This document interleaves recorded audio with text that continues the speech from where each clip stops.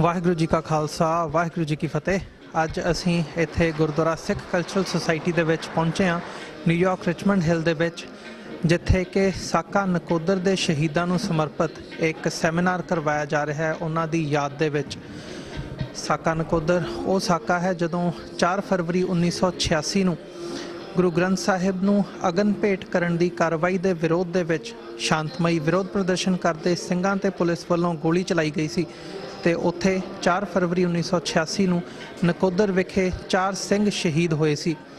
ਸੋ ਇਸ ਵਿਸ਼ੇ ਦੇ ਉੱਪਰ ਅੱਜ ਇੱਥੇ ਸੈਮੀਨਾਰ ਕਰਵਾਇਆ ਜਾ ਰਿਹਾ ਹੈ, ਜਿਸ ਵਿੱਚ ਜਿਹੜੇ 4 ਸਿੰਘ ਸ਼ਹੀਦ ਹੋਏ ਸੀ ਉਹਨਾਂ ਦੇ ਵਿੱਚੋਂ ਇੱਕ ਭਾਈ ਰਵਿੰਦਰ ਸਿੰਘ ਲਿੱਤਰਾਂ ਦੇ ਜਿਹੜੇ ਭਰਾ ਨੇ, ਇੱਥੋਂ ਕੈਲੀਫੋਰਨੀਆ ਦੀ ਸਟੈਨਫੋਰਡ ਯੂਨੀਵਰਸਿਟੀ ਦੇ ਵਿੱਚ ਪ੍ਰੋਫੈਸਰ ਨੇ ਡਾਕਟਰ ਹਰਿੰਦਰ ਸਿੰਘ। ਉਹ ਇੱਥੇ ਅੱਜ ਸੈਮੀਨਾਰ ਦੇ ਵਿੱਚ ਆਪਣੀ ਜਿਹੜੀ ਹੈਗੀ ਹੈ ਵਿਸ਼ੇਸ਼ ਪ੍ਰੈਜੈਂਟੇਸ਼ਨ ਦੇਣਗੇ ਤੇ ਖਾਲਿਸਤਾਨ ਅਫੇਅਰ ਸੈਂਟਰ ਦੇ ਸੰਚਾਲਕ ਡਾਕਟਰ ਅਮਰਜੀਤ ਸਿੰਘ ਵਿਸ਼ੇਸ਼ ਤੌਰ ਤੇ ਪਹੁੰਚਣਗੇ ਤੇ ਜਿਹੜੇ ਗੁਰਦੁਆਰਾ ਕਮੇਟੀ ਦੇ ਸਾਬਕਾ ਪ੍ਰਧਾਨ ਹੈਗੇ ਆ ਸਰਦਾਰ ਗੁਰਦੇਵ ਸਿੰਘ ਕੰਗ, ਉਹਨਾਂ ਵੱਲੋਂ ਵੀ ਇੱਕ ਜਿਹੜੀ ਹੈ ਪ੍ਰੈਜੈਂਟੇਸ਼ਨ ਦਿੱਤੀ ਜਾਣੀ ਹੈ ਇਸ ਸੈਮੀਨਾਰ ਦੇ ਵਿੱਚ। ਸੋ ਇਹ ਜਿਹੜਾ ਸੈਮੀਨਾਰ ਹੈਗਾ ਦੁਆਬਾ ਸਿੱਖ ਐਸੋਸੀਏਸ਼ਨ, ਗੁਰਦੁਆਰਾ ਸਾਹਿਬ ਦੀ ਕਮੇਟੀ ਤੇ ਟਰਾਈ ਸਟੇਟ ਦੀਆਂ ਪੰਥਕ ਜਥੇਬੰਦੀਆਂ ਦੇ ਸਹਿਯੋਗ ਨਾਲ ਕਰਵਾਇਆ ਜਾ ਰਿਹਾ ਹੈ। ਆਓ ਹੁਣ ਤੁਹਾਨੂੰ ਅੰਦਰ ਲੈ ਕੇ ਚੱਲਦੇ ਹਾਂ ਕਿ ਸੈਮੀਨਾਰ ਦਾ ਨਾਲੇ ਦ੍ਰਿਸ਼ ਦੇਖਦੇ ਹਾਂ ਤੇ ਨਾਲੇ ਜਿਹੜੇ ਇੱਥੇ ਸੱਜਣ ਤੇ ਨੁਮਾਇੰਦੇ ਪਹੁੰਚੇ ਨੇ ਉਹਨਾਂ ਨਾਲ ਵਿਚਾਰ ਚਰਚਾ ਦੀ ਸਾਂਝ ਪਾਉਂਦੇ ਹਾਂ। ਵਾਹਿਗੁਰੂ ਜੀ ਕਾ ਖਾਲਸਾ ਵਾਹਿਗੁਰੂ ਜੀ ਕੀ ਫਤਿਹ। ਹੁਣ ਸਾਡੇ ਨਾਲ ਦੁਆਬਾ ਸਿੱਖ ਐਸੋਸੀਏਸ਼ਨ ਤੋਂ ਜਿਹੜੇ ਨੁਮਾਇੰਦੇ ਹੈਗੇ ਆ ਉਹ ਸਰਦਾਰ ਬਲਜਿੰਦਰ ਸਿੰਘ ਜੀ ਮੌਜੂਦ ਨੇ, ਇਹਨਾਂ ਨਾਲ ਗੱਲਬਾਤ ਕਰਦੇ ਹਾਂ ਅੱਜ ਦੇ ਸੈਮੀਨਾਰ ਬਾਰੇ। ਹਾਂਜੀ ਬਲਜਿੰਦਰ ਸਿੰਘ ਜੀ, ਵਾਹਿਗੁਰੂ ਜੀ ਕਾ ਖਾਲਸਾ ਵਾਹਿਗੁਰੂ ਜੀ ਕੀ ਫਤਿਹ। ਵਾਹਿਗੁਰੂ ਜੀ ਕਾ ਖਾਲਸਾ ਵਾਹਿਗੁਰੂ ਜੀ ਕੀ ਫਤਿਹ ਜੀ। ਬਲਜਿੰਦਰ ਸਿੰਘ ਜੀ, ਕੀ ਕਹਿਣਾ ਚਾਹੋਗੇ ਅੱਜ ਜਿਹੜਾ ਇਹ ਸੈਮੀਨਾਰ ਹੋ ਰਿਹਾ ਹੈ? ਇਹ ਇੱਕ ਉਪਰਾਲਾ ਹੈਗਾ ਤੁਹਾਡੇ ਵੱਲੋਂ ਗੁਰਦੁਆਰਾ ਸਾਹਿਬ ਦੀ ਕਮੇਟੀ ਤੇ ਬਾਕੀ ਜਥੇਬੰਦੀਆਂ ਦੇ ਸਹਿਯੋਗ ਦੇ ਨਾਲ ਜਿਹੜਾ ਕਰਵਾਇਆ ਜਾ ਰਿਹਾ ਹੈ। ਕਿੰਨੀ ਕੁ ਅਹਿਮੀਅਤ ਰੱਖਦਾ ਇਹ ਸਾਕਾ ਤੇ ਜਿਹੜਾ ਇਹ ਸੈਮੀਨਾਰ ਹੈਗਾ ਇੱਕ ਜ਼ਰੀਆ ਹੈ ਵੀ ਜਿਹੜੀ ਲੋਕਾਂ ਤੱਕ ਹੈ, ਸੰਗਤ ਤੱਕ ਹੈ, ਖਾਸ ਕਰਕੇ ਜਿਹੜੀ ਨੌਜਵਾਨੀ ਇੱਥੇ ਵਸਦੀ ਹੈ ਉਹਨਾਂ ਤੱਕ ਮੈਸੇਜ ਪਹੁੰਚਾਇਆ ਜਾ ਸਕੇ? ਕੀ ਕਹਿਣਾ ਚਾਹੋਗੇ ਇਸ ਬਾਰੇ? TV 84 ਦੇ ਸਮੂਹ ਦਰਸ਼ਕਾਂ ਨੂੰ ਸਭ ਤੋਂ ਪਹਿਲਾਂ ਵਾਹਿਗੁਰੂ ਜੀ ਕਾ ਖਾਲਸਾ ਵਾਹਿਗੁਰੂ ਜੀ ਕੀ ਫਤਿਹ।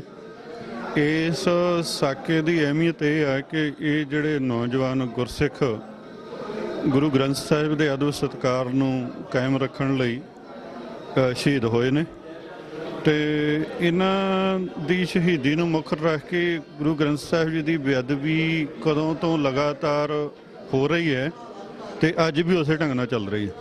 ਤੇ ਜਿਹੜਾ ਇੱਕ ਦਰਦ ਆ ਸਿੱਖ ਕੌਮ ਦੇ ਮਨਾਂ 'ਚ, ਉਸ ਪੁਰਾਣੇ ਦਰਦ ਨੂੰ ਅੱਜ ਅਸੀਂ 1986 ਦੇ ਇਸ ਕਾਂਡ ਨੂੰ ਬਰਗਾੜੀ ਵਾਲੇ ਕਾਂਡ ਦੇ ਨਾਲ ਜੋੜ ਕੇ ਜਦ ਦੇਖਦੇ ਹਾਂ ਕਿ ਇਹ ਜਿਹੜਾ ਸਮਾਗਮ ਹੈ ਕਿੰਨਾ ਜ਼ਰੂਰੀ ਸੀ।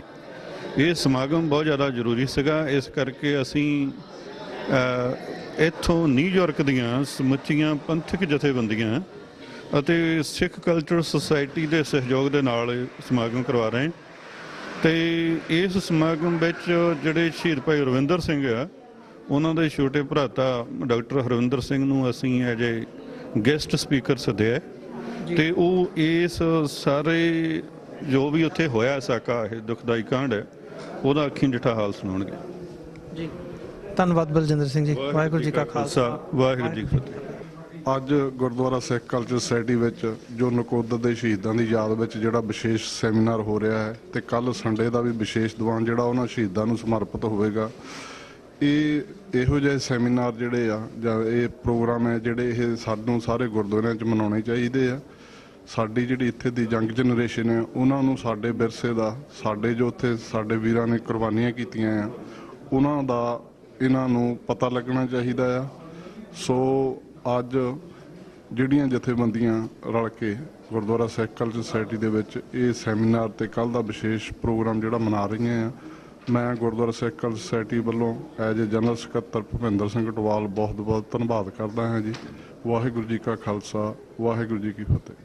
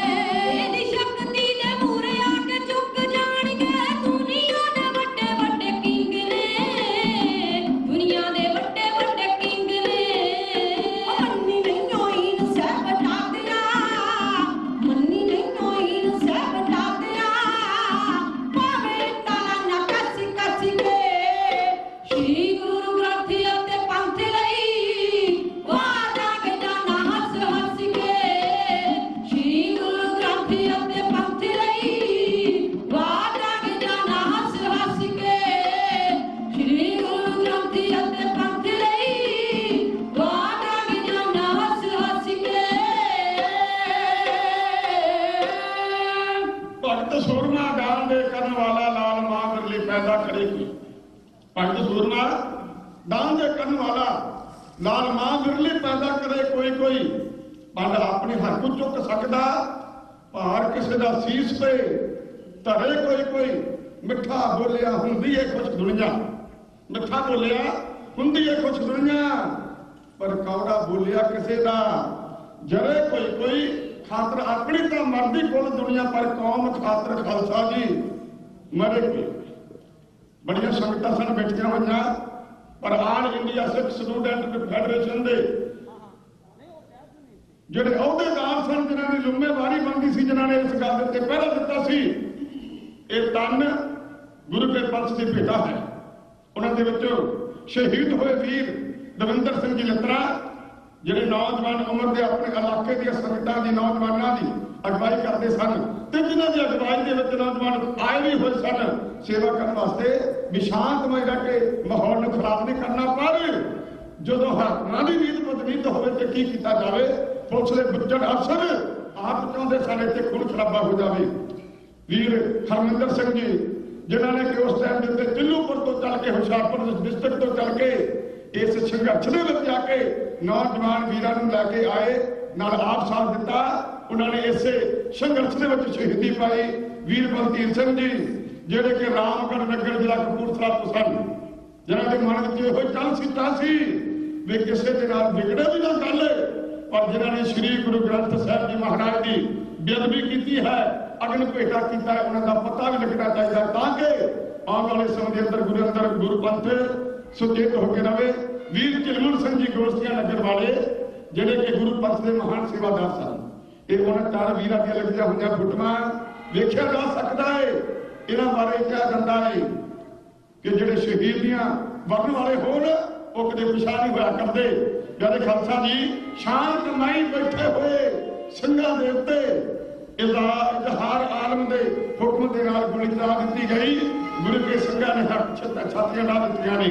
ਬੰਦੇ ਸ੍ਰੀ ਗੁਰੂ ਗ੍ਰੰਥ ਸਾਹਿਬ ਜੀ ਮਹਾਰਾਜ ਤੇ ਗੁਰੂ ਗ੍ਰੰਥ ਸਾਹਿਬ ਜੀ ਮਹਾਰਾਜ ਦੀ ਸੇਵਾ ਕਰਦੇ ਹੋਇਆ ਸ਼ਹੀਦੀ ਪ੍ਰਾਪਤ ਹੋ ਜਾਵੇ ਤੇ ਕਿਹੜੀ ਏਡੀ ਵੱਡੀ ਖਾਤਰ ਪੰਥ ਦੇ ਮਰਨ ਦਾ ਚਾਅ ਸਾਨੂੰ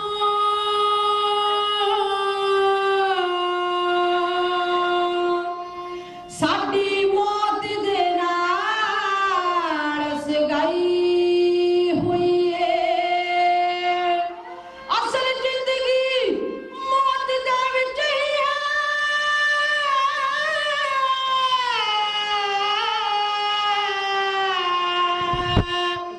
ਅਸਲ ਜ਼ਿੰਦਗੀ ਮੌਤ ਦੇ ਵਿੱਚ ਹੀ ਹੈ।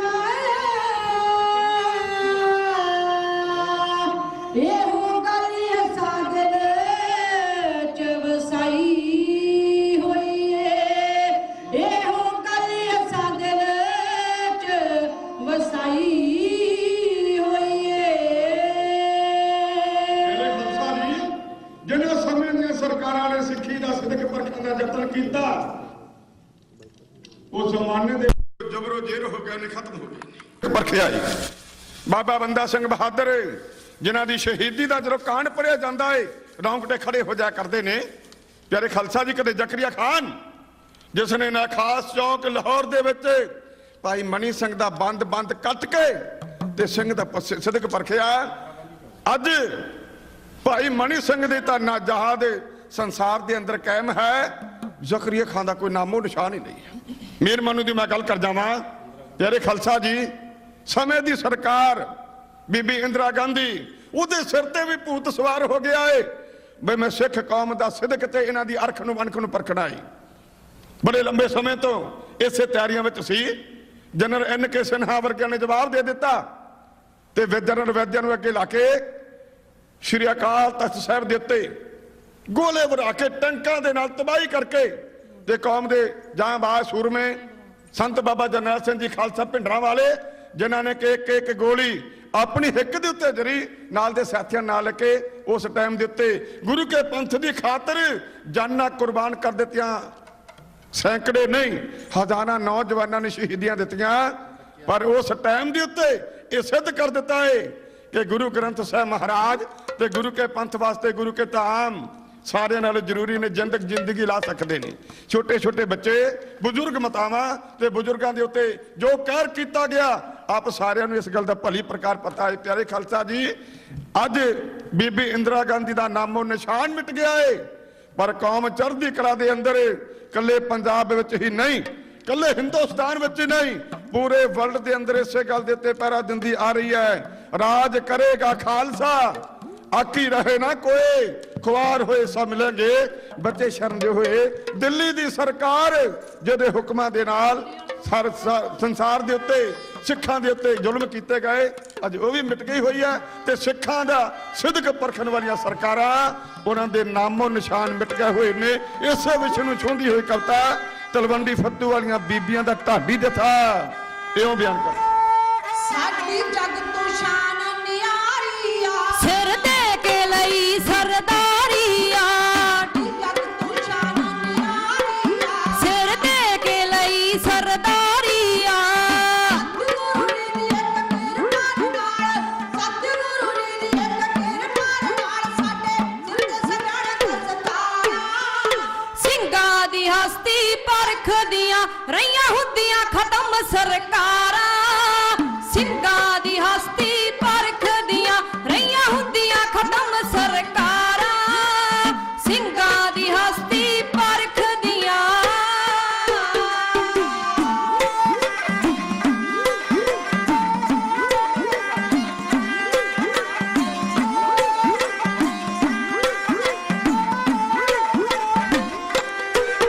ਸਾਡੀ ਜਗ ਤੋਂ ਸ਼ਾਨ ਨਿਆਰੀ ਆ, ਸਿਰ ਦੇ ਕੇ ਲਈ ਸਰਦਾਰੀ ਆ, ਸਾਡੀ ਜਗ ਤੋਂ ਸ਼ਾਨ ਨਿਆਰੀ ਆ, ਸਿਰ ਦੇ ਕੇ ਲਈ ਸਰਦਾਰੀ ਆ, ਸਤਿਗੁਰੂ ਜੀ ਦੀ ਇੱਕ ਕਿਰਪਾ ਨਾਲ, ਸਤਿਗੁਰੂ ਜੀ ਦੀ ਇੱਕ ਕਿਰਪਾ ਨਾਲ ਸਾਡੇ ਸਿਰ ਤੇ ਸਜਣ ਦਸਤਾਰਾਂ। ਸਿੰਘਾਂ ਦੀ ਹਸਤੀ ਪਰਖਦੀਆਂ ਰਹੀਆਂ ਹੁੰਦੀਆਂ ਖਤਮ ਸਰਕਾਰਾਂ, ਸਿੰਘਾਂ ਦੀ ਹਸਤੀ ਪਰਖਦੀਆਂ ਰਹੀਆਂ ਹੁੰਦੀਆਂ ਖਤਮ ਸਰਕਾਰਾਂ, ਸਿੰਘਾਂ ਦੀ ਹਸਤੀ ਪਰਖਦੀਆਂ।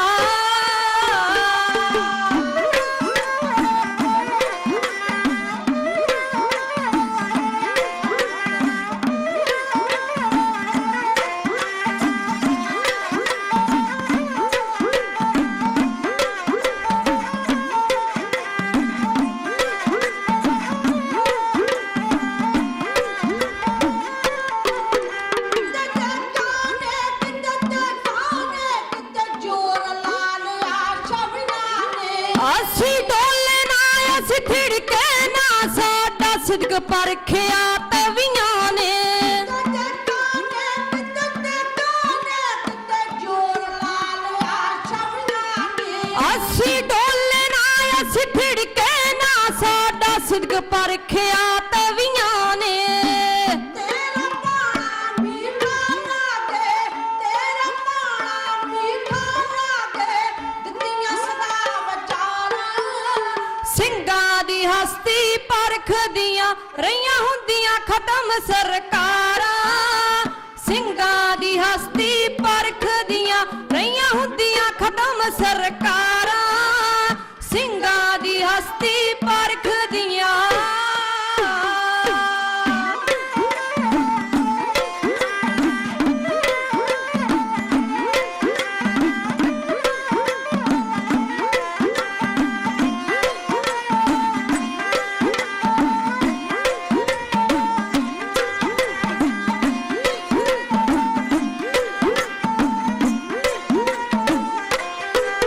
ਚੰਦਾ ਨਾਲ ਬੰਨ ਕੇ ਸਾਰੇ ਨੇ ਲਾ ਪੁੱਠੀਆਂ ਗੱਲਾਂ ਸਤਾਏ ਨੇ। ਕੀਤੇ ਝੂਠੇ ਪੁਲਿਸ ਮੁਕਾਬਲੇ ਨੇ, ਕੀਤੇ ਟੈਰ ਗਲਾਂ ਵਿੱਚ ਪਾਏ ਨੇ, ਨਾਲ ਬੰਨ ਕੇ ਸਾਰੇ ਨੇ ਲਾ ਪੁੱਠੀਆਂ ਗੱਲਾਂ ਸਤਾਏ ਨੇ। ਕੀਤੇ ਝੂਠੇ ਪੁਲਿਸ ਮੁਕਾਬਲੇ ਨੇ, ਕੀਤੇ ਟੈਰ ਗਲਾਂ ਵਿੱਚ ਪਾਏ ਨੇ, ਹੰਸੀ ਗੋਲੀਆਂ ਆਈਆਂ, ਹੰਸੀ ਗੋਲੀਆਂ ਆਈਆਂ, ਵਗੀਆਂ ਲਹੂ ਦੀਆਂ ਧਾਰਾਂ।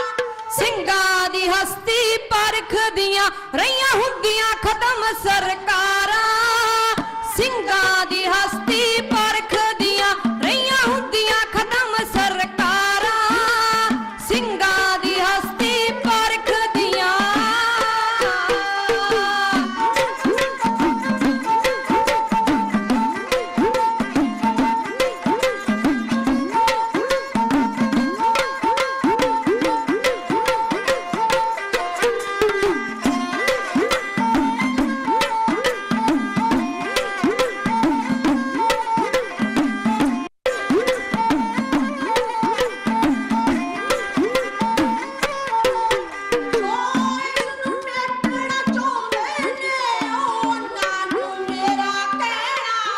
ਬਲਵੰਤ ਖਾਲਸਾ ਨਾ ਮੁੱਕਣਾ ਏ ਨੇ ਚੜ੍ਹਦੀ ਕਲਾ ਵਿੱਚ ਰਹਿਣਾ ਏ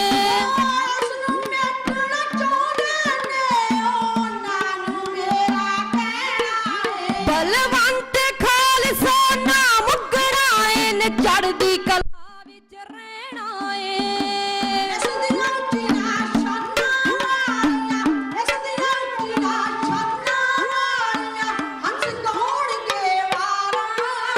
ਸਿੰਘਾਂ ਦੀ ਹਸਤੀ ਪਰਖਦੀਆਂ ਰਹੀਆਂ ਹੁੰਦੀਆਂ ਖਤਮ ਸਰਕਾਰਾਂ ਸਿੰਘਾਂ ਦੀ ਹਸਤੀ ਪਰਖਦੀਆਂ ਰਹੀਆਂ ਹੁੰਦੀਆਂ ਖਤਮ ਸਰਕਾਰਾਂ ਸਿੰਘਾਂ ਦੀ ਹਸਤੀ ਪਰਖਦੀਆਂ ਰਹੀਆਂ ਹੁੰਦੀਆਂ ਖਤਮ ਸਰਕਾਰਾਂ ਸਿੰਘਾਂ ਦੀ ਹਸਤੀ ਪਰਖਦੀਆਂ ਸਿੰਘਾਂ ਦੀ ਹਸਤੀ ਪਰਖਦੀਆਂ ਰਹੀਆਂ ਹੁੰਦੀਆਂ ਖਤਮ ਸਰਕਾਰ। ਮੇਰੇ ਖਾਲਸਾ ਜੀ, ਸਮੇਂ ਦੇ ਬੁੱਚੜ ਪੁਲਿਸ ਅਫਸਰਾਂ ਨੇ ਪੂਰਾ ਜ਼ੋਰ ਲਾ ਦਿੱਤਾ ਹੈ ਕਿ ਵੀ ਇਸ ਗਿੱਲ ਵੱਲੋਂ ਇਸ ਗੱਲ ਦਾ ਪੂਰਾ ਜ਼ੋਰ ਲਾਇਆ ਗਿਆ ਵੀ ਕੋਈ ਇਹੋ ਜਿਹਾ ਨੌਜਵਾਨ ਜਿਹੜਾ ਕਿ ਬਹੁਤਾ ਧਰਮ 'ਚ ਆਪਣੇ ਆਪ ਨੂੰ ਪਰਪੱਕ ਸਮਝਦਾ ਏ ਜਿਉਂਦਾ ਨਾ ਰਹਿ ਜਾਵੇ। ਕਿਤੇ ਮਾਝੇ ਦੀ ਧਰਤੀ ਦੇ ਉੱਤੇ ਕਿਤੇ ਜ਼ਿਲ੍ਹੇ ਗੁਰਦਾਸਪੁਰ ਦੇ ਅੰਦਰ ਨੌਜਵਾਨਾਂ ਦੇ ਜਦੋਂ ਭਾਲ ਕੀਤੀ ਜਸਵੰਤ ਸਿੰਘ ਖਾਲੜੇ ਨੇ ਤੇ ਉਸਨੇ ਲਿਖ ਦਿੱਤਾ ਏ ਕਿ ਲਗਾ 15 20 ਸਾਲ ਤੱਕ ਇਹਨਾਂ ਨਗਰਾਂ ਦੇ ਵਿੱਚੋਂ ਇਹਨਾਂ ਪਿੰਡਾਂ ਦੇ ਵਿੱਚੋਂ ਕੋਈ ਜੰਜ ਨਹੀਂ ਚੜ ਸਕੇਗੀ ਕਿਉਂਕਿ ਪੁਲਿਸ ਨੇ ਕੁਜਬਰੀ ਇੰਨਾ ਕਰ ਦਿੱਤਾ। ਤਕਰੀਬਨ 15 ਸਾਲਾਂ ਤੱਕ ਦੇ ਨੌਜਵਾਨ ਗੱਭਰੂ ਬੱਚਿਆਂ ਨੂੰ ਬਿਨਾਂ ਕਿਸੇ ਗੱਲ ਤੋਂ ਝੂਠੇ ਮੁਕਾਬਲਿਆਂ ਦੇ ਵਿੱਚ ਹੀ ਮਾਰ ਕੇ ਮੁਕਾ ਦਿੱਤਾ। ਮੇਰੇ ਸਤਿਕਾਰਯੋਗ ਵੀਰ ਜਿਨ੍ਹਾਂ ਦੀ ਯਾਦ ਵਿੱਚ ਜੁੜ ਬੈਠੇ ਹੋ, ਨਕੋਦਰ ਕਾਂਡ ਦੇ ਵੀਰ ਰਵਿੰਦਰ ਸਿੰਘ ਜੀ ਲਿੱਤਰਾ, ਵੀਰ ਹਰਮਿੰਦਰ ਸਿੰਘ ਜੀ ਚੁੱਲੂਪੁਰ ਵਾਲੇ, ਚਿਲਮਨ ਸਿੰਘ ਜੀ ਗੌਰ ਸਿੰਘਾਂ ਤੇ ਸ਼ਹੀਦ ਭਾਈ ਬਲਧੀਰ ਸਿੰਘ ਜੀ ਜਿਹੜੇ ਕਿ ਰਾਮਗੜ੍ਹ ਜ਼ਿਲ੍ਹੇ ਕਪੂਰਥਲੇ ਵਾਲੇ ਸਨ, ਜਿੱਥੇ ਗੋਲੀਆਂ ਮਾਰ ਕੇ ਸ਼ਹੀਦ ਕੀਤਾ ਗਿਆ। ਉੱਥੇ ਇੰਨਾ ਨਹੀਂ ਕੀਤਾ ਵੀ ਇਹਨਾਂ ਨੌਜਵਾਨਾਂ ਦੇ ਮਾਪਿਆਂ ਨੂੰ ਸੱਦ ਕੇ ਇਹਨਾਂ ਦੀਆਂ ਦੇਹਾਂ ਹੀ ਦੇ ਦਿੱਤੀਆਂ ਜਾਣ।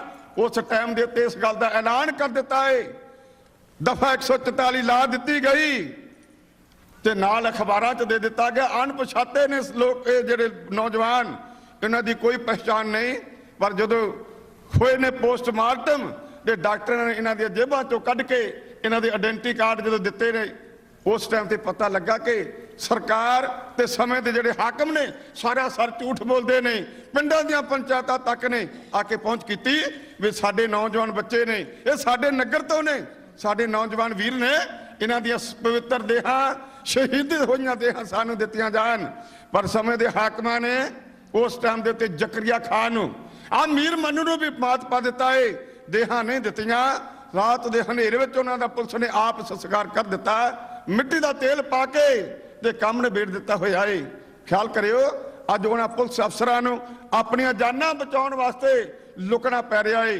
ਪਰ ਸ਼ਹੀਦਾਂ ਦੀ ਯਾਦ 7 ਸਮੁੰਦਰਾਂ ਤੋਂ ਪਾਰ ਅੱਜ ਕੈਨੇਡਾ ਦੇ ਵਿੱਚ, ਅਮਰੀਕਾ ਦੇ ਵਿੱਚ ਤੇ ਹੋਰਨਾਂ ਦੇਸ਼ਾਂ 'ਚ ਮਨਾਈ ਜਾਂਦੀ ਹੈ। ਜਦੋਂ ਤੱਕ ਚੰਦ ਸੂਰਜ ਤੇ ਤਾਰੇ ਰਹਿਣਗੇ ਇਹਨਾਂ ਸ਼ਹੀਦਾਂ ਦੀ ਗੱਲ ਇਸੇ ਤਰ੍ਹਾਂ ਚੱਲਦੀ ਰਹੇਗੀ ਤੇ ਇਸ ਗੱਲ ਤੋਂ ਪ੍ਰੇਰਨਾ ਲੈਣਗੀਆਂ ਆਉਣ ਵਾਲੀਆਂ ਸਾਡੀਆਂ ਪੀੜ੍ਹੀਆਂ ਵੀ ਸ੍ਰੀ ਗੁਰੂ ਗ੍ਰੰਥ ਸਾਹਿਬ ਜੀ ਮਹਾਰਾਜ ਦੀ ਸ਼ਾਨ ਲਈ, ਸ੍ਰੀ ਗੁਰੂ ਕੇ ਪੰਥ ਦੇ ਸਤਿਕਾਰ ਵਾਸਤੇ ਇਹਨਾਂ ਨੌਜਵਾਨਾਂ ਨੇ ਜਾਨਾਂ ਕੁਰਬਾਨ ਕਰ ਦਿੱਤੀਆਂ।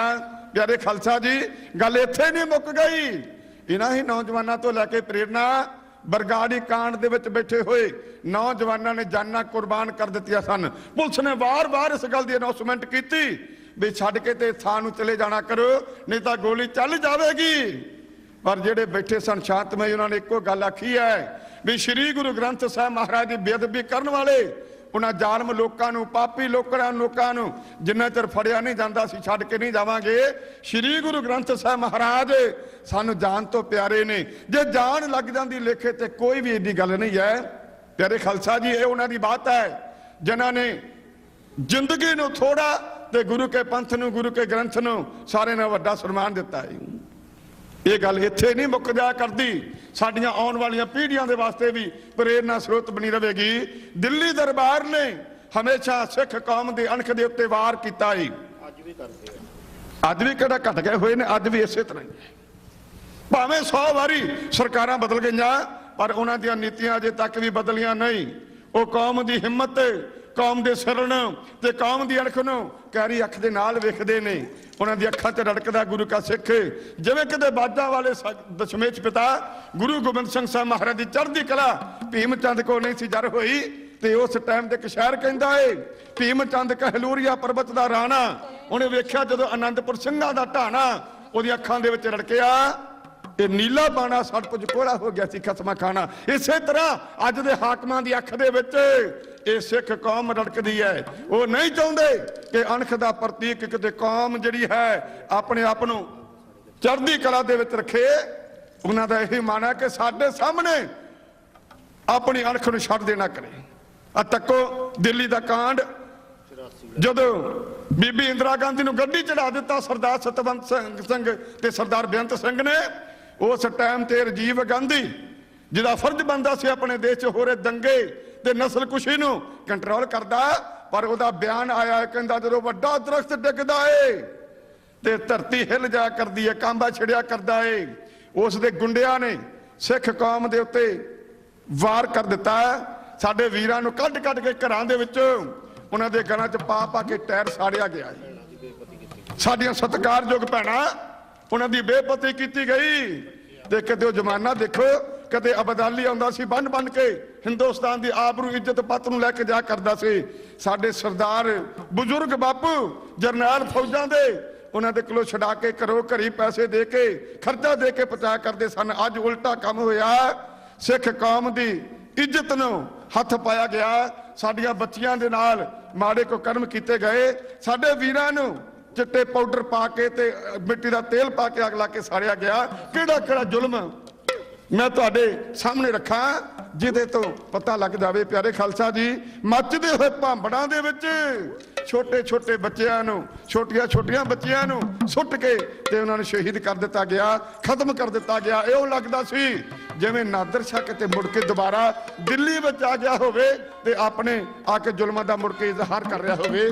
ਦਿੱਲੀ ਦੀ ਹਕੂਮਤ ਦੇ ਕੀਤੇ ਹੋਏ ਜ਼ੁਲਮ ਤੇ ਉਹਨੂੰ ਲਾਹਨਤ ਪਾਉਂਦੀ ਹੋਈ ਕਵਿਤਾ ਤਲਵੰਡੀ ਫੱਤੂ ਵਾਲੀਆਂ ਬੀਬੀਆਂ ਦਾ ਢਾਡੀ ਜੱਟ ਪੇਸ਼ ਕਰ ਲੱਗਾ ਏ ਕਿ ਵੰਗਾਰ ਕੇ ਕਹਿੰਦਾ ਏ, ਦਿੱਲੀਏ ਤੇਰੇ ਆਰੇ ਤੇ ਆਰੀਆਂ ਮੁੱਕ ਜਾਣਗੇ, ਟੁੱਟ ਜਾਣਗੇ, ਪਰ ਸਿੰਘਾਂ ਦਾ ਸਿਦਕ ਨਹੀਂ ਮੁੱਕ ਸਕਦਾ। ਸਰਵਣ ਕਰੋ ਜੀ ਢਾਡੀ ਜੱਥਾ ਇਉਂ ਬਿਆਨ ਕਰੋ।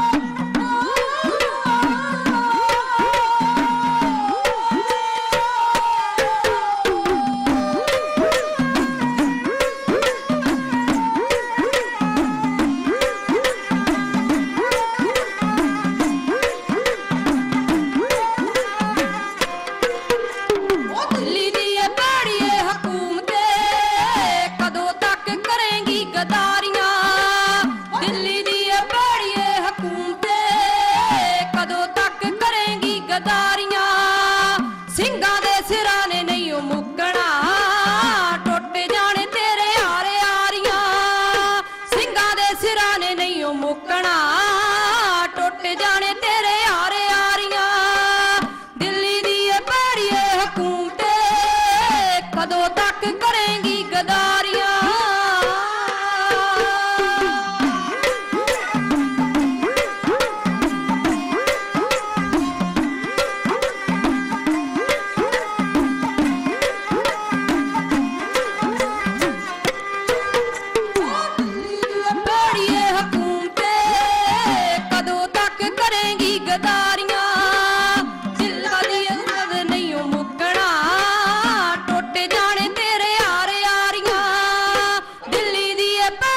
ਹਕੂਮ ਤੇ ਕਦੋਂ ਤੱਕ ਕਰੇਂਗੀ ਗਦਾਰੀਆਂ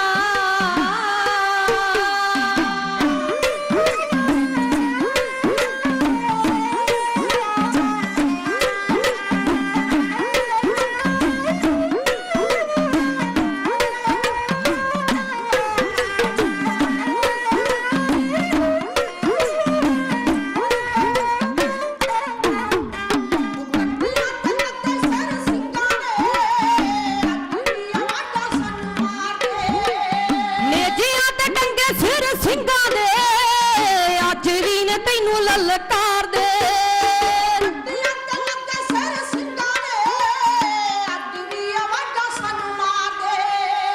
ਨੇਜਿਆਂ ਤੇ ਟੰਗੇ ਸਿਰ ਸਿੰਘਾਂ ਦੇ ਅੱਜ ਵੀ ਨੇ ਤੈਨੂੰ ਲਲਕਾਰ ਦੇ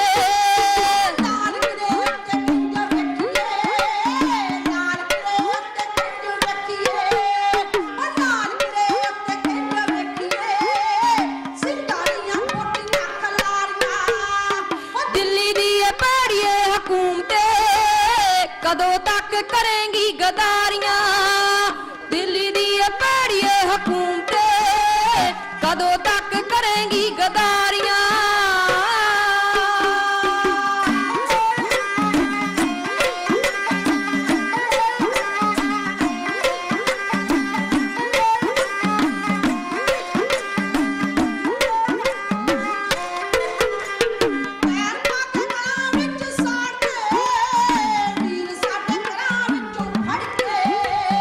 ਇੱਜ਼ਤਾਂ ਸੀ ਲੁੱਟਦੀਆਂ ਵੇਖੀਆਂ ਤੇਰਿਆਂ ਸੀ ਬੁੱਚੜਾਂ ਨੇ ਖੜ ਕੇ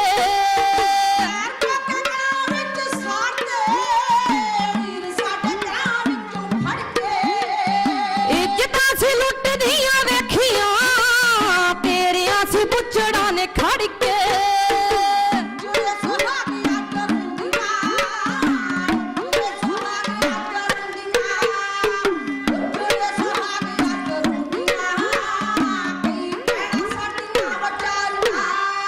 ਦਿੱਲੀ ਦੀ ਇਹ ਭੈੜੀਏ ਹਕੂਮ ਤੇ ਕਦੋਂ ਤੱਕ ਕਰੇਂਗੀ ਗਦਾਰੀਆਂ ਦਿਲ ਕਾ ਦੀ ਨੇ ਨਹੀਂ ਉਹ ਮੁੱਕਣਾ ਟੁੱਟ ਜਾਣੇ ਤੇਰੇ ਆਰੇ ਆਰੀਆਂ ਸਿੰਘਾਂ ਦੀ ਇਹ ਭੈੜੀਏ ਹਕੂਮ ਤੇ ਕਦੋਂ ਤੱਕ ਕਰੇਂਗੀ ਗਦਾਰੀਆਂ ਕਦੋਂ ਤੱਕ ਕਰੇਂਗੀ ਗਦਾਰੀਆਂ ਕਦੋਂ ਤੱਕ ਕਰੇਂਗੀ ਗਦਾਰੀਆਂ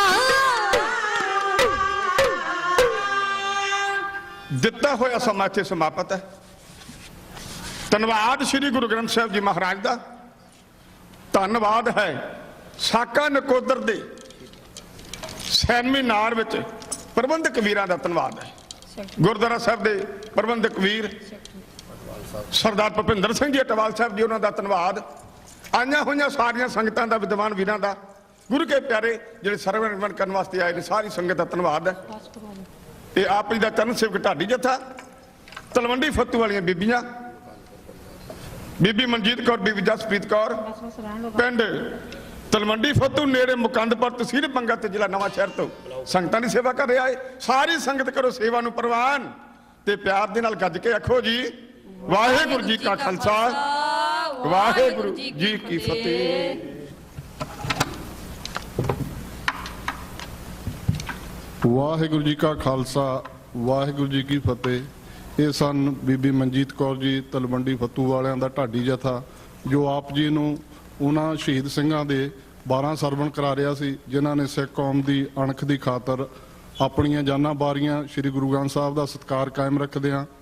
ਸੋ ਅਸੀਂ ਜਥੇ ਦੇ ਬਹੁਤ ਬਹੁਤ ਧੰਨਵਾਦ ਕਰਦੇ ਹਾਂ। ਅੱਜ ਦਾ ਜਿਹੜਾ ਵਿਸ਼ੇਸ਼ ਸੈਮੀਨਾਰ ਆ, ਇਹ ਗੁਰਦੁਆਰਾ ਸਿੱਖ ਕਲ society, Doaba Sikh association, Sikh youth of America, Sant Prem Singh society ਤੇ ਹੋਰ ਸਮੂਹ ਜਥੇਬੰਦੀਆਂ ਰਲ ਕੇ ਮਨਾ ਰਹੀਆਂ ਆ। ਅਸੀਂ ਇਹਨਾਂ ਜਥੇਬੰਦੀਆਂ ਦਾ ਵੀ ਧੰਨਵਾਦ ਕਰਦੇ ਹਾਂ। ਹੁਣ ਮੈਂ ਬੇਨਤੀ ਕਰਾਂਗਾ ਭਾਈ ਕਿਰਪਾਲ ਸਿੰਘ ਜੀ, ਜੋ ਆਪ ਸੰਗਤਾਂ ਨੂੰ ਅੱਜ ਦੇ ਵਿਸ਼ੇਸ਼ ਸੈਮੀਨਾਰ ਤੇ ਉਹਨਾਂ ਸ਼ਹੀਦਾਂ ਨੂੰ ਯਾਦ ਕਰਦੇ ਹਾਂ, ਆਪਣੀ ਸ਼ਰਧਾ ਦੇ ਫੁੱਲ ਭੇਟ ਕਰਨਗੇ ਜੀ। ਭਾਈ ਕਿਰਪਾਲ ਸਿੰਘ ਜੀ। ਵਾਹਿਗੁਰੂ ਜੀ ਕਾ ਖਾਲਸਾ ਵਾਹਿਗੁਰੂ ਜੀ ਕੀ ਫਤਿਹ।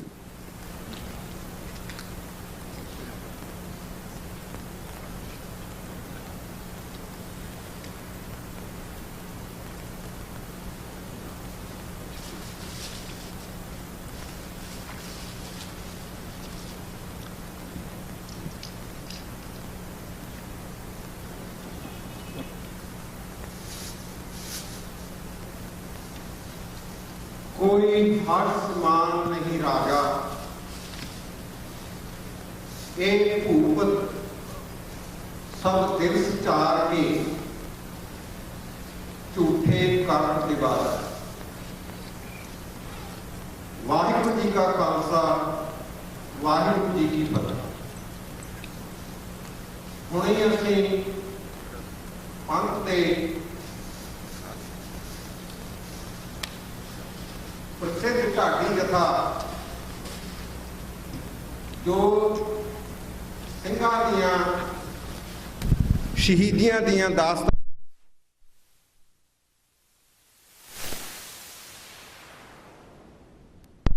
जो अज दा ये विशेष सैमीनार गुरु ग्रंथ साहिब ਦੀ ਹਾਜ਼ਰੀ ਦੇ ਵਿੱਚ ਉਹਨਾਂ ਸਿੰਘਾਂ ਨੂੰ ਇੱਕ ਸਪੈਸ਼ਲ ਸ਼ਰਧਾਂਜਲੀ ਭੇਂਟ ਕਰਨ ਵਾਸਤੇ ਜੋ ਸਾਡੇ ਇਸ ਗੁਰੂ ਗ੍ਰੰਥ ਸਾਹਿਬ ਦੀ ਅਜ਼ਮਤ ਨੂੰ ਕਾਇਮ ਰੱਖਣ ਲਈ ਜਾਂ ਕਿਸੇ ਕਿਸਮ ਦੀ ਵੀ ਬੇਅਦਬੀ ਨਾ ਸਹਾਰਦੇ ਹੋਏ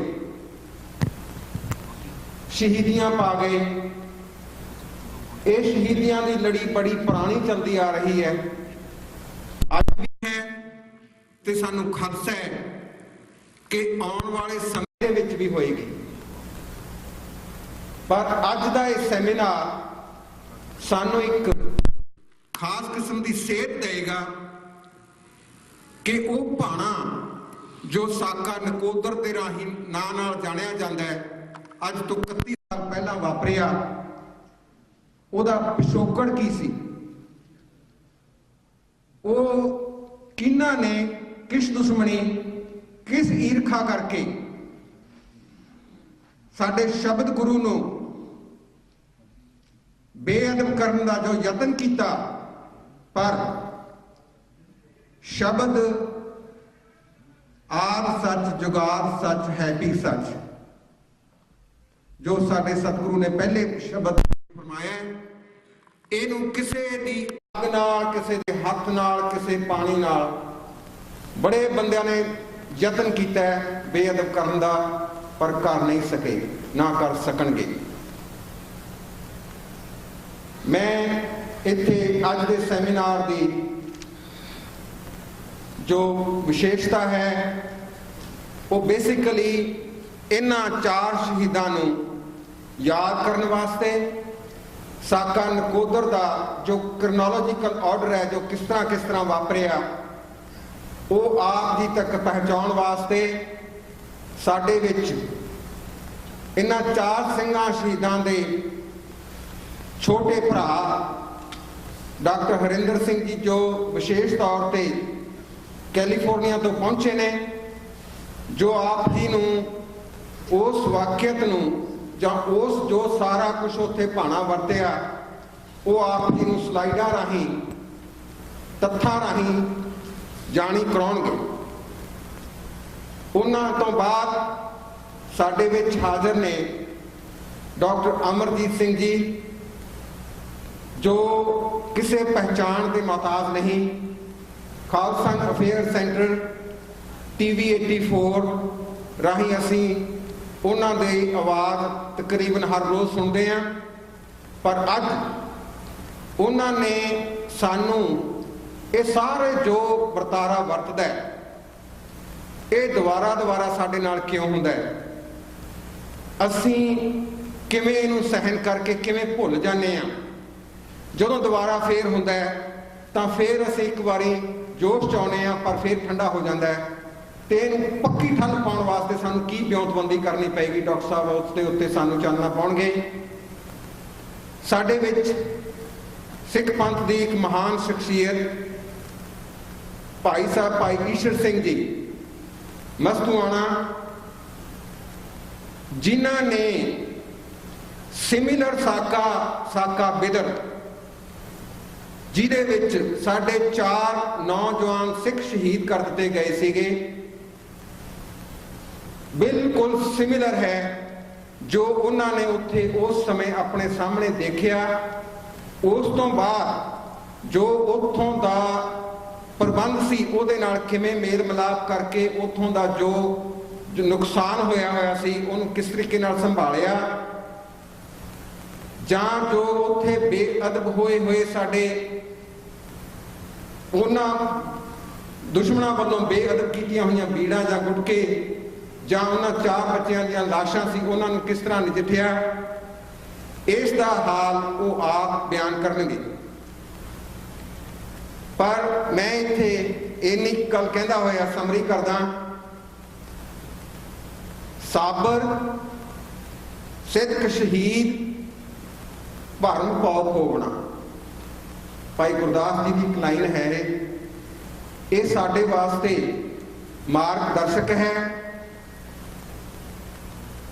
ਅਸਲ ਵਿੱਚ ਅਜਿਹੇ ਸ਼ਹੀਦ ਹੀ ਕੌਮ ਨੂੰ ਜਿਉਂਦਾ ਰੱਖਦੇ ਨੇ। ਇਹੋ ਜਿਹੇ ਸ਼ਹੀਦ, ਬਿਦਰ ਦੇ ਸ਼ਹੀਦ, 13 ਅਪ੍ਰੈਲ ਵਿਸਾਖੀ ਦੇ ਸ਼ਹੀਦ, ਬਰਗਾੜੀ ਦੇ ਸ਼ਹੀਦ, ਇਹ ਸ਼ਹੀਦ ਨੇ, ਪਰ ਇਹਨਾਂ ਦੀ ਜੋ ਸ਼ਹੀਦੀ ਹੈ ਉਹ ਸਾਡੀ ਇਸ ਕੌਮ ਨੂੰ ਰੂਹ ਫੂਕਦੀ ਹੈ। ਮੈਂ ਇਸ ਤੋਂ ਬਾਅਦ ਬੇਨਤੀ ਕਰਾਂਗਾ ਡਾਕਟਰ ਹਰਿੰਦਰ ਸਿੰਘ ਜੀ ਸਟੇਜ ਤੇ ਆਉਣ। ਜਿਸ ਤਰੀਕੇ ਨਾਲ ਉਹਨਾਂ ਨੇ ਆਪਣੀ ਸਟੇਜ ਸੈੱਟ ਕਰਵਾਉਣੀ ਹੈ, ਤਾਂ ਮੈਂ ਭਾਈ ਬਲਜਿੰਦਰ ਸਿੰਘ ਉਹਨਾਂ ਨੂੰ ਬੇਨਤੀ ਕਰਾਂਗੇ ਉਹ ਵੀ ਆ ਜਾਣ। ਜੇ ਸਟੇਜ ਇੱਥੋਂ ਚੱਕ ਕੇ ਉਧਰ ਕਰਨੀ ਹੈ ਤਾਂ ਹੁਣੇ ਕਰ ਦਿੱਤੀ ਜਾਵੇ। ਸਲਾਈਡਾਂ ਤਿਆਰ ਨੇ, ਡਾਕਟਰ ਹਰਿੰਦਰ ਸਿੰਘ ਸਟੇਜ ਤੇ ਆਉਣਗੇ ਤੇ ਉਹਨਾਂ ਦਾ ਸਮਾਂ 40 ਤੋਂ 45 ਮਿੰਟ ਹੈ। ਖਾਸ ਧਿਆਨ ਰਹੇ ਕਿ ਟਾਈਮ ਅਸੀਂ ਬਿਲਕੁਲ ਬੰਧਨ ਦੇ ਵਿੱਚ ਰਹਿ ਕੇ ਇਸ ਸੈਮੀਨਾਰ ਨੂੰ, ਡਾਕਟਰ ਸਾਹਿਬ ਦਾ ਉਹਨਾਂ ਤੋਂ ਬਾਅਦ ਡਾਕਟਰ ਅਮਰਜੀਤ ਸਿੰਘ ਜੀ ਬੋਲਣਗੇ, ਉਹਨਾਂ ਦਾ ਸਮਾਂ ਵੀ 45 ਮਿੰਟ ਦਾ ਹੀ ਹੋਵੇਗਾ। ਤੇ ਮੈਂ ਬੇਨਤੀ ਕਰਦਾ ਡਾਕਟਰ ਹਰਿੰਦਰ ਸਿੰਘ ਜੀ ਸਟੇਜ ਤੇ ਆਉਣਗੇ ਤੇ ਆਪਣਾ ਲੈਪਟਾਪ ਸਲਾਈਡ ਸ਼ੋ ਸੈੱਟ ਕਰਨ ਸੋ ਦੈਟ ਕਿ ਵੀ ਅਸੀਂ ਇਸ ਪ੍ਰੋਗਰਾਮ ਨੂੰ ਆਰੰਭ ਕਰ ਸਕੀਏ। ਵਾਹਿਗੁਰੂ ਜੀ ਕਾ ਖਾਲਸਾ, ਵਾਹਿਗੁਰੂ ਜੀ ਕੀ ਫਤਿਹ।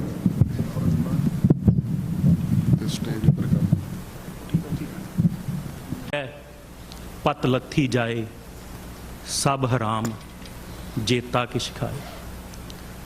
ਵਾਹਿਗੁਰੂ ਜੀ ਕਾ ਖਾਲਸਾ, ਵਾਹਿਗੁਰੂ ਜੀ ਕੀ ਫਤਿਹ।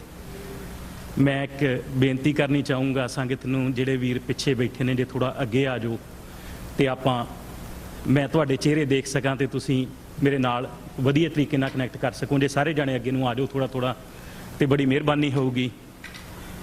ਤੇ ਇੱਕ ਵਾਰੀ ਫਤਿਹ ਦਾ ਜਵਾਬ ਫਤਿਹ 'ਚ ਪੂਰੇ ਜੋਸ਼ ਦੇ ਨਾਲ ਦਿਓ।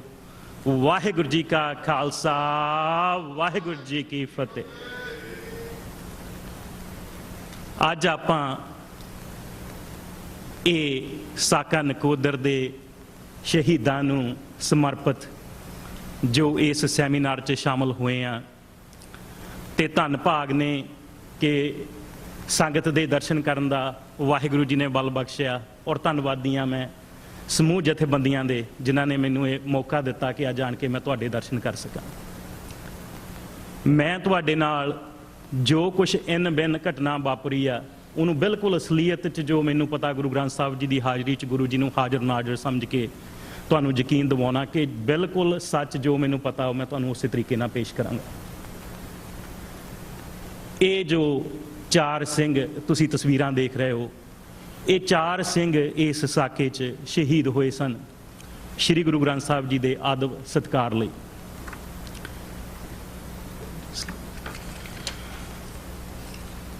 ਤੇ ਘਟਨਾਵਾਂ ਦਾ ਵੇਰਵਾ ਜਿਹੜਾ ਇਹਦੇ 'ਚ 3 ਤਰੀਕਾਂ ਜਿਹੜੀਆਂ ਹੈਗੀਆਂ ਉਹ ਇੰਪੋਰਟੈਂਟ ਹੈਗੀਆਂ। ਉਹ ਹੈਗੀ ਆ ਫਰਵਰੀ 2, ਫਰਵਰੀ 3 ਤੇ ਫਰਵਰੀ 4। 2 ਫਰਵਰੀ 1986 ਨੂੰ ਸ਼੍ਰੀ ਗੁਰੂ ਅਰਜਨ ਦੇਵ ਜੀ ਗੁਰਦੁਆਰਾ ਗੁਰੂ ਨਾਨਕਪੁਰਾ ਮਹੱਲਾ ਨਕੋਦਰ 'ਚ ਉੱਥੇ ਸਿੱਖ ਵਿਰੋਧੀ ਅਨਸਰਾਂ ਵੱਲੋਂ ਗੁਰੂ ਗ੍ਰੰਥ ਸਾਹਿਬ ਜੀ ਦੀਆਂ 5 ਪਵਿੱਤਰ ਬੀੜਾਂ ਜਿਹੜੀਆਂ ਹੈਗੀਆਂ ਉਹ ਅਗਨ ਭੇਂਟ ਕਰ ਦਿੱਤੀਆਂ ਜਾਂਦੀਆਂ। ਤੇ ਜਦੋਂ ਇਸ ਗੱਲ ਦਾ ਉੱਥੇ ਪਤਾ ਲੱਗਦਾ ਤੇ ਜਿਹੜੇ ਗੁਰਦੁਆਰੇ ਦੇ ਗ੍ਰੰਥੀ ਆ ਉਹ ਆਨੰਦ ਕਾਰਜ ਕਰਵਾਉਣ ਗਏ ਹੋਏ ਆ ਕਿਤੇ, ਉਹਨਾਂ ਦੀ ਪਤਨੀ ਆ ਉੱਥੇ ਗੁਰਦੁਆਰਾ ਸਾਹਿਬ 'ਚ ਜਿੱਥੇ ਨਾਲ ਹੀ ਕੁਆਟਰ 'ਚ ਰਹਿੰਦੇ ਸੀਗੇ, ਗ੍ਰੰਥੀ ਸਿੰਘ ਦੀ ਰਿਹਾਇਸ਼ ਸੀ। ਤੇ ਇੱਕ ਉੱਥੇ ਬੀਬੀ ਗੁਰਦੀਪ ਕੌਰ ਜਿਹੜੀ ਸੇਵਾ ਕਰਦੀ ਆ ਉਹ ਦੋਏ ਵਿਟਨੈਸ ਜਿਹੜੇ ਸਾਰਿਆਂ ਤੋਂ ਪਹਿਲੇ ਆ ਜਿਨ੍ਹਾਂ ਨੇ ਜਾ ਕੇ ਇਹ ਦੇਖਿਆ। ਉਸੇ ਵੇਲੇ ਰੌਲੀ ਪੈ ਗਈ, ਸੰਗਤਾਂ ਨੇ ਅੱਗ ਬੁਝਾਉਣ ਦੀ ਕੋਸ਼ਿਸ਼ ਕੀਤੀ, ਕਾਲਾਂ ਕੀਤੀਆਂ ਫਾਇਰ ਡਿਪਾਰਟਮੈਂਟ ਨੂੰ, ਪੁਲਿਸ ਡਿਪਾਰਟਮੈਂਟ ਨੂੰ, ਉਹਨਾਂ ਨੂੰ ਦੱਸਿਆ ਕਿ ਇੱਦਾਂ ਇੱਦਾਂ ਵੀ ਤੁਸੀਂ ਗੁਰਦੁਆਰਾ ਸਾਹਿਬ ਆਓ। ਉਸ ਤੋਂ ਬਾਅਦ ਜਿਹੜਾ ਲੋਕਲ ਉੱਥੇ ਦੇ SDM ਸੀਗੇ ਸਰਜੀਤ ਸਿੰਘ ਰਾਜਪੂਤ ਤੇ ਲੋਕਲ ਜਿਹੜਾ DSP ਸੀ ਗੋਪਾਲ ਸਿੰਘ ਘੁੰਮਣ, ਉਹ ਗੁਰਦੁਆਰਾ ਸਾਹਿਬ ਆਉਂਦੇ ਆ। ਉਹ ਉੱਥੇ ਆਪਣੀ ਜਾਂਚ ਕਰਦੇ ਆ। ਜਾਂਚ ਕਰਨ ਤੋਂ ਬਾਅਦ ਨਤੀਜੇ ਤੇ ਨਿਕਲਦੇ ਆ ਕਿ ਇਹ ਕੋਈ ਸ਼ਰਾਰਤ ਹੈ। ਉਸ ਤੋਂ ਬਾਅਦ ਨਕੋਦਰ ਪੁਲਿਸ ਥਾਣੇ 'ਚ ਉਹ ਬੀਬੀ ਗੁਰਦੀਪ ਕੌਰ ਜਿਹੜੀ ਵਿਟਨੈਸ ਆ, ਉਹਦੇ ਵੱਲੋਂ FIR ਲੌਜ ਕੀਤੀ ਜਾਂਦੀ ਆ। ਉਹ ਜਿਹੜੀ ਰਿਪੋਰਟ ਆ FIR, ਉਹਦਾ ਨੰਬਰ 5050 ਹੈਗਾ। 2 ਫਰਵਰੀ ਨੂੰ ਜਿਹੜੀ ਨਕੋਦਰ ਥਾਣੇ 'ਚ ਉਸ ਦਿਨ ਦਰਜ ਹੁੰਦੀ ਹੈ। ਉਸ ਤੋਂ ਬਾਅਦ ਇਹ ਜਿਹੜੀ ਆ ਰਿਪੋਰਟ ਉਹ ਡਿਸਟ੍ਰਿਕਟ ਐਡਮਿਨਿਸਟ੍ਰੇਸ਼ਨ ਨੂੰ ਜਾਂਦੀ ਹੈ ਤੇ ਡਿਸਟ੍ਰਿਕਟ ਜਿਹੜੀ ਜ਼ਿਲ੍ਹਾ ਐਡਮਿਨਿਸਟ੍ਰੇਸ਼ਨ ਆ ਉਹਦੇ ਵੱਲੋਂ SSP ਉੱਥੇ ਅਜਹਾਰ ਆਲਮ ਆ ਤੇ ਜਿਹੜਾ ADC ਆ ਉੱਥੇ ਉਹ ਦਰਬਾਰਾ ਸਿੰਘ ਗੁਰੂ ਆ ਤੇ ਉਹ ਦੋਵੇਂ ਨਕੋਦਰ ਪਹੁੰਚ ਜਾਂਦੇ ਨੇ। ਦੋਵੇਂ ਨਕੋਦਰ ਪਹੁੰਚ ਕੇ ਉਹ ਐਡਮਿਨਿਸਟ੍ਰੇਸ਼ਨ ਦਾ ਕੰਟਰੋਲ ਆਪਣੇ ਹੱਥਾਂ 'ਚ ਲੈ ਲੈਂਦੇ ਨੇ ਤੇ ਜਿਹੜੇ SDM ਨੇ ਉੱਥੇ ਸਰਜੀਤ ਸਿੰਘ ਰਾਜਪੂਤ ਤੇ ਜਿਹੜੇ ਲੋਕਲ ਪੁਲਿਸ ਆਫੀਸਰ ਨੇ ਉਹਨਾਂ ਨੂੰ ਇੱਕ ਸਾਈਡ ਤੇ ਕਰ ਦਿੱਤਾ ਜਾਂਦਾ ਤੇ ਅਜਹਾਰ ਆਲਮ ਤੇ ਦਰਬਾਰਾ ਗੁਰੂ ਉੱਥੇ ਗੁਰਦੁਆਰਾ ਸਾਹਿਬ 'ਚ ਜਾ ਕੇ ਤੇ ਆਪਣੇ ਤੌਰ ਤੇ ਜਾਂਚ ਕਰਦੇ ਨੇ। ਉਹ ਜਿਹੜੀ ਪਹਿਲੀ ਜਾਂਚ ਆ ਉਹਨੂੰ ਰੱਦ ਕਰ ਦਿੰਦੇ ਨਾਲ ਦੀ ਨਾਲ ਕਿ ਜਿਹੜੀ ਜਾਂਚ ਆ ਕੋਈ ਮਾਇਨੇ ਨਹੀਂ ਰੱਖਦੀ, ਇਹ ਸਾਰਾ ਕੁਝ ਗ੍ਰੰਥੀ ਸਿੰਘ ਦੀ ਗਲਤੀ ਦੇ ਨਾਲ ਹੋਇਆ। ਤੇ ਸੁਭਾਵਿਕ ਆ ਕਿ ਜਿਹੜੇ ਮੌਕੇ ਦੇ ਗਵਾਹ ਨੇ ਉਹਨਾਂ ਨੇ ਜੋ ਦੇਖਿਆ ਔਰ ਜਿਹੜੀ ਪਹਿਲੀ ਟੀਮ ਆ ਉਹਨੇ ਜੋ ਜਾਂਚ ਕੀਤੀ ਆ ਉਹ ਤੋਂ ਬਿਲਕੁਲ ਇਹ ਉਲਟ ਹੈ। ਤੇ ਸੰਗਤਾਂ ਬੇਨਤੀ ਕਰਦੀਆਂ SSP ਨੂੰ ਤੇ ADC ਨੂੰ, ਨਹੀਂ ਤੁਸੀਂ ਇਹਦੀ ਠੀਕ ਤਰੀਕੇ ਨਾਲ ਜਾਂਚ ਕਰੋ। ਇਹ ਜਾਂਚ ਬਿਨਾਂ ਜਿਹੜਾ ਪੰਜਾਬ ਰਾਜ ਬਿਜਲੀ ਬੋਰਡ ਆ ਉਹ ਤੋਂ ਪੁੱਛਣ ਦੀ ਬਜਾਏ ਜਾਂ ਕਿਸੇ ਦੇ ਹੋਰ ਬਿਆਨ ਲੈਣ ਤੋਂ ਬਿਨਾਂ ਹੀ ਉਹ ਆਉਣ ਤੋਂ ਬਾਅਦ 5 ਮਿੰਟਾਂ ਬਾਅਦ ਇਹ ਡਿਸੀਜਨ ਆਪਣਾ ਜਿਹੜਾ ਦੇ ਦਿੰਦੇ ਨੇ, ਆਪਣਾ ਫੈਸਲਾ ਦੇ ਦਿੰਦੇ ਨੇ। ਉਸ ਤੋਂ ਬਾਅਦ ਜਿਹੜੀਆਂ ਮਹੱਲੇ ਦੀਆਂ ਸੰਗਤਾਂ ਉਹ ਇਕੱਠੀਆਂ ਹੁੰਦੀਆਂ ਨੇ, ਰੋਸ ਹੁੰਦਾ ਤੇ 2 ਤਰੀਕ ਦੀ ਰਾਤ ਨੂੰ ਅਕਾਲੀ ਦਲ ਦੇ ਜਿਹੜੇ ਵਰਕਰ ਆ ਤੇ ਜਾਂ ਫੈਡਰੇਸ਼ਨ ਦੇ ਜਿਹੜੇ ਵਰਕਰ ਹੈਗੇ ਉਹਨਾਂ ਨੂੰ ਕੰਟੈਕਟ ਕੀਤਾ ਜਾਂਦਾ। ਉਹ ਲਾਗਲੇ ਪਿੰਡਾਂ 'ਚ ਜਾਂਦੇ ਨੇ। ਗੁਰਦੁਆਰਾ ਸਾਹਿਬ 'ਚ ਰਾਤ ਨੂੰ ਸਪੀਕਰਾਂ ਤੇ ਅਨਾਉਂਸ ਕੀਤਾ ਜਾਂਦਾ।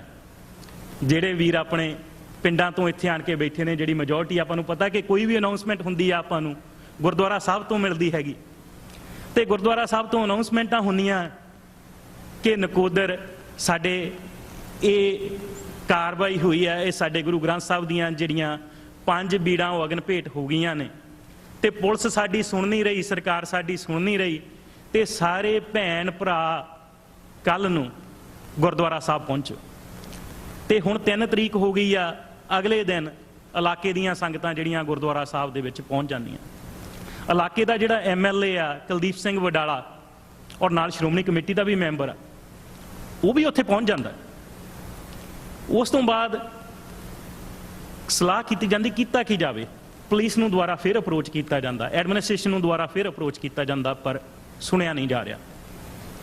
ਉਸ ਤੋਂ ਬਾਅਦ ਸੰਗਤਾਂ ਦਾ ਫੈਸਲਾ ਹੁੰਦਾ ਕਿ ਆਪਾਂ ਇੱਕ ਰੋਸ ਮਾਰਚ ਕੱਢੀਏ ਸ਼ਹਿਰ 'ਚ ਤੇ ਉਹ ਰੋਸ ਮਾਰਚ ਜਿਹੜਾ ਹੈਗਾ ਉਹਦੀ ਅਗਵਾਈ ਜਿਹੜਾ ਉੱਥੇ ਦਾ MLA ਕੁਲਦੀਪ ਸਿੰਘ ਵਡਾਲਾ ਉਹ ਕਰ ਰਿਹਾ। ਨਕੋਦਰ 'ਚ ਜੀ 4 ਕਾਲਜ ਹੈਗੇ, 4 ਕਾਲਜ ਉਸ ਦਿਨ ਬੰਦ ਹੋ ਜਾਂਦੇ ਨੇ, ਸਕੂਲ ਬੰਦ ਹੋ ਜਾਂਦੇ ਨੇ, ਕਚਹਿਰੀਆਂ ਬੰਦ ਹੋ ਜਾਂਦੀਆਂ ਨੇ ਕਿਉਂਕਿ ਇਹ ਜਿਹੜੀ ਖਬਰ ਆ ਉਹ ਜੰਗਲ ਦੀ ਅੱਗ ਵਾਂਗੂ ਫੈਲ ਜਾਂਦੀ ਇਲਾਕੇ 'ਚ।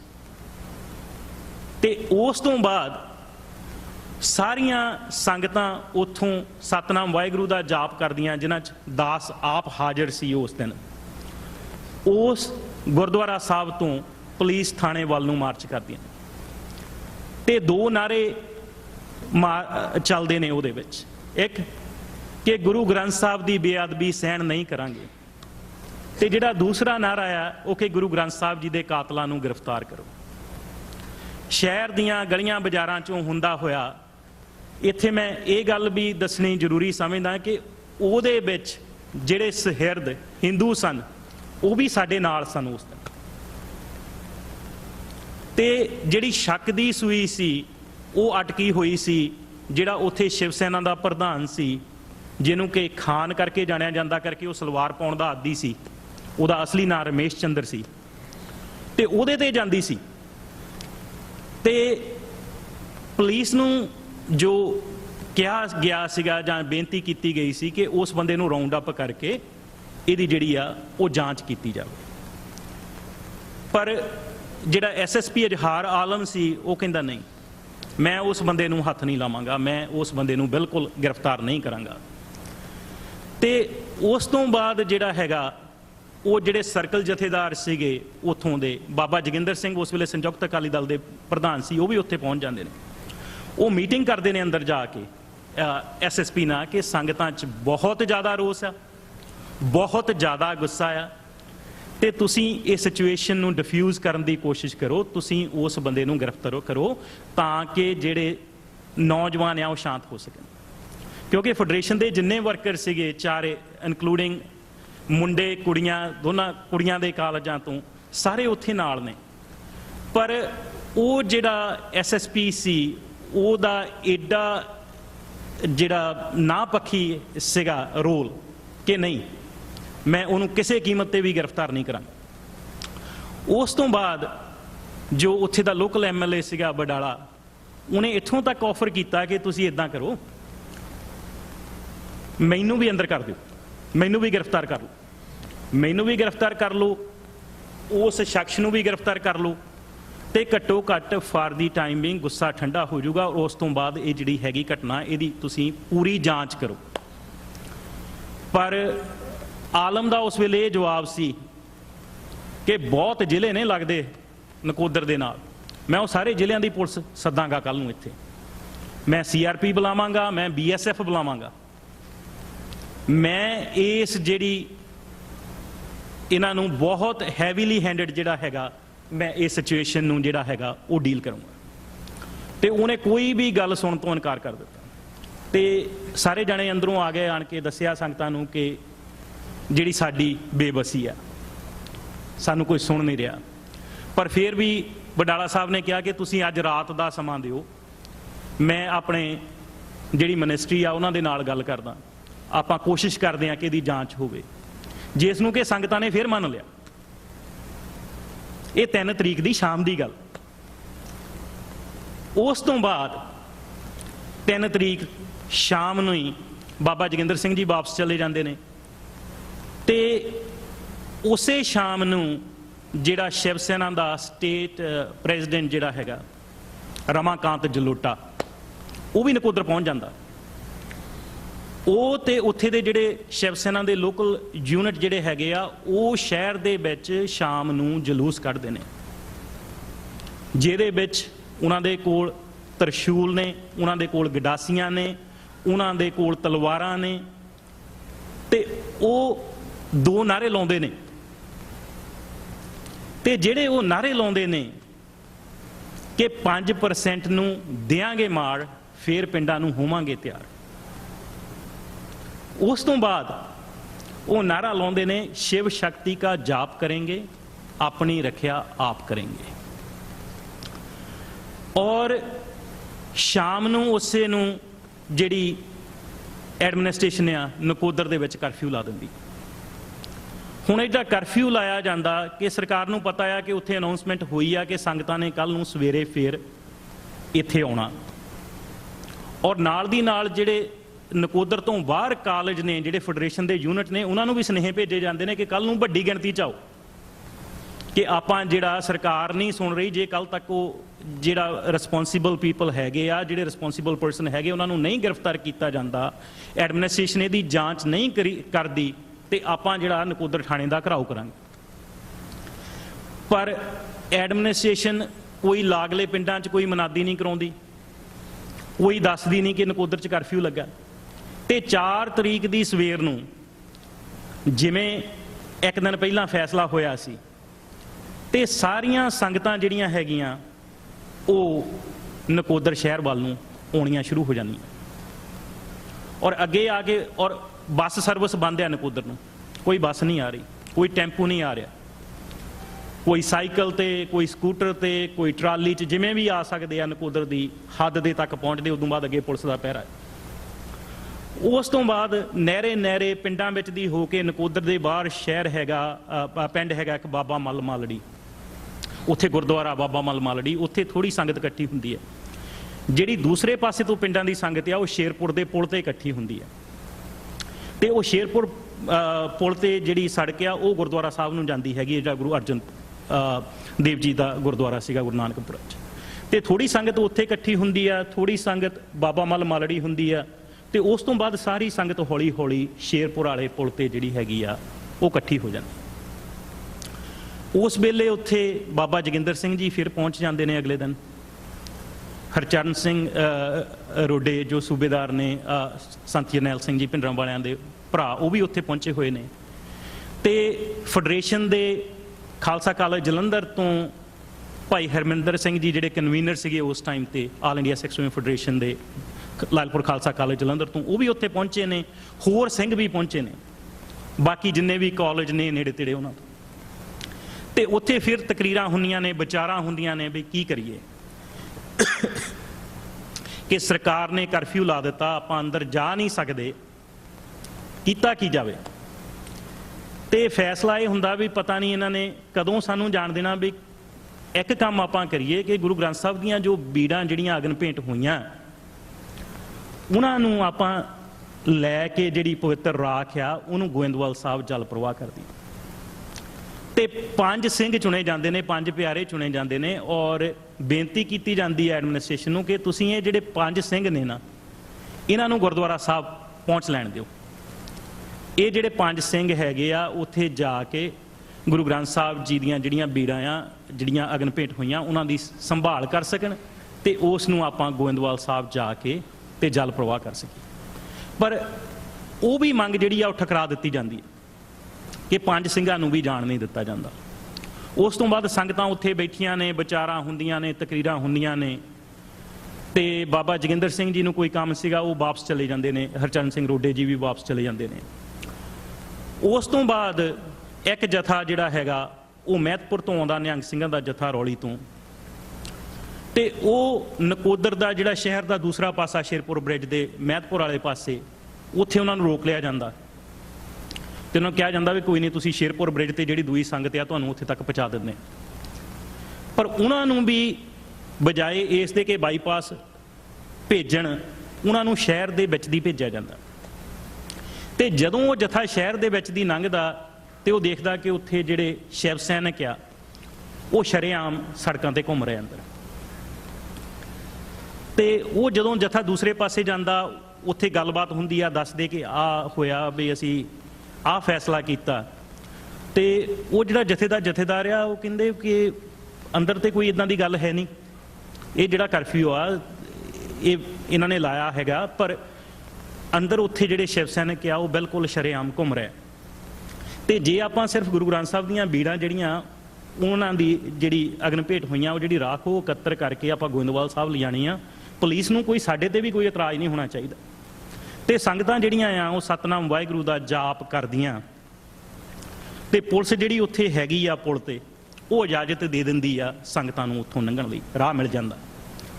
5 ਪਿਆਰੇ ਅੱਗੇ ਨੇ, ਰਵਾਇਤੀ ਤਲਵਾਰਾਂ ਉਹਨਾਂ ਦੇ ਕੋਲ ਨੇ, ਤੇ ਪਿੱਛੇ ਸੰਗਤ ਆ।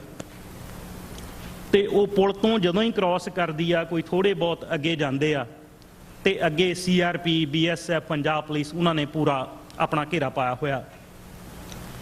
ਤੇ ਉਹ ਕੋਈ ਬਿਨਾਂ ਚੇਤਾਵਨੀ ਦਿੱਤੇ ਉਹ ਪਹਿਲਾਂ ਅਥਰੂ ਗੈਸ ਦੇ ਗੋਲੇ 2 ਜਾਂ 3 ਸਿੱਟਦੇ ਆ, ਤੇ ਜਦੋਂ ਬਿਲਕੁਲ ਉੱਥੇ ਕੁਝ ਦਿਸਦਾ ਨਹੀਂ, ਐ ਹਨੇਰਾ ਹੋਇਆ ਪਿਆ, ਉਸ ਤੋਂ ਥੋੜੀ ਦੇਰ ਬਾਅਦ ਜਿਹੜੀ ਹੈਗੀ ਆ ਪੁਲਿਸ ਜਿਹੜੀ ਹੈਗੀ ਆ ਉਹ ਫਾਇਰ ਖੋਲ ਦਿੰਦੀ। ਜਦੋਂ ਪੁਲਿਸ ਜਿਹੜੀ ਗੋਲੀ ਚਲਾਉਂਦੀ ਆ ਤੇ ਉਸ ਮੌਕੇ ਤੇ 3 ਸਿੰਘ ਜਿਹੜੇ ਹੈਗੇ ਆ ਜਿਨ੍ਹਾਂ ਦੇ ਨੀਲੇ ਅੱਖਰਾਂ 'ਚ ਨਾਂ ਆ, ਉਹ ਉੱਥੇ ਮੌਕੇ ਤੇ ਸ਼ਹੀਦ ਹੋ ਜਾਂਦੇ। ਤੇ ਜਿਹੜੇ ਸਿੰਘ ਦਾ ਨਾਂ ਹਰੇ ਰੰਗ 'ਚ ਹੈ, ਭਾਈ ਹਰਮਿੰਦਰ ਸਿੰਘ ਜੀ, ਉਹ ਉਸ ਵੇਲੇ ਸ਼ਹੀਦ ਨਹੀਂ ਹੁੰਦੇ। ਇਹਨਾਂ ਦੀ ਤਸਵੀਰ ਬਿਲਕੁਲ ਐਕਸਟ੍ਰੀਮ ਰਾਈਟ ਤੇ ਉਹ ਸੱਜੇ ਪਾਸੇ ਜਿਹੜੀ ਹੈਗੀ ਆ, ਤੇ ਆਲ ਇੰਡੀਆ ਸਿੱਖ ਸਟੂਡੈਂਟ ਫੈਡਰੇਸ਼ਨ ਦੇ ਕਨਵੀਨਰ ਸੀ ਖਾਲਸਾ ਕਾਲਜ ਦੇ। ਉਹਨਾਂ ਦਾ ਕਸੂਰ ਕੀ ਸੀ ਕਿ ਜਿਹੜਾ ਸਵਰਨ ਘੋਟਣਾ ਡੀਐਸਪੀ ਸੀ, ਖਾਲਸਾ ਕਾਲਜ ਦੇ ਮੂਹਰੇ ਨਾਕਾ ਹੜਤਾਲ ਕੀਤੀ ਹੋਈ ਸੀਗੀ ਫੈਡਰੇਸ਼ਨ ਦੇ ਵਰਕਰਾਂ ਨੇ, ਚੱਕਾ ਜਾਮ ਕੀਤਾ ਹੋਇਆ ਸੀ ਬੱਸਾਂ ਦਾ, ਤੇ ਉੱਥੇ ਇੱਕ ਸਿੰਘ ਦੀ ਇਸ ਸਵਰਨ ਘੋਟਣੇ ਨੇ ਪੱਗ ਲਾਈ ਸੀ, ਦਸਤਾਰ ਲਾਈ ਸੀ, ਔਰ ਭਾਈ ਹਰਮਿੰਦਰ ਸਿੰਘ ਜੀ ਨੇ ਉਹਨੂੰ ਉਸ ਵੇਲੇ ਡੀਐਸਪੀ ਨੂੰ ਫੜ ਕੇ ਅੰਦਰ ਲਿਜਾ ਕੇ ਉਸ ਸਿੰਘ ਤੋਂ ਮਾਫੀ ਮੰਗਵਾਈ ਸੀ। ਕਿੰਨੀ ਕੁ ਜੁਰਤ ਹੋਏਗੀ, ਕਿੰਨੀ ਕੁ ਦਲੇਰੀ ਹੋਏਗੀ, ਕਿੰਨੀ ਕੁ ਬਹਾਦਰੀ ਹੋਏਗੀ ਜਿਹੜੇ ਸਿੱਖ ਸੰਘਰਸ਼ ਦੇ ਵਾਕਿਫ ਨੇ, ਉਹਨਾਂ ਨੂੰ ਪਤਾ ਕਿ ਸਵਰਨ ਘੋਟਣਾ ਕੌਣ ਸੀ। ਸਵਰਨ ਘੋਟਣੇ ਨੂੰ ਖਾਲਸਾ ਕਾਲਜ ਜਲੰਧਰ ਦੇ ਅੰਦਰ ਲਿਜਾ ਕੇ ਇਹ ਦੱਸਣਾ ਕਿ ਦਸਤਾਰ ਸਾਨੂੰ ਕਿੱਦਾਂ ਮਿਲੀ ਆ ਤੇ ਇਹਦੀ ਰੱਖਿਆ ਕਿੱਦਾਂ ਕਰਨੀ ਹੈ, ਉਹ ਭਾਈ ਹਰਮਿੰਦਰ ਸਿੰਘ ਜੀ ਨੇ ਕੀਤੀ ਸੀ।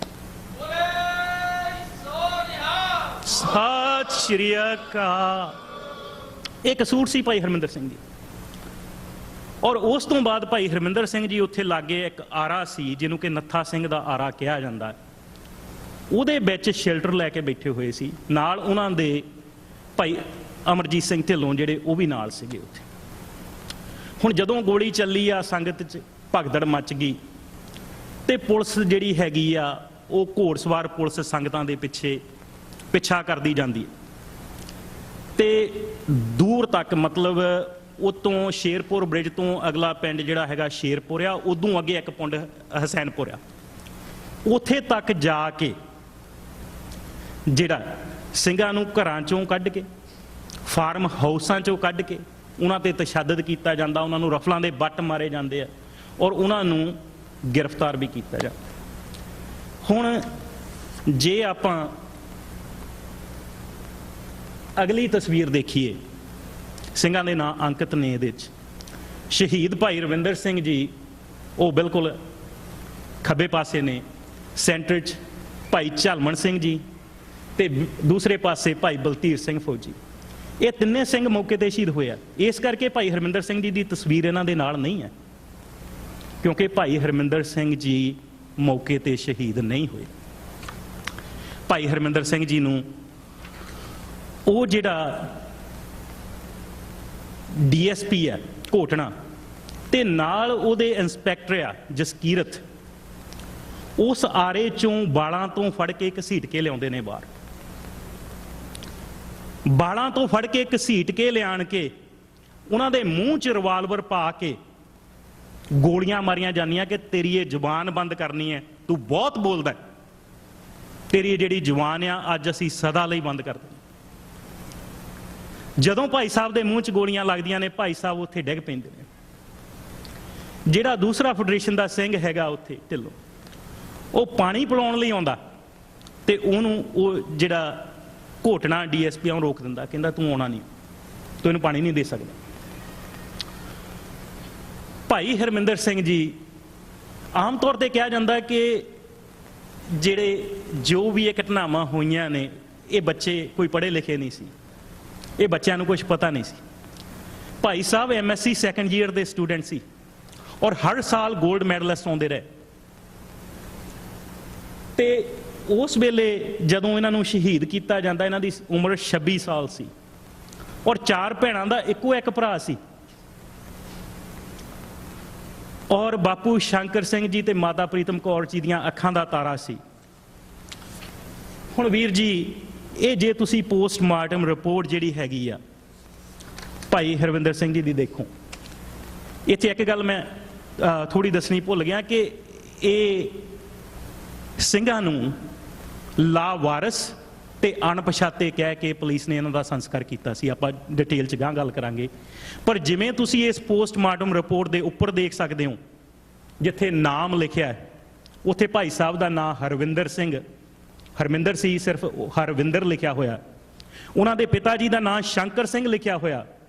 ਜਦੋਂ ਤੁਸੀਂ ਐਡਰੈਸ ਤੇ ਜਾਂਦੇ ਹੋ, ਵਿਲੇਜ ਚਲੂਪੁਰ, ਪੋਸਟ ਆਫ ਸ਼ਾਮ 84 ਹੁਸ਼ਿਆਰਪੁਰ, ਉਹਦੇ ਉੱਪਰ ਲਿਖਿਆ ਹੋਇਆ। ਉਸ ਤੋਂ ਬਾਅਦ ਪੁਲਿਸ ਕਾਂਸਟੇਬਲ ਜਿਹੜਾ ਉਹਨਾਂ ਨੂੰ ਲੈ ਕੇ ਗਿਆ ਰਾਜਪਾਲ, ਉਹਦਾ ਪੇਟੀ ਨੰਬਰ 665, ਦੂਸਰਾ ਪੁਲਿਸ ਕਾਂਸਟੇਬਲ ਜਿਹੜਾ ਉਹਨਾਂ ਨੂੰ ਲੈ ਕੇ ਗਿਆ ਉਹਦਾ ਨਾਂ ਕੁਲਦੀਪ ਸਿੰਘ, ਪੇਟੀ ਨੰਬਰ 1891। ਤੇ ਜੇ ਤੁਸੀਂ ਅੱਗੇ ਦੇਖੋ ਤੇ ਜੋ ਉਸ ਵੇਲੇ ਦਾ ਮੈਡੀਕਲ ਆਫੀਸਰ ਹੈ ਜਿਹਨੇ ਪੋਸਟਮਾਰਟਮ ਰਿਪੋਰਟ ਲਿਖੀ ਆ, ਉਹਨੇ ਬਿਲਕੁਲ ਐਕਸਟ੍ਰੀਮ ਲੈਫਟ ਦੇ ਉੱਪਰ ਲਿਖਿਆ ਹੋਇਆ ਕਿ dead body and police paper received at 3 AM on 5 February 1986। ਇਹ ਟਾਈਮ ਚੇਤੇ ਰੱਖਿਓ ਕਿ ਤੜਕੇ 3 ਵਜੇ 5 ਫਰਵਰੀ ਨੂੰ ਇਹ ਜਿਹੜੇ ਪੇਪਰ ਨੇ ਉੱਥੇ ਪਹੁੰਚਦੇ ਨੇ। ਹੁਣ ਜਦੋਂ ਆਪਾਂ ਇਹਨਾਂ ਦੀਆਂ ਇੰਜਰੀਜ਼ ਦੀ ਗੱਲ ਕਰਦੇ ਹਾਂ, ਉਹ ਐਕਸਟ੍ਰੀਮ ਰਾਈਟ ਦੇ ਉੱਪਰ ਮੈਂ ਛੋਟਾ ਜਿਹਾ ਕਾਲਮ ਉਹ ਜਿਹੜਾ ਕੱਟ ਕੇ ਪਾਇਆ ਹੋਇਆ ਉਹ ਮੈਂ ਤੁਹਾਨੂੰ ਪੜ੍ਹ ਕੇ ਦੱਸਦਾ ਤੇ ਉੱਤੇ ਲਿਖਿਆ ਕੀ ਹੈ। ਇੰਜਰੀ ਨੰਬਰ 1, ਜ਼ਖਮ ਜਿਹੜਾ ਪਹਿਲਾ, ਲੈਸੀਰੇਟਡ ਵੂੰਡ 1 centimeter by ½ centimeter on the middle lower lip। ਉਹਨਾਂ ਦਾ ਜਿਹੜਾ ਥੱਲੇ ਵਾਲਾ ਬੁੱਲ ਸੀ ਉਹਦੇ ਵਿਚਾਲੇ ਜ਼ਖਮ ਆ। Number 2, 2 centimeter by 1 centimeter over the right lumbar region on its outer aspect 8 centimeter above iliac crest। ਤੀਜੀ, ਲੋਅਰ ਇਨਸੀਜ਼ਰਸ, ਆ ਜਿਹੜੇ ਦੰਦ ਹੁੰਦੇ ਆਪਣੇ ਇਧਰ ਸਾਈਡ ਤੇ, K9 ਉਦੋਂ ਅਗਲੇ ਜਿਹੜੇ ਦੰਦ ਹੁੰਦੇ ਆ, ਫਸਟ ਪ੍ਰੀਮੋਲਰ ਟੀਥ ਆਫ ਲੋਅਰ ਜਾ ਆਫ ਲੈਫਟ ਸਾਈਡ ਵਰ ਫਾਊਂਡ ਫ੍ਰੈਕਚਰਡ। ਤਿੰਨੇ ਦੰਦ ਜਿਹੜੇ ਮੂਹਰਲੇ ਹੈਗੇ ਆ ਉਹ ਟੁੱਟੇ ਹੋਏ ਸੀ। ਇਸ ਤੋਂ ਅੱਗੇ ਕੀ ਲਿਖਦੀ ਰਿਪੋਰਟ? ਕਲੌਟਡ ਬਲੱਡ ਪ੍ਰੈਜ਼ੈਂਟ, ਉਹ ਜਿਹੜੇ ਖੂਨ ਦੇ ਜਿਹੜਾ ਜੰਮਿਆ ਖੂਨ ਸੀ ਉੱਥੇ ਸੀ। left transversal fossa and nasopharynx, oropharynx lacerated completely।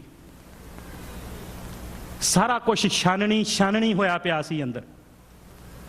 floor of the mouth on the left side is completely lacerated। ਇੰਨੀ ਜ਼ੋਰ ਦੀ ਉਹ ਗੋਲੀਆਂ ਲੰਘੀਆਂ ਕਿ ਜਬਾੜਾ ਤੇ ਥੱਲੇ ਜੋ ਆਪਣੀ ਫਲੋਰ ਆ ਅੰਦਰ ਜਿਹੜੀ ਫਰਸ਼ ਆ ਇਹਦੇ ਆਪਣੇ ਮੂੰਹ ਦੀ, ਉਹ ਸਾਰੀ ਛਾਨਣੀ ਹੋਈ ਪਈ ਸੀ। ਉਸ ਤੋਂ ਬਾਅਦ ਸਾਹ ਵਾਲੀ ਨਾਲੀ, ਨੱਕ ਦੀ ਸਾਹ ਵਾਲੀ ਨਾਲੀ, ਉਹ ਵੀ ਛਾਨਣੀ ਹੋਈਆਂ ਪਈਆਂ ਸੀ। ਜਦੋਂ ਉਹਨਾਂ ਨੇ ਬੋਡੀ ਦੀ ਚੀਰ ਫਾੜ ਕੀਤੀ on ਡਿਸੈਕਸ਼ਨ, the floor of mouth and neck muscles and anterior triangular of neck and its upper part are lacerated, clotted blood present in muscles, external carotid artery and internal jugular vein on left side are lacerated and torn। ਉਹਨਾਂ ਦੀ ਸ਼ਾਹ ਰਗ ਜਿਹੜੀ ਸੀ, ਜਿਹਨੂੰ ਆਪਾਂ ਸ਼ਾਹ ਰਗ ਕਹਿੰਦੇ ਆ, ਉਹ ਵੀ ਗੋਲੀਆਂ ਨੇ ਪਾੜ ਦਿੱਤੀ ਸੀ ਤੇ ਉਹਦੇ ਵਿੱਚ ਵੀ ਜੰਮਿਆ ਹੋਇਆ ਖੂਨ ਸੀ। ਓਕੇ, ਇਸ ਤੋਂ ਅੱਗੇ third cervical vertebra body on its left aspect is found fractured। ਆ ਜਿਹੜੇ ਧੌਣ ਦੇ ਮਣਕੇ ਨੇ ਤੇ ਤੀਜਾ ਮਣਕਾ ਜਿਹੜਾ ਉਹ ਵੀ ਟੁੱਟਿਆ ਹੋਇਆ ਸੀ। ਇੱਥੇ ਹੀ ਬਸ ਨਹੀਂ, ਇਹ bullet was found embedded in third cervical vertebra। ਉਹ ਜਿਹੜੀ ਗੋਲੀ ਸੀ ਉਦੋਂ ਬਾਅਦ ਵੀ ਪਾਰ ਨਹੀਂ ਨਿਕਲੀ, ਉਹ ਇੱਥੇ ਉਹਨਾਂ ਦਾ ਜਿਹੜਾ ਤੀਜਾ ਮਣਕਾ ਆ ਉਹਦੇ ਵਿੱਚ ਫਸੀ ਹੋਈ ਸੀ। In my opinion, the cause of death in this case is due to hemorrhage shock as a result of injury number 3। ਇਹ ਜਿਹੜਾ ਜ਼ਖਮ ਸੀ ਇਹਦੇ ਕਰਕੇ ਡਾਕਟਰ ਕਹਿੰਦਾ ਕਿ ਖੂਨ ਵਗ ਜਾਣ ਨਾਲ, ਖੂਨ ਨਾ ਮਿਲਣ ਕਰਕੇ ਇਸ ਸਿੰਘ ਦੀ ਸ਼ਹੀਦੀ ਹੋਈ ਹੈ। ਤੇ ਇਹ ਜਿਹੜੇ ਪੇਪਰ ਨੇ ਉਸ ਵੇਲੇ ਜਿਹੜਾ ਕੁਲਦੀਪ ਸਿੰਘ ਕਾਂਸਟੇਬਲ ਆ, ਪੇਟੀ ਨੰਬਰ 1891, ਉਹਨੂੰ ਦਿੱਤੇ ਨੇ। ਸਰੀਰ ਉਹਨੂੰ ਦਿੱਤਾ ਹੈ ਪੋਸਟਮਾਰਟਮ ਤੋਂ ਬਾਅਦ, ਪੋਸਟਮਾਰਟਮ ਦੀ ਕਾਪੀ ਦਿੱਤੀ ਹੈ ਤੇ ਜੋ ਉਹਨਾਂ ਦੇ ਬਸਤਰ ਸੀ ਜਾਂ ਹੋਰ ਚੀਜ਼ਾਂ ਸੀਗੀਆਂ ਜਿਹੜੀਆਂ ਪਰਸਨਲ, ਉਹ ਉਹਨਾਂ ਨੂੰ ਦਿੱਤੀਆਂ ਨੇ। ਤੇ ਜਿਹੜੀ ਇਹ ਰਿਪੋਰਟ ਆ 8 ਪੇਜਾਂ ਦੀ, ਇਹ ਦਿੱਤੀ ਹੈ। ਤੇ ਜਿਹੜਾ ਬੁਲਟ ਉਹਨਾਂ ਨੇ ਕੱਢਿਆ, 1 ਸੀਲਡ ਬੁਲਟ ਜਿਹੜਾ ਹੈਗਾ, ਉਹ ਜਿਹੜੀ ਵਾਇਲ ਆ ਉਹ ਦਿੱਤੀ ਹੈ। ਇਹ ਸਾਰੀਆਂ ਚੀਜ਼ਾਂ ਜਿਹੜੀਆਂ ਹੈਗੀਆਂ ਉਹ ਪੁਲਿਸ ਦੇ ਕਬਜ਼ੇ 'ਚ ਨੇ। ਓਕੇ, ਇਸ ਤੋਂ ਬਾਅਦ ਮੈਂ ਜਿਵੇਂ ਤੁਹਾਨੂੰ ਦੱਸਿਆ ਵੀ ਭਾਜੀ ਪਿੱਛੇ ਜਾਏ ਕਿ ਇਹ ਜਿਹੜੇ 3 ਸਿੰਘ ਸੀ ਉੱਥੇ ਸ਼ਹੀਦ ਹੋਏ ਸੀ ਤੇ ਭਾਈ ਹਰਮਿੰਦਰ ਸਿੰਘ ਜੀ ਉੱਥੇ ਸਹਿਕਦੇ ਸੀ ਜਦੋਂ ਪਾਣੀ ਮੰਗਿਆ। ਉਸ ਤੋਂ ਬਾਅਦ ਇਹ ਜਿਹੜਾ ਪੁਲਿਸ ਆਫੀਸਰ ਸੀਗਾ ਉਸ ਵੇਲੇ ਮੌਕੇ ਤੇ, ਸਵਰਨ ਘੋਟਣਾ ਤੇ ਜਸਕੀਰਤ SHO ਜਿਹੜਾ ਸੀਗਾ, ਉਹ ਇਹਨਾਂ ਚਾਰਾਂ ਨੂੰ ਇਕੱਠਿਆਂ ਨੂੰ ਉੱਥੇ ਜਿਹੜਾ ਲਾਸ਼ ਘਰ ਆ ਸਿਵਲ ਹਸਪਤਾਲ ਦਾ, ਉੱਥੇ ਲਿਆਣ ਕੇ ਛੱਡ ਦਿੰਦੇ। ਤੇ ਜਦੋਂ ਡਾਕਟਰ ਜਾਂਦੇ ਨੇ ਪੋਸਟਮਾਰਟਮ ਕਰਨ, ਤੇ ਉਸ ਵੇਲੇ ਉਹ ਦੇਖਦੇ ਨੇ ਕਿ ਭਾਈ ਹਰਮਿੰਦਰ ਸਿੰਘ ਜੀ ਅਜੇ ਜੀਂਦੇ ਨੇ। ਭਾਈ ਹਰਮਿੰਦਰ ਸਿੰਘ ਜੀ ਸਹਿਕਦੇ ਨੇ, ਤੇ ਜੀਂਦੇ ਬੰਦੇ ਦਾ ਪੋਸਟਮਾਰਟਮ ਨਹੀਂ ਕੀਤਾ ਜਾ ਸਕਦਾ ਸਾਧ ਸੰਗਤ। ਤੇ ਉਹ ਜਿਹੜੀ ਡਾਕਟਰ ਨੇ ਉਹ ਸਿੰਘ ਦਾ ਜਿਹੜਾ ਸਰੀਰ, ਸਿੰਘ ਦਾ ਜਿਹੜਾ ਜ਼ਖਮੀ ਸਿੰਘ ਆ, ਉਹਨਾਂ ਨੂੰ ਲੈ ਕੇ ਤੇ ਸਿਵਲ ਹਸਪਤਾਲ 'ਚ ਲੈ ਆਉਂਦੇ। ਹੁਣ ਜਿਵੇਂ ਤੁਹਾਨੂੰ ਦੱਸਿਆ ਕਿ ਖੂਨ ਬਹੁਤ ਵਗ ਚੁੱਕਾ, ਖੂਨ ਦੀ ਜ਼ਰੂਰਤ ਆ, ਤੇ ਬਦਕਿਸਮਤੀ ਨਾਲ ਨਕੋਦਰ ਸਿਵਲ ਹਸਪਤਾਲ 'ਚ ਉਸ ਵੇਲੇ ਬਲੱਡ ਬੈਂਕ ਨਹੀਂ ਸੀ, ਖੂਨ ਦੀ ਬੈਂਕ ਹੈ ਨਹੀਂ ਸੀ ਉੱਥੇ। ਪਰ ਹਸਪਤਾਲ 'ਚ ਬਹੁਤ ਹੋਰ ਮਰੀਜ਼ ਦਾਖਲ ਨੇ। ਜਿਵੇਂ ਤੁਹਾਨੂੰ ਪਤਾ ਹੁੰਦਾ ਕਿ ਹਸਪਤਾਲ 'ਚ ਅੰਦਰ ਆਪਣੇ ਪੇਸ਼ੈਂਟ ਦਾਖਲ ਹੁੰਦੇ ਨੇ, ਉਹਨਾਂ ਦੇ ਰਿਸ਼ਤੇਦਾਰ ਦਾਖਲ ਹੁੰਦੇ ਨੇ। ਜਦੋਂ ਉਹਨਾਂ ਨੂੰ ਪਤਾ ਲੱਗਾ ਕਿ ਇਦਾਂ ਇਦਾਂ ਇੱਕ ਸਿੰਘ ਆਇਆ, ਉਹਨੂੰ ਖੂਨ ਦੀ ਜ਼ਰੂਰਤ ਆ, ਤੇ ਜਿਹੜੇ ਰਿਸ਼ਤੇਦਾਰ ਨੇ ਲੋਕਾਂ ਦੇ ਉੱਥੇ ਆਣ ਕੇ ਕਹਿੰਦੇ ਨੇ ਕਿ ਡਾਕਟਰ ਸਾਹਿਬ ਦੇਖੋ, ਜੇ ਮੇਰੇ ਖੂਨ ਦਾ ਗਰੁੱਪ ਜਿਹੜਾ ਇਹ ਮਿਲਦਾ ਤੇ ਤੁਸੀਂ ਮੇਰਾ ਖੂਨ ਲੈ ਲਓ, ਜੇ ਮੇਰਾ ਮਿਲਦਾ ਤੁਸੀਂ ਮੇਰਾ ਲੈ ਲਓ, ਇਸ ਸਿੰਘ ਨੂੰ ਬਚਾਓ। ਪਰ ਦੂਸਰੇ ਪਾਸੇ ਜਿਹੜਾ ਲਾਸ਼ ਘਰ ਆ, ਉਹਦੇ ਤੇ ਪੁਲਿਸ ਦਾ ਪਹਿਰਾ, ਉਹ ਆਪਣੀ ਜਿਹੜੀ ਵਾਇਰਲੈਸ ਆ ਉਹ ਨਕੋਦਰ ਥਾਣੇ ਨੂੰ ਕਰਦੇ ਨੇ ਕਿ ਇੱਥੇ ਤੇ ਕੰਮ ਹੋਰ ਹੋ ਗਿਆ, ਕਿ ਇੱਥੇ ਤਾਂ ਸਿੰਘ ਇੱਕ ਜਿਹੜਾ ਉਹ ਸ਼ਹੀਦ ਨਹੀਂ ਸੀ ਹੋਇਆ ਅਜੇ, ਤੇ ਉਹਨੂੰ ਬਚਾਉਣ ਦੀ ਕੋਸ਼ਿਸ਼ ਕੀਤੀ ਜਾਂਦੀ ਹੈ ਜਾਰੀ ਅੰਦਰ। ਤੇ ਭਾਈ ਹਰਮਿੰਦਰ ਸਿੰਘ ਜੀ ਬੋਲ ਨਹੀਂ ਸਕਦੇ ਨੇ, ਇਸ਼ਾਰੇ ਨਾਲ ਕਾਗਜ਼ ਤੇ ਪੈਨ ਮੰਗਦੇ ਨੇ, ਤੇ ਆਪਣਾ ਨਾਂ ਤੇ ਪਤਾ ਉੱਥੇ ਡਾਕਟਰਾਂ ਨੂੰ ਲਿਖ ਕੇ ਦਿੰਦੇ ਨੇ।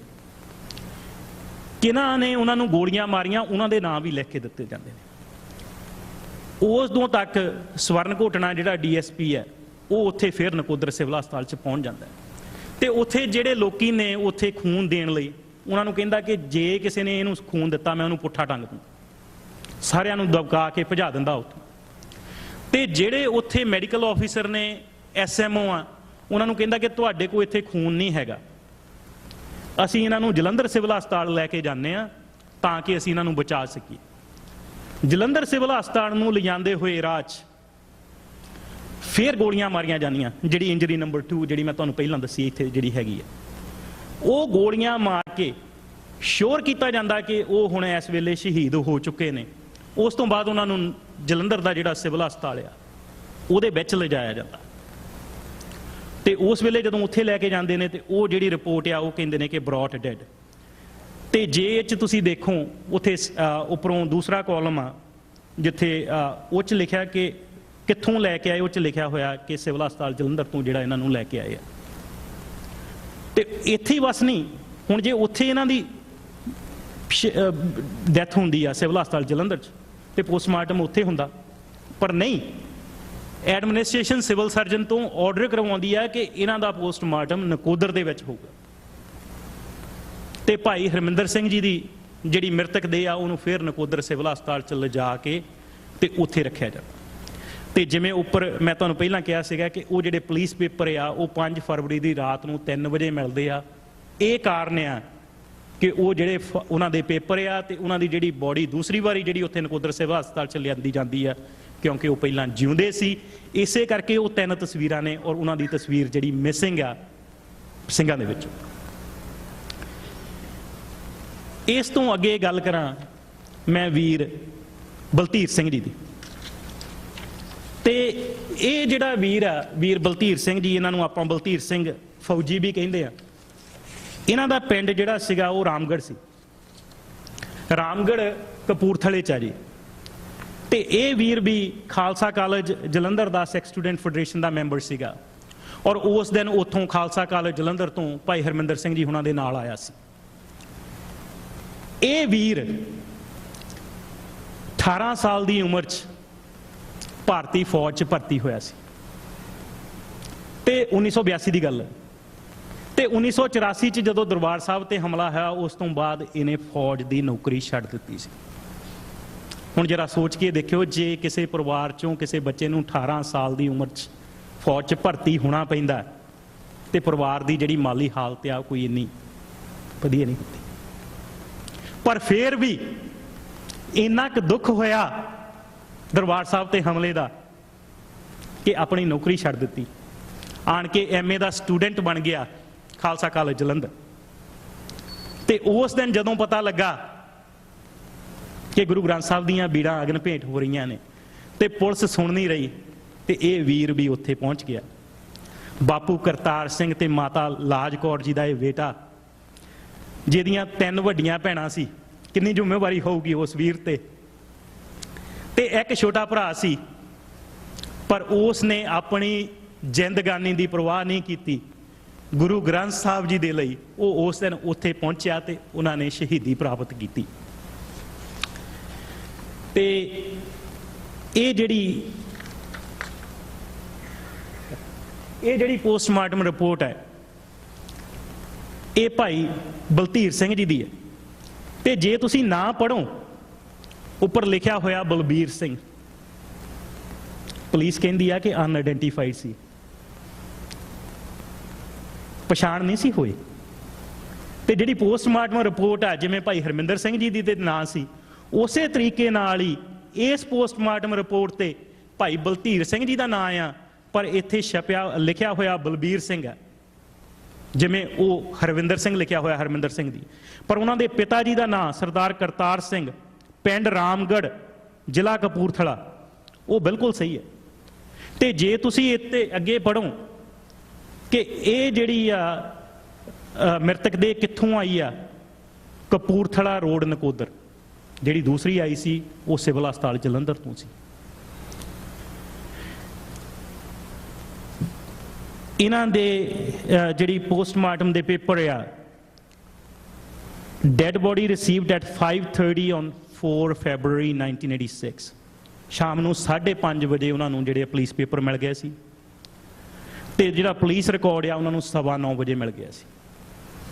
ਤੇ ਦੂਸਰਾ ਜਿਹੜਾ ਸਰੀਰ ਆ ਉਹ 5 ਤਰੀਕ ਨੂੰ 3 ਵਜੇ ਮਿਲਦਾ, ਜਿਹੜੀ ਮੈਂ ਤੁਹਾਨੂੰ ਪਹਿਲਾਂ ਰਿਪੋਰਟ ਦਿਖਾਈ ਹੈ। ਕਰ ਦਿਓ ਵਿੱਚ। ਇਹ ਜਿਹੜੀ ਤਸਵੀਰ ਤੁਸੀਂ ਦੇਖ ਰਹੇ ਹੋ, ਇਹ ਭਾਈ ਝਲਮਣ ਸਿੰਘ ਜੀ ਦੀ। ਭਾਈ ਝਲਮਣ ਸਿੰਘ ਜੀ ਦਾ ਜਿਹੜਾ ਪਿੰਡ ਸੀ ਉਹ ਸੀ ਬਜੂਆ ਖੁਰਦ, ਛੋਟੇ ਬਜੂਏ ਕਰਕੇ ਵੀ ਜਾਣਿਆ ਜਾਂਦਾ। ਪਰ ਪਰਿਵਾਰ ਇਹਨਾਂ ਦਿਨਾਂ 'ਚ ਰਾਜੋਵਾਲ ਗੋਰਸੀਆਂ, ਨੂਰਮਹਿਲ ਦੇ ਕੋਲ ਗੋਰਸੀਆਂ, ਉੱਥੇ ਜ਼ਮੀਨ ਲਈ ਸੀ ਤੇ ਉੱਥੇ ਰਹਿੰਦੇ ਸੀ। ਤੇ ਭਾਈ ਸਾਹਿਬ ਜਿਹੜੇ ਸੀਗੇ ਇਹ 10ਵੀਂ ਤੱਕ ਹੀ ਪੜ੍ਹੇ ਸੀ। ਉਸ ਤੋਂ ਬਾਅਦ ਪਰਿਵਾਰ ਦੀਆਂ ਇਹਨਾਂ ਤੇ ਬਹੁਤ ਜ਼ਿੰਮੇਵਾਰੀਆਂ ਸੀ। 3 ਛੋਟੇ ਵੀਰ ਸੀ, 1 ਛੋਟੀ ਭੈਣ ਸੀ, ਸਾਰਿਆਂ ਤੋਂ ਵੱਡੇ ਸੀ। ਇਸ ਕਰਕੇ ਆਪਣੇ ਪਿਤਾ ਜੀ ਨਾਲ ਖੇਤੀਬਾੜੀ 'ਚ ਹੱਥ ਬਣਾਉਂਦੇ ਸੀ। ਤੇ ਉਸ ਦਿਨ ਇਹ ਸਿੰਘ ਬਜੂਹਾ ਖੁਰਦ ਵਿਖੇ ਆਪਣੇ ਕਿਸੇ ਰਿਸ਼ਤੇਦਾਰ ਦੀ ਵਿਆਹ ਦੇ ਵਿੱਚ ਸ਼ਾਮਲ ਹੋਣ ਲਈ ਆਇਆ ਸੀ। ਪਰ ਜਦੋਂ ਗੁਰਦੁਆਰੇ 'ਚ ਅਨਾਉਂਸਮੈਂਟ ਹੋਈ, ਜਦੋਂ ਪਤਾ ਲੱਗਾ ਕਿ ਗੁਰੂ ਗ੍ਰੰਥ ਸਾਹਿਬ ਦੀਆਂ ਬੀੜਾਂ ਅਗਨ ਭੇਂਟ ਹੋ ਗਈਆਂ ਨੇ, ਵਿਆਹ ਛੱਡ ਕੇ ਤੇ ਉੱਥੇ ਪਹੁੰਚੇ ਸੀ। ਸਾਧ ਜੀ, ਅੱਜ ਅਸੀਂ ਆਪਣੇ ਝਾਤੀ ਮਾਰੀਏ ਆਪਣੇ ਅੰਦਰ ਕਿ ਸਾਡੇ ਕੋਲ ਬਹੁਤ ਬਹਾਨੇ ਹੁੰਦੇ ਨੇ ਕਿ ਅਸੀਂ ਐਸ ਕਰਕੇ ਨਹੀਂ ਪਹੁੰਚ ਸਕਦੇ, ਅਸੀਂ ਉਸ ਕਰਕੇ ਨਹੀਂ ਪਹੁੰਚ ਸਕਦੇ। ਵਿਆਹ ਵਿੱਚ ਛੱਡ ਕੇ ਤੇ ਵੀਰ ਉੱਥੇ ਪਹੁੰਚਿਆ। ਤੇ ਦੱਸਦੇ ਨੇ ਕਿ ਉਹਨਾਂ ਦੇ ਜਿਹੜੇ ਚਾਚਾ ਜੀ ਨੇ ਉਹਨਾਂ ਦੇ ਨਾਲ ਸੀ। ਤੇ ਜਦੋਂ ਗੋਲੀ ਚੱਲੀ ਤੇ ਉਹਨਾਂ ਨੇ ਭਾਈ ਝਲਮਣ ਸਿੰਘ ਜੀ ਨੂੰ ਕਿਹਾ ਕਿ ਝਲਮਣਾ, ਗੋਲੀ ਚੱਲ ਗਈ ਆ, ਚੱਲ ਭੱਜ ਚੱਲੀਏ। ਤੇ ਭਾਈ ਝਲਮਣ ਸਿੰਘ ਦਾ ਜਵਾਬ ਸੀ ਕਿ ਮੈਂ ਗੁਰੂ ਜੀ ਨੂੰ ਪਿੱਠ ਦੇ ਕੇ ਜਾਣ ਵਾਲਿਆਂ ਚੋਂ ਨਹੀਂ। ਔਰ ਜਦੋਂ ਤੁਸੀਂ ਇਹਨਾਂ ਦੀ ਰਿਪੋਰਟ ਦੇਖੋਗੇ ਤੇ ਭਾਈ ਸਾਹਿਬ ਦੀ ਛਾਤੀ ਦੇ ਵਿੱਚ ਗੋਲੀਆਂ ਵੱਜੀਆਂ। ਇਹ ਜਿਹੜੀ ਇਹਨਾਂ ਤੇ ਇਹਨਾਂ ਦਾ ਨਾਂ ਜਿਹੜਾ ਹੈਗਾ ਉਹ ਅਨਨੋਨ ਆ, ਇਹਨਾਂ ਦਾ ਐਡਰੈਸ ਅਨਨੋਨ ਆ, ਇਹਨਾਂ ਨੂੰ ਬੇਪਛਾਣੇ ਕਰਾਰ ਦਿੱਤਾ ਉਹਨਾਂ ਨੇ। ਤੇ ਇਹ ਜਿਹੜੇ ਬਾਕੀ 3 ਸਿੰਘ ਨੇ, ਇਹਨਾਂ ਦੀਆਂ ਜਿਹੜੀਆਂ ਪੁਲਿਸ ਪੇਪਰ ਆ ਜਾਂ ਪੋਸਟ ਜਿਹੜੀ ਆ ਬੋਡੀ ਆ, ਉਹ ਇੱਕੋ ਵੇਲੇ ਆਈ ਆ ਔਰ ਇੱਕੋ ਥਾਂ ਤੋਂ ਆਈ ਆ। ਇਸ ਤੋਂ ਅੱਗੇ ਗੱਲ ਕਰੀਏ ਭਾਈ ਰਵਿੰਦਰ ਸਿੰਘ ਜੀ ਦੀ, ਜਿਹੜੇ ਕਿ ਦਾਸ ਦੇ ਵੱਡੇ ਵੀਰ ਸਨ। ਸ਼ਹੀਦੀ ਮੌਕੇ ਵੀਰ ਜੀ ਦੀ ਉਮਰ 19.5 ਸਾਲ ਸੀ ਔਰ 4 ਸਿੰਘਾਂ ਚੋਂ ਸਭ ਤੋਂ ਛੋਟੇ ਸਨ, 5 ਪਿਆਰਿਆਂ ਚੋਂ ਸਨ। ਪ੍ਰੀ ਇੰਜੀਨੀਅਰਿੰਗ ਕੀਤੀ ਗੁਰੂ ਨਾਨਕ ਨੈਸ਼ਨਲ ਕਾਲਜ ਨਕੋਦਰ ਤੋਂ। ਉਸ ਤੋਂ ਬਾਅਦ ਇਲੈਕਟ੍ਰੀਕਲ ਇੰਜੀਨੀਅਰਿੰਗ ਦਾ ਕੋਰਸ ਕੀਤਾ ITI ਨਕੋਦਰ ਤੋਂ। ਫੈਡਰੇਸ਼ਨ ਦੇ ਨਾਲ ਜੁੜੇ ਸੀ। ਤੇ 29 ਜੂਨ 1966 ਨੂੰ ਵੀਰ ਜੀ ਦਾ ਜਨਮ ਹੋਇਆ ਸੀ। ਤੇ ਫੈਡਰੇਸ਼ਨ ਦੇ ਉਸ ਵੇਲੇ ਤੱਕ ਇੰਨੀ ਛੋਟੀ ਉਮਰ ਹੋਣ ਦੇ ਬਾਵਜੂਦ ਵੀ ਘੱਟੋ ਘੱਟ 4 ਜਿਹੜੇ ਗੁਰਮਤਿ ਕੈਂਪ ਆ ਇਹਨਾਂ ਨੇ ਅਟੈਂਡ ਕੀਤੇ ਸੀ। 1984 ਦੀ ਵਿਸਾਖੀ ਜਿਹੜੀ ਸੀਗੀ ਜੂਨ 1984 ਦੇ ਘੱਲੂਘਾਰੇ ਤੋਂ ਪਹਿਲਾਂ ਕੇਸਗੜ੍ਹ ਸਾਹਿਬ ਵਿਖੇ ਖੰਡੇ ਬਾਟੇ ਦਾ ਅੰਮ੍ਰਿਤਪਾਨ ਕੀਤਾ ਸੀ ਵੀਰ ਜੀ ਨੇ, ਕਿਉਂਕਿ ਜਿਹੜੇ ਕੇਸਗੜ੍ਹ ਸਾਹਿਬ ਦੇ ਜਥੇਦਾਰ ਸੀਗੇ ਉਹ ਸਾਡੇ ਨਾਨਾ ਜੀ ਸੀਗੇ ਗਿਆਨੀ ਹਰਚੰਦ ਸਿੰਘ ਮਹਾਲੋਂ, ਤੇ ਉਹਨਾਂ ਦਾ ਇਹਨਾਂ ਤੇ ਬਹੁਤ ਪ੍ਰਭਾਵ ਸੀ। ਤੇ 1984 ਦਾ ਜਦੋਂ ਸਾਕਾ ਹੋਇਆ ਉਸ ਤੋਂ ਬਾਅਦ ਇਹ ਜਿੰਨੇ ਵੀ ਸਮਾਗਮ ਹੁੰਦੇ ਰਹੇ ਆ ਉੱਥੇ ਅਕਾਲ ਤਖਤ ਤੇ ਪਹੁੰਚਦੇ ਰਹੇ। ਤੇ ਜਦੋਂ ਤੁਸੀਂ ਇਹਨਾਂ ਦੀ ਰਿਪੋਰਟ ਵੀ ਦੇਖੋਗੇ, ਅਗਲੀ ਜਿਹੜੀ ਹੈਗੀ ਹੈ ਪੋਸਟਮਾਰਟਮ ਰਿਪੋਰਟ, ਇਹਨਾਂ ਨੂੰ ਵੀ ਅਨਨੋਨ ਲਿਖਿਆ ਗਿਆ ਕਿ ਇਹਨਾਂ ਦਾ ਕੋਈ ਪਤਾ ਨਹੀਂ ਹੈ, ਇਹਨਾਂ ਦਾ ਜਿਹੜਾ ਐਡਰੈਸ ਆ ਉਹ ਵੀ ਅਨਨੋਨ ਹੈ, ਤੇ ਇਹਨਾਂ ਦੀਆਂ ਵੀ ਛਾਤੀ 'ਚ ਹੀ ਗੋਲੀਆਂ ਵੱਜੀਆਂ ਨੇ, ਉਸੇ ਤਰੀਕੇ ਨਾਲ ਇਹਨਾਂ ਦੀ ਸ਼ਹੀਦੀ ਹੋਈ ਹੈ। ਇੱਥੇ ਇੱਕ ਮੈਂ ਹੋਰ ਜਿਹੜੀ ਗੱਲ ਆ ਥੋੜੀ ਜਿਹੀ ਦੱਸਣੀ ਚਾਹੂੰਗਾ ਕਿ ਜਿਹੜੇ 5 ਸਿੰਘ ਸੀ, ਜਿਹੜੇ 5 ਪਿਆਰੇ ਸੀ, ਉਹਨਾਂ ਦੇ ਵਿੱਚੋਂ ਇੱਕ ਸਿੰਘ ਜਿਹੜੇ ਹੈਗੇ ਨੇ ਉਹ ਅੱਜ ਸਾਡੇ 'ਚ ਹਾਜ਼ਰ ਨੇ, ਤੁਹਾਡੇ ਇੱਥੇ ਨਿਊਯਾਰਕ ਹੀ ਰਹਿੰਦੇ ਨੇ। ਔਰ ਜਦੋਂ ਭਾਈ ਸਾਹਿਬ ਦੇ ਗੋਲੀ ਲੱਗੀ ਆ, ਪਹਿਲੀ ਜਿਹੜੀ ਗੋਲੀ ਆ, ਉਹ ਉਸ ਮੌਕੇ ਦੇ ਗਵਾਹ ਨੇ, ਔਰ ਇਹਨਾਂ ਦੇ ਪੱਟਾਂ ਦੇ ਵਿੱਚ ਉਹਨਾਂ ਨੇ ਜਾਨ ਜਿਹੜੀ ਆ ਉਹ ਦਿੱਤੀ ਹੈ। ਤੇ ਕਰਕੇ ਉਹਨਾਂ ਦੀ ਸੰਭਾਲ ਕਰਨ ਲੱਗੇ ਨੇ, ਥੱਲੇ ਬੈਠ ਗਏ, ਇਸ ਕਰਕੇ ਇਹਨਾਂ ਦੇ ਗੋਲੀਆਂ ਨਹੀਂ ਲੱਗੀਆਂ, ਨਹੀਂ ਤਾਂ ਜਿੰਨੀਆਂ ਵੀ ਗੋਲੀਆਂ ਚੱਲੀਆਂ ਉਹ ਜਿੱਥੇ ਆਪਣੇ ਵਾਈਟਲ ਆਰਗਨਸ ਦੇ ਆ, ਜਿਹੜੀ ਵੇਸਟ ਲਾਈਨ ਦੇ ਉੱਪਰ ਹੀ ਲੱਗੀਆਂ ਨੇ। ਤੇ ਇਹ ਭਾਈ ਪ੍ਰਵਿੰਦਰ ਸਿੰਘ ਜਿਹੜੇ ਹੈਗੇ ਆ, ਮੈਂ ਕਹੂੰਗਾ ਵੀ ਇੱਕ ਵਾਰੀ ਸੰਗਤ ਨੂੰ ਉੱਠ ਕੇ ਆਪਣੇ ਦਰਸ਼ਨ ਦੇਣ, ਤੇ ਇੱਥੇ ਹਾਜ਼ਰ ਨੇ।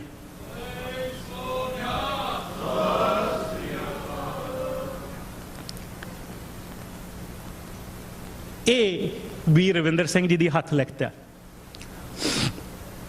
ਜਦੋਂ ਵੀ ਸਮਾਂ ਹੁੰਦਾ ਸੀ, ਵਾਹਿਗੁਰੂ ਵਾਹਿਗੁਰੂ ਵਾਹਿਗੁਰੂ ਵਾਹਿਗੁਰੂ ਆਪਣੀ ਅਭਿਆਸ ਕਾਪੀ 'ਚ ਲਿਖ ਕੇ, ਬੋਲ ਕੇ, ਪੜ੍ਹ ਕੇ ਲਿਖਦੇ ਸੀ।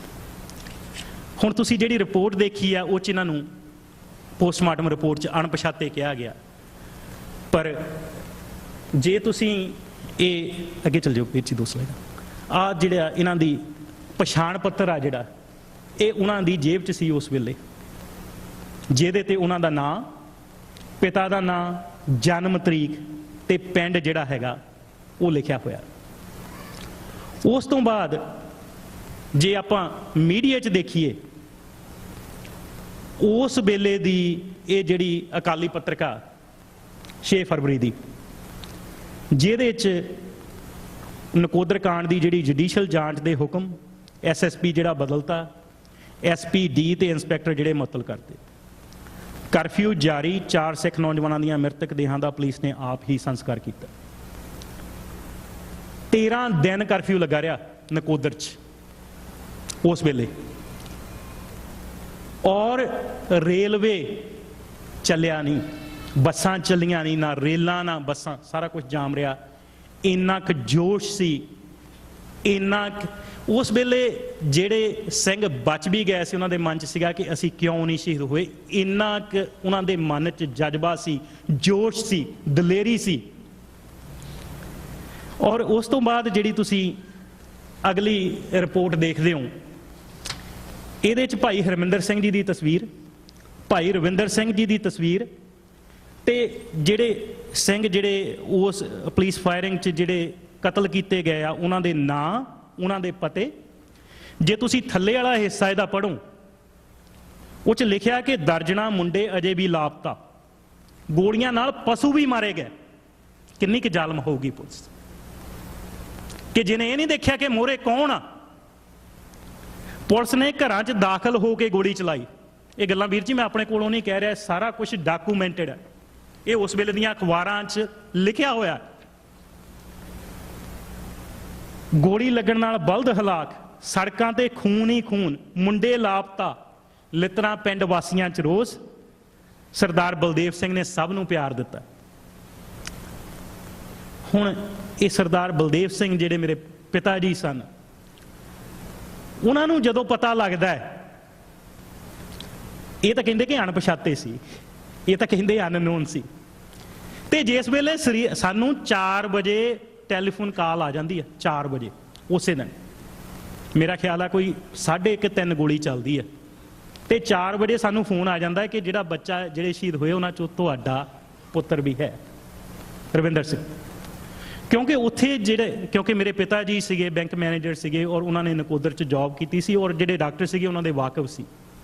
ਤੇ ਜਿਸ ਵੇਲੇ ਡਾਕਟਰਾਂ ਨੇ ਉਹ ਬੱਚੇ ਦਾ ਸਰੀਰ ਦੇਖਿਆ ਉਹਨਾਂ ਨੂੰ ਉਸੇ ਵੇਲੇ ਪਤਾ ਲੱਗ ਗਿਆ ਕਿ ਉਸ ਤੋਂ ਬਾਅਦ ਜਦੋਂ ਪਛਾਣ ਪੱਤਰ ਨਿਕਲਿਆ ਉਹ ਕਨਫਰਮੇਸ਼ਨ ਹੋ ਗਈ ਕਿ ਸ਼ੱਕੀ ਨਹੀਂ, ਇਹ ਤੇ ਉਹੀ ਸਿੰਘ। ਔਰ ਜਦੋਂ ਪਤਾ ਲੱਗਾ ਉਸੇ ਵੇਲੇ ਪਿਤਾ ਜੀ ਪਿੰਡ ਦੇ ਸਰਪੰਚ ਤੇ ਇੱਕ ਸਾਡੇ ਚਾਚਾ ਜੀ ਹੈਗੇ ਸਰਦਾਰ ਕਰਨੈਲ ਸਿੰਘ, ਉਹ ਪੰਚ ਸੀਗੇ, ਉਹਨਾਂ ਦੇ ਨਾਲ ਉਸੇ ਵੇਲੇ ਨਕੋਦਰ ਨੂੰ ਪਹੁੰਚਦੇ ਨੇ ਔਰ ਉਹਨਾਂ ਨੂੰ ਨਕੋਦਰ ਦੇ ਬਾਹਰ ਹੀ ਜਿਹੜਾ ਉਹ ਰੋਕ ਲਿਆ ਜਾਂਦਾ, ਅੰਦਰ ਨਹੀਂ ਜਾਣ ਦਿੱਤਾ ਜਾਂਦਾ। ਤੇ ਉੱਥੇ ਉਹਨਾਂ ਨੂੰ ਕਿਹਾ ਜਾਂਦਾ ਕਿ ਤੁਹਾਨੂੰ ਅੰਦਰ ਨਹੀਂ ਅਸੀਂ ਜਾਣ ਦੇ ਸਕਦੇ, ਕਰਫਿਊ ਲੱਗਾ ਹੋਇਆ ਔਰ ਤੁਹਾਡਾ ਕੋਈ ਨੁਕਸਾਨ ਹੋ ਸਕਦਾ। ਨਾਲ ਦੀ ਨਾਲ ਉਹਨਾਂ ਨੂੰ ਇਹ ਵੀ ਆਈਡੀਆ ਦੇ ਦਿੱਤਾ ਜਾਂਦਾ ਕਿ ਤੁਹਾਨੂੰ ਲਾਸ਼ਾਂ ਜਿਹੜੀਆਂ ਉਹ ਮਿਲਣੀਆਂ ਨਹੀਂ ਆ। ਤੇ ਉਸ ਤੋਂ ਬਾਅਦ ਜਦੋਂ ਇਹ ਇੰਨੀ ਗੱਲ ਪਤਾ ਲੱਗਦੀ ਆ ਤੇ ਉਹ ਕੋਸ਼ਿਸ਼ ਕਰਦੇ ਆ ਕਿ ਗਿਆਨੀ ਹਰਚਰਨ ਸਿੰਘ ਮਹਾਲੋਂ ਜਿਹੜੇ ਮੇਰੇ ਮਾਤਾ ਜੀ ਦੇ ਮਾਮਾ ਜੀ ਸਨ ਵੀ ਉਹਨਾਂ ਨੂੰ ਕੰਟੈਕਟ ਕਰਕੇ ਤੇ ਘੱਟੋ ਘੱਟ ਮ੍ਰਿਤਕ ਦੇਹਾਂ ਜਿਹੜੀਆਂ ਹੈਗੀਆਂ ਉਹ ਪ੍ਰਾਪਤ ਕੀਤੀਆਂ ਜਾਣ। ਤੇ ਉਸ ਤੋਂ ਬਾਅਦ ਜਦੋਂ ਇਹ ਫੋਨ ਤੇ ਗੱਲਬਾਤ ਪਹਿਲਾਂ ਹੋ ਜਾਂਦੀ ਆ, ਉਸ ਤੋਂ ਬਾਅਦ ਘੰਟੇ ਬਾਅਦ ਸਾਰੇ ਫੋਨ ਜਿਹੜੇ ਆ ਇਲਾਕੇ 'ਚ ਜਾਮ ਕਰ ਦਿੱਤੇ ਜਾਂਦੇ, ਕਾਲ ਕੋਈ ਨਾ ਜਾ ਸਕਦੀ ਬਾਹਰ ਤੇ ਨਾ ਆ ਸਕਦੇ। ਤੇ ਉਸ ਤੋਂ ਬਾਅਦ ਉਹ ਕਹਿੰਦੇ ਵੀ ਚਲੋ ਨਕੋਦਰ ਬੰਦ ਹੈਗੇ ਆ, ਜੜਿਆਲੇ ਜਾ ਕੇ ਟਰਾਈ ਕਰ ਲੈਂਦੇ ਆ, ਫਗਵਾੜੇ ਜਾ ਕੇ ਕਰ ਲੈਂਦੇ ਆ, ਰਸਤੇ 'ਚੋਂ ਕਿਤੇ ਉਹ ਫੋਨ ਨਹੀਂ ਹੋਇਆ। ਤੇ ਉਸੇ ਵੇਲੇ ਆਨੰਦਪੁਰ ਸਾਹਿਬ ਜਿਹੜਾ ਹੈਗਾ ਆ ਡਰਾਈਵ ਕਰਕੇ ਨਕੋਦਰੋਂ ਸਿੱਧੇ ਚਲੇ ਜਾਂਦੇ। ਉੱਥੇ ਪਹੁੰਚ ਕੇ ਸਿੰਘ ਸਾਹਿਬ ਨੂੰ ਦੱਸਦੇ ਨੇ ਕਿ ਇਸ ਤਰ੍ਹਾਂ ਘਟਨਾ ਵਾਪਰੀ ਹੈ। ਉਹਨਾਂ ਦੀ ਸਰਜੀਤ ਬਰਨਾਲਾ ਜਿਹੜਾ ਉਸ ਵੇਲੇ ਮੁੱਖ ਮੰਤਰੀ ਆ, ਉਹਦੇ ਨਾਲ ਗੱਲ ਹੁੰਦੀ ਹੈ। ਤੇ ਜਿਹੜਾ ਬਲਵੰਤ ਸਿੰਘ ਸੈਕੰਡ ਇਨ ਕਮਾਂਡ ਸੀ ਖਜ਼ਾਨਾ ਮੰਤਰੀ, ਉਹਦੇ ਨਾਲ ਗੱਲ ਹੁੰਦੀ ਹੈ। ਉਹ ਕਹਿੰਦੇ ਜੀ ਕੋਈ ਨਹੀਂ, ਤੁਸੀਂ ਉੱਥੇ ਪਹੁੰਚੋ ਸਵੇਰ ਨੂੰ ਤੇ ਤੁਹਾਨੂੰ ਜਿਹੜੀਆਂ ਹੈਗੀਆਂ ਲਾਸ਼ਾਂ ਜਿਹੜੀਆਂ ਉਹ ਮਿਲ ਜਾਣਗੀਆਂ। ਤੇ ਸਿੰਘ ਸਾਹਿਬ ਕਹਿੰਦੇ ਵੀ ਠੀਕ ਆ, ਮੈਂ ਵੀ ਉੱਥੇ ਸਵੇਰ ਨੂੰ ਪਹੁੰਚ ਜਾਣਾ, ਤੁਸੀਂ ਵੀ ਪਹੁੰਚ ਜਾਓ। ਤੇ ਪਿਤਾ ਜੀ ਫਿਰ ਵਾਪਸ ਤਿੰਨੇ ਜਾਣੇ ਇਹ ਜੀਪ ਲੈ ਕੇ ਪਿੰਡ ਨੂੰ ਆ ਜਾਂਦੇ ਨੇ। ਪਿੰਡ ਸਾਰੇ ਦਾ ਸਾਰਾ ਉਸ ਦਿਨ ਸਾਡੇ ਘਰ ਬੈਠਾ ਔਰ ਉੱਥੇ ਆਣ ਕੇ ਦੱਸਦੇ ਨੇ ਕਿ ਇਦਾਂ ਵੀ ਸਵੇਰ ਨੂੰ ਦੁਬਾਰਾ ਫੇਰ ਜਾਣਾ ਪੈਣਾ, ਕਿ ਸਵੇਰ ਨੂੰ ਆਪਾਂ ਜਾ ਕੇ ਜਿਹੜੀਆਂ ਹੈਗੀਆਂ ਲਾਸ਼ਾਂ ਪ੍ਰਾਪਤ ਕਰਾਂਗੇ। ਤੇ ਪਿੰਡ ਅਗਲੇ ਦਿਨ ਜਿਹੜਾ ਪਿੰਡ ਉਡੀਕ ਰਿਹਾ ਵੀ ਉਹ ਲੈ ਕੇ ਆਉਣਗੇ ਤੇ ਆਪਾਂ ਲਾਸ਼ਾਂ ਦਾ ਸੰਸਕਾਰ ਕਰਾਂਗੇ। ਅਗਲੇ ਦਿਨ ਜਦੋਂ ਸਵੇਰ ਨੂੰ ਫੇਰ ਜਾਂਦੇ ਨੇ ਤੇ ਉੱਥੇ ਫੇਰ ਰੋਕ ਲਿਆ ਜਾਂਦਾ ਕਿ ਨਹੀਂ, ਤੁਸੀਂ ਅੰਦਰ ਨਹੀਂ ਜਾ ਸਕਦੇ। ਤੇ ਉਹ ਜਿਹੜੇ ਸਾਡੇ ਪਿੰਡ ਦੇ ਸਰਪੰਚ ਸੀ ਉਹ ਬਹੁਤ ਕਲੋਜ਼ ਸੀ ਇਹ ਜਿਹੜਾ ਡੀਐਸਪੀ ਸੀ ਕਰਕੇ, ਉਹਨਾਂ ਦਾ ਉੱਥੇ ਹੋਟਲ ਸੀਗਾ ਤੇ ਉੱਥੇ ਪੁਲਿਸ ਵਾਲੇ ਖਾਣ ਪੀਣ ਆਉਂਦੇ ਸੀ। ਤੇ ਉਹਨਾਂ ਨੇ ਉਹਨੂੰ ਫੋਨ ਕੀਤਾ ਕਿ ਮੇਰੇ ਇਹ ਰਿਸ਼ਤੇਦਾਰ ਵੀ ਨੇ, ਮੇਰੇ ਅਜੀਜ਼ ਵੀ ਨੇ, ਵੀ ਤੁਸੀਂ ਨਹੀਂ ਦੇਣੀਆਂ ਲਾਸ਼ਾਂ, ਕੋਈ ਨਹੀਂ, ਤੁਸੀਂ ਇੱਕ ਵਾਰੀ ਇਹਨਾਂ ਨੂੰ ਆਪਣੇ ਬੱਚੇ ਦਾ ਮੂੰਹ ਦੇਖ ਲੈਣਗੇ। ਔਰ ਜਿਹੜਾ ਡੀਐਸਪੀ ਗੋਪਾਲ ਘੁੰਮਣਿਆ ਉਹ ਕਹਿੰਦਾ ਠੀਕ ਹੈ, ਮੈਂ ਤੁਹਾਡੇ ਲਈ ਇੰਨਾ ਕਰ ਦਿੰਦਾ, ਪਰ ਇਹ ਇਕੱਲੇ ਆਉਣਗੇ, ਮੈਂ ਆਪਣੀ ਜੀਪ ਭੇਜਦਾ, ਉਹਦੇ 'ਚ ਬਿਠਾ ਕੇ ਇਹਨਾਂ ਨੂੰ ਭੇਜ ਦੇ। ਉਹ ਜੀਪ 'ਚ ਬੈਠ ਕੇ ਉੱਥੇ ਨਕੋਦਰ ਸਿਵਲ ਹਸਪਤਾਲ 'ਚ ਜਾਂਦੇ ਨੇ। ਤੇ ਉਹ ਜੋ ਪਿਤਾ ਜੀ ਨੇ ਦੱਸਿਆ ਕਿ 3 ਸਿੰਘਾਂ ਦੀਆਂ ਜਿਹੜੀਆਂ ਮ੍ਰਿਤਕ ਦੇਹਾਂ ਉਹ ਥੱਲੇ ਪਈਆਂ ਸੀ ਤੇ ਭਾਈ ਹਰਮਿੰਦਰ ਸਿੰਘ ਜੀ ਦੀ ਮ੍ਰਿਤਕ ਦੇ ਜਿਹੜੀ ਆ ਉਹ ਉੱਥੇ ਇੱਕ ਸਟ੍ਰੈਚਰ ਤੇ ਪਈ ਸੀ। ਕਹਿੰਦੇ ਮੈਂ ਉੱਥੇ ਅਰਦਾਸ ਕੀਤੀ, 4 ਬੱਚਿਆਂ ਨੂੰ ਪਿਆਰ ਦਿੱਤਾ ਤੇ ਉਸ ਤੋਂ ਬਾਅਦ ਮੈਂ ਪੁਲਿਸ ਵਾਲਿਆਂ ਨੂੰ ਕਿਹਾ ਕਿ ਦੇਖੋ ਮੈਂ ਹੁਣ ਆ ਗਿਆ, ਮੈਂ ਵਾਪਸ ਨਹੀਂ ਜਾਣਾ, ਮੈਂ ਇਹਨਾਂ ਬੱਚਿਆਂ ਦੀਆਂ ਲਾਸ਼ਾਂ ਮੈਂ ਆਪੇ ਪ੍ਰਬੰਧ ਕਰੂੰਗਾ, ਪਿੰਡੋਂ ਪਿੰਡ ਪਹੁੰਚਾਊਂਗਾ, ਸਾਨੂੰ ਅੰਤਮ ਸੰਸਕਾਰ ਕਰ ਲੈਣ ਦਿਓ ਆਪਣੇ ਬੱਚਿਆਂ ਦਾ, ਤੁਸੀਂ ਜੋ ਕਰਨਾ ਸੀ ਕਰ ਲਿਆ, ਪਰ ਸਾਡੇ ਕੋਲ ਸਾਡਾ ਇਹ ਹੱਕ ਨਾ ਖੋ, ਸਾਨੂੰ ਇੰਨਾ ਕੁ ਹੱਕ ਦਿਓ ਕਿ ਅਸੀਂ ਆਪਣੇ ਬੱਚਿਆਂ ਦਾ ਅੰਤਮ ਸੰਸਕਾਰ ਕਰ ਸਕੀਏ। ਤੇ ਉਹ ਕਹਿੰਦਾ ਮੇਰੀ ਮਜਬੂਰੀ ਆ, ਮੇਰੀ ਨੌਕਰੀ ਆ। ਔਰ ਉਹਨੇ ਵਾਅਦਾ ਲਿਆ ਸੀ ਉੱਥੇ ਲਿਜਾਣ ਤੋਂ ਪਹਿਲਾਂ ਕਿ ਤੁਸੀਂ ਮੇਰਾ ਨਾਂ ਜਿੰਨੀ ਦੇਰ ਤੱਕ ਮੈਂ ਜਿਉਂਦਾ ਉਹ ਲੈਣਾ ਨਹੀਂ, ਕਿ ਮੈਂ ਤੁਹਾਨੂੰ ਅੰਦਰ ਆਉਣ ਦਿੱਤਾ ਸੀ। ਪਰ ਪਿਤਾ ਜੀ ਕਹਿੰਦੇ ਕਿ ਨਹੀਂ, ਮੈਂ ਹੁਣ ਇੱਥੋਂ ਨਹੀਂ ਜਾਊਂਗਾ, ਮੈਂ ਨਹੀਂ ਕਹਿੰਦਾ ਮੈਨੂੰ ਕੌਣ ਲੈ ਕੇ ਆ, ਪਰ ਮੈਂ ਅੰਦਰ ਆ ਗਿਆ, ਮੈਂ ਹੁਣ ਵਾਪਸ ਨਹੀਂ ਜਾਣਾ। ਜਦੋਂ ਉਹਨਾਂ ਨੇ ਦੇਖਿਆ ਕਿ ਗੱਲ ਵਿਗੜਦੀ ਹੈ, ਜਾਣ ਨਹੀਂ ਰਿਹਾ, ਉਹਨਾਂ ਨੂੰ ਕਹਿੰਦੇ ਕਿ ਇਦਾਂ ਕਰੋ ਵੀ ਠੀਕ ਹੈ, ਤੁਸੀਂ ਥਾਣੇ 'ਚ ਜਾਓ, ਉੱਥੋਂ SHO ਕੋਲ ਲਿਖਾ ਲਿਆਓ ਤੇ ਕੋਈ ਗੱਲ ਨਹੀਂ, ਆਪਾਂ ਤੁਹਾਨੂੰ ਜਿਹੜੀ ਹੈਗੀ ਆ ਮ੍ਰਿਤਕ ਦੇਹਾਂ ਦੇ ਦਿੰਦੇ ਹਾਂ। ਉਸ ਤੋਂ ਬਾਅਦ ਪਿਤਾ ਜੀ ਨਕੋਦਰ ਸਿਵਲ ਹਸਪਤਾਲ ਤੋਂ ਨਕੋਦਰ ਥਾਣੇ 'ਚ ਚਲੇ ਗਏ, ਕੋਈ 15-20 ਮਿੰਟ ਦਾ ਤੁਰ ਕੇ ਰਸਤਾ। ਉੱਥੇ ਜਾ ਕੇ ਮਗਰੋਂ ਇਹਨਾਂ ਨੇ ਕੀ ਕੀਤਾ ਕਿ CRP ਦੇ ਟਰਾਲੇ 'ਚ ਚਾਰੇ ਸਿੰਘਾਂ ਦੀਆਂ ਜਿਹੜੀਆਂ ਸੀਗੀਆਂ ਮ੍ਰਿਤਕ ਦੇਹਾਂ ਰੱਖ ਕੇ ਉਹਨੂੰ ਲਾਸ਼ ਕਰ ਲੈ ਗਏ ਸੰਸਕਾਰ ਕਰਨ ਲਈ। ਉਸ ਤੋਂ ਬਾਅਦ ਜਿਹੜਾ ਹੈਗਾ ਪਿਤਾ ਜੀ ਉੱਥੇ ਹੀ ਰਹੇ, ਉਹ ਕਹਿੰਦੇ ਵੀ ਮੈਂ ਨਹੀਂ ਜਾਣਾ। ਤੇ ਜਦੋਂ ਉਹਨਾਂ ਨੇ, ਪੁਲਿਸ ਨੇ ਆਪਣਾ ਕੰਮ ਕਰ ਲਿਆ, ਜਦੋਂ ਉਹਨਾਂ ਨੇ ਸਿੰਘਾਂ ਦਾ ਅੰਤਮ ਸੰਸਕਾਰ ਕਰ ਦਿੱਤਾ ਤੇ ਜਿਹੜੇ ਇਲਾਕੇ ਦਾ MLA ਸੀ ਉਹਨੂੰ ਵੀ ਬਾਹਰ ਰੁਕਿਆ ਹੋਇਆ ਸੀ। ਸਰਜੀਤ ਮਨਹਾਸ ਜਿਹੜਾ ਉਸ ਵੇਲੇ ਸਪੀਕਰ ਸੀਗਾ ਅਸੈਂਬਲੀ ਦਾ, ਉਹਨਾਂ ਨੂੰ ਵੀ ਬਾਹਰ ਰੋਕਿਆ ਹੋਇਆ ਸੀ। ਥੰਮਣਵਾਲ ਸੁਰਿੰਦਰਪਾਲ MLA ਜਿਹੜਾ ਸੀ ਉਹਨੂੰ ਵੀ ਬਾਹਰ ਰੋਕਿਆ ਹੋਇਆ ਸੀ। ਹੋਰ ਵੀ ਬਹੁਤ ਸੰਗਤਾਂ ਸੀ ਜਿਨ੍ਹਾਂ ਨੂੰ ਬਾਹਰ ਰੋਕਿਆ ਸੀ। ਸਾਰਿਆਂ ਨੂੰ ਅੰਦਰ ਆ ਲੈਣ ਦਿੱਤਾ। ਉਹ ਸਾਰੇ ਅੰਦਰ ਆਣ ਕੇ ਫਿਰ ਜਿੱਥੇ ਪਿਤਾ ਜੀ ਬੈਠੇ ਸੀਗੇ ਮੋਹਰੇ ਥਾਣੇ ਦੇ, ਉੱਥੇ ਨਾਲ ਹੀ ਸਿੰਘ ਸਾਹਿਬ ਵੀ ਬਹਿ ਗਏ। ਉਹਨਾਂ ਦੇ ਸਪਤਨੀ ਜਿਹੜੀ ਸੀਗੀ ਮਾਮੀ ਜੀ ਅਵਤਾਰ ਕੌਰ, ਉਹ ਵੀ ਨਾਲ ਸੀ, ਉਹ ਵੀ ਉੱਥੇ ਬੈਠ ਕੇ, ਜਿਹੜੇ MLA ਸੀ ਉਹ ਵੀ ਉੱਥੇ ਬੈਠ ਗਏ। ਔਰ ਉਸ ਵੇਲੇ ਮੰਗ ਇਹ ਕੀਤੀ ਵੀ ਜਿਹੜਾ ਇਹਦੀ ਜਿਹੜੀ ਹੈਗੀ ਅਦਾਲਤੀ ਜਾਂਚ ਜਿਹੜੀ ਹੈਗੀ ਆ ਉਹ ਕੀਤੀ ਜਾਵੇ। ਜਿਹੜੇ ਪੁਲਿਸ ਆਫੀਸਰ ਜਿਹੜੇ ਹੈਗੇ ਆ ਉਹਨਾਂ ਨੂੰ ਜਿਹੜਾ ਹੈਗਾ ਬਰਖਾਸਤ ਕੀਤਾ ਜਾਵੇ। ਪਰ ਜਿਵੇਂ ਤੁਸੀਂ ਦੇਖਿਆ SP ਸਮੇਤ 3 ਪੁਲਿਸ ਅਫਸਰ ਮੁਅੱਤਲ, ਸਸਪੈਂਡ ਕੀਤੇ, ਸਿਰਫ ਕਿਸੇ ਦੀ ਟਰਮੀਨੇਸ਼ਨ ਨਹੀਂ ਹੋਈ। ਤੇ ਜਿਹੜੇ 1-2 ਹੋਰ ਸੀ ਉਹਨਾਂ ਦੀਆਂ ਬਦਲੀਆਂ ਕਰਤੀਆਂ ਤੇ ਅਦਾਲਤੀ ਜਾਂਚ ਦੇ ਹੁਕਮ ਦੇ ਦਿੱਤੇ ਉਸ ਵੇਲੇ। ਉਸ ਤੋਂ ਬਾਅਦ 8 ਫਰਵਰੀ ਨੂੰ ਜਿਹੜਾ ਤੁਸੀਂ ਦੇਖਦੇ ਹੋ ਜਿਵੇਂ ਵੀ ਕਾਲਾ ਦਿਵਸ, ਕਾਲਾ ਦਿਵਸ ਮਨਾਉਣ ਦਾ ਫੈਡਰੇਸ਼ਨ ਨੇ ਸੱਦਾ ਦਿੱਤਾ ਸੀ। ਫੈਡਰੇਸ਼ਨ ਨੇ ਜਿਹੜੀ ਅਦਾਲਤੀ ਜਾਂਚ ਆ ਉਹਦਾ ਬਾਈਕਾਟ ਕੀਤਾ ਸੀ। ਫੈਡਰੇਸ਼ਨ ਦੇ ਜਿਹੜੇ ਵੀਰ ਉਸ ਦਿਨ ਆਏ ਸੀ ਸਾਡੇ ਕੋਲ, ਉਹ ਕਹਿੰਦੇ ਕਿ ਅਦਾਲਤੀ ਜਾਂਚ ਜਿਹੜੀ ਆ ਇਹ ਸਿਰਫ ਅੱਖਾਂ ਪੂੰਝਣ ਦੀ ਕਾਰਵਾਈ ਆ, ਕੁਛ ਨਹੀਂ ਮਿਲਣਾ ਆਪਾਂ ਨੂੰ ਇਹਦੇ ਚੋਂ। ਉਹ ਕਹਿੰਦੇ ਜੇ ਸਰਕਾਰ ਸਹਿਰਦਿਆ ਹੈ ਤੇ ਇਹਨਾਂ ਨੂੰ ਟਰਮੀਨੇਟ ਕਰੇ, ਇਹਨਾਂ ਨੂੰ ਅਰੈਸਟ ਕਰੇ ਤੇ ਇਹ ਅੰਦਰ ਹੋਣ, ਫੇਰ ਜਿਹੜੀ ਹੈਗੀ ਆ ਇਹਨਾਂ ਤੇ ਮੁਕੱਦਮੇ ਚੱਲਣ ਕਤਲ ਦੇ ਔਰ ਇਹਦੀ ਪੂਰੀ ਜਾਂਚ ਹੋਵੇ। ਪਰ ਉਹ ਨਹੀਂ ਹੋਇਆ। ਜਿਹੜੀ ਅਦਾਲਤੀ ਜਾਂਚ ਸੀਗੀ, ਅੱਛਾ ਇੱਕ ਜਿਹੜੀ ਰਿਪੋਰਟ ਇੱਕ ਹੋਰ ਜਿਹੜੀ ਹੈਗੀ ਆ ਪ੍ਰੈਸ ਰਿਪੋਰਟ, ਇਹ 'ਚ ਜੇ ਤੁਸੀਂ ਜਿਹੜਾ ਹਾਈਲਾਈਟ ਯੈਲੋ ਹਾਈਲਾਈਟ ਮੈਂ ਕੀਤਾ ਹੋਇਆ, ਇਹ ਰੌਬਰਟ ਮਹੋਨੀ ਰਿਊਟਰਸ ਦਾ ਬਹੁਤ ਤਕੜਾ ਪ੍ਰੈਸ ਰਿਪੋਰਟਰ ਆ। ਇਹਨੇ ਇਹ ਰਿਪੋਰਟ ਜਿਹੜੀ ਆ ਭੇਜੀ ਆ ਉਹਨਾਂ ਡੇਟਾਂ 'ਚ, ਉਹ 'ਚ ਲਿਖਿਆ ਕੀ ਆ, police shoot 3 militant sex student in Punjab, Sikh rally and temple, police blame extremist for 2 deaths. ਤੁਸੀਂ ਦੇਖੋ ਵੀ ਸਾਡੇ ਲਈ ਕਿਹੜੇ ਅਲਫਾਜ਼ ਜੂਝੇ ਇਹਨਾਂ ਨੇ ਵਰਤੇ ਆ 1986 ਚ, ਜਦ ਕਿ ਸੈਕਸ ਸਟੂਡੈਂਟ ਫੈਡਰੇਸ਼ਨ ਦੇ ਮੈਂਬਰ ਸੀ। ਕਿਸੇ ਖਾੜਕੂ ਜਥੇਬੰਦੀ ਨਾਲ ਕੋਈ ਸੰਬੰਧ ਨਹੀਂ ਸੀ, ਕੋਈ ਹਥਿਆਰ ਨਹੀਂ ਸੀ, ਨਿਹੱਥੇ ਸੀ ਤੇ ਸਤਨਾਮ ਵਾਹਿਗੁਰੂ ਦਾ ਜਾਪ ਕਰ ਰਿਹਾ ਗੁਰੂ ਗ੍ਰੰਥ ਸਾਹਿਬ ਦੇ ਆਦਬ ਸਤਿਕਾਰ ਭੰਗ ਹੋਣ ਦੇ ਵੇ, ਤੇ ਸਾਨੂੰ ਮਾਰਕ ਕੀ ਕੀਤਾ ਜਾਂਦਾ ਤੇ ਕੌਣ ਕਰਾਉਂਦਾ ਸੀਗਾ? ਉਸ ਵੇਲੇ ਦੀਆਂ ਜਿਹੜੀਆਂ ਏਜੰਸੀਆਂ ਸੀਗੀਆਂ ਉਹ ਕਰਵਾਉਣੀਆਂ ਸੀ।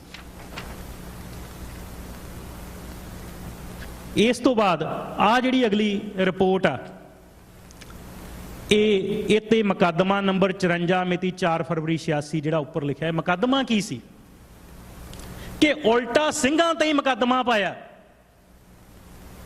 ਕਿ ਇਹਨਾਂ ਨੇ ਕਾਨੂੰਨ ਭੰਗ ਕੀਤਾ ਹੈ। ਪੁਲਿਸ ਨੂੰ ਜਿਹੜਾ ਸੀਗਾ ਇਹਨਾਂ ਤੋਂ ਆਪਣੀ ਜਾਨ ਦਾ ਖਤਰਾ ਸੀ, ਨਿਹੱਥਿਆਂ ਤੋਂ। ਇਹਨਾਂ ਦੇ ਕੋਲ ਸਟੇਨ ਗੰਨਾਂ ਨੇ, ਮਸ਼ੀਨ ਗੰਨਾਂ ਨੇ, ਸਭ ਗੰਨਾਂ ਨੇ, ਉਹ ਨਿਹੱਥੇ ਨੇ, ਉਹਨਾਂ ਤੋਂ ਖਤਰਾ ਸੀ। ਤੇ ਇਸ ਕਰਕੇ ਜਿਹੜਾ ਪੋਸਟਮਾਰਟਮ ਆ ਨਾ, ਇਹਨੂੰ ਕਰਾਉਣ ਦੀ ਇਜਾਜ਼ਤ ਜਿਹੜੀ ਆ ਉਹ ਰਾਤ ਨੂੰ ਦਿੱਤੀ ਜਾਵੇ। ਤੇ ਇਹ ਜਿਹੜੇ ਆਰਡਰ ਨੇ ਇਹਨਾਂ ਤੇ ADC ਗੁਰੂ ਦੇ ਤੇ ਡਿਸਟ੍ਰਿਕਟ ਮੈਜਿਸਟ੍ਰੇਟ ਦੇ ਉਸ ਵੇਲੇ ਦੇ ਇਹਨਾਂ ਦੇ ਸਾਈਨ ਨੇ। ਔਰ ਇਹਦੇ ਚ ਜੋ ਲਿਖਿਆ ਹੋਇਆ ਡਿਸਟ੍ਰਿਕਟ ਮੈਜਿਸਟ੍ਰੇਟ ਦਾ, ਉਹ ਕਹਿੰਦਾ in view of tense law and order situation there is urgency, postmortem is therefore allowed to be conducted at midnight.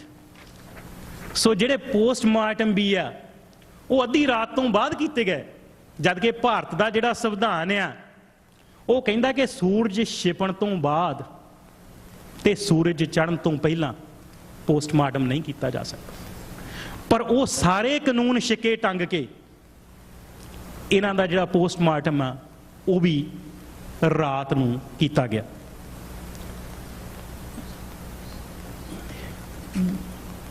ਅੱਗੇ ਕਰ ਲਓ ਜੀ।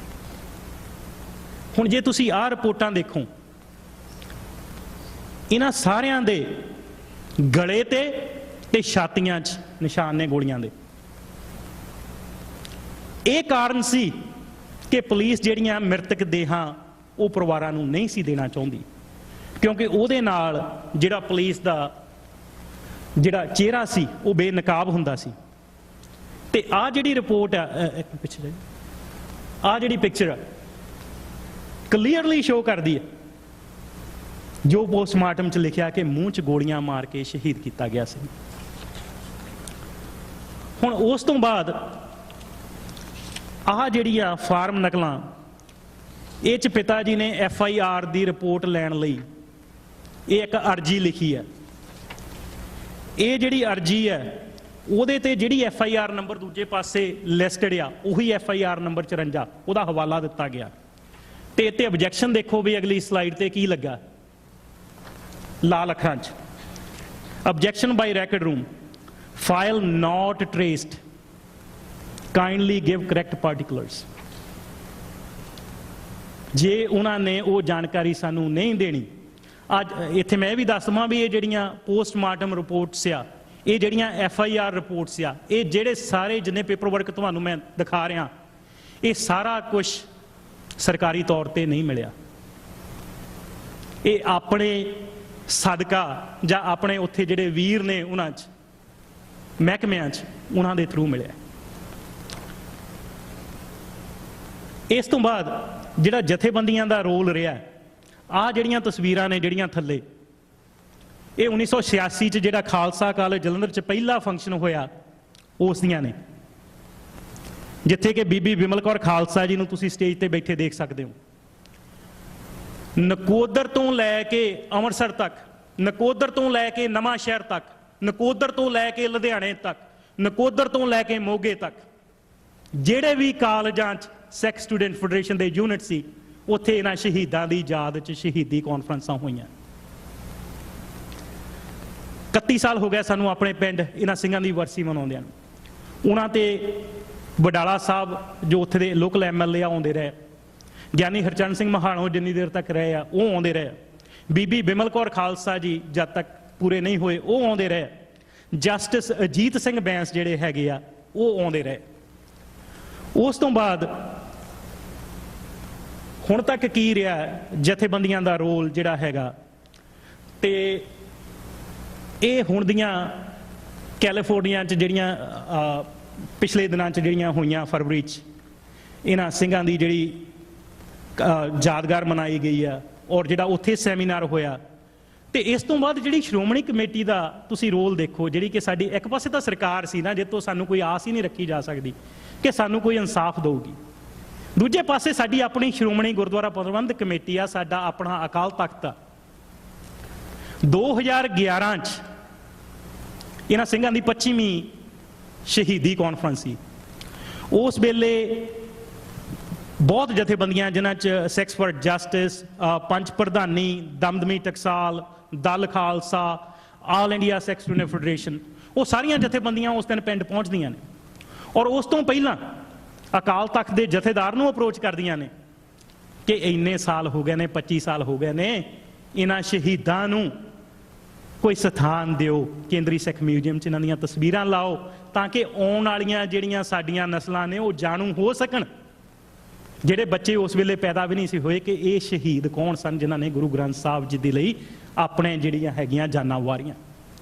ਤੇ ਉਸ ਵੇਲੇ 2011 'ਚ ਅਕਾਲ ਤਖਤ ਦੇ ਜਿਹੜੇ ਜਥੇਦਾਰ ਸੀ ਉਹਨਾਂ ਨੇ ਪਰਿਵਾਰਾਂ ਨੂੰ ਸਨਮਾਨਿਤ ਕੀਤਾ ਔਰ ਉਸ ਵੇਲੇ ਕਿਹਾ ਕਿ ਇਹ ਮੈਂ ਸ਼ਹੀਦਾਂ ਨੂੰ ਆਪਣੇ ਕੌਮੀ ਸ਼ਹੀਦ ਜਿਹੜੇ ਆ ਉਹ ਅੱਜ ਇਹਨਾਂ ਨੂੰ ਕਹਿਣਾ, ਤੇ ਆਉਣ ਵਾਲੇ ਦਿਨਾਂ 'ਚ ਮੈਂ ਆਦੇਸ਼ ਦਿੰਦਾ ਸ਼੍ਰੋਮਣੀ ਗੁਰਦੁਆਰਾ ਪ੍ਰਬੰਧਕ ਕਮੇਟੀ ਨੂੰ ਕਿ ਇਹਨਾਂ ਦੀਆਂ ਤਸਵੀਰਾਂ ਜਿਹੜੀਆਂ ਆ ਉਹ ਕੇਂਦਰੀ ਸਿੱਖ ਮਿਊਜ਼ੀਅਮ ਘਰ ਚਲਾਈਆਂ ਜਾਣ। ਪਰ ਕੁਛ ਨਹੀਂ ਹੋਇਆ 6 ਸਾਲਾਂ 'ਚ।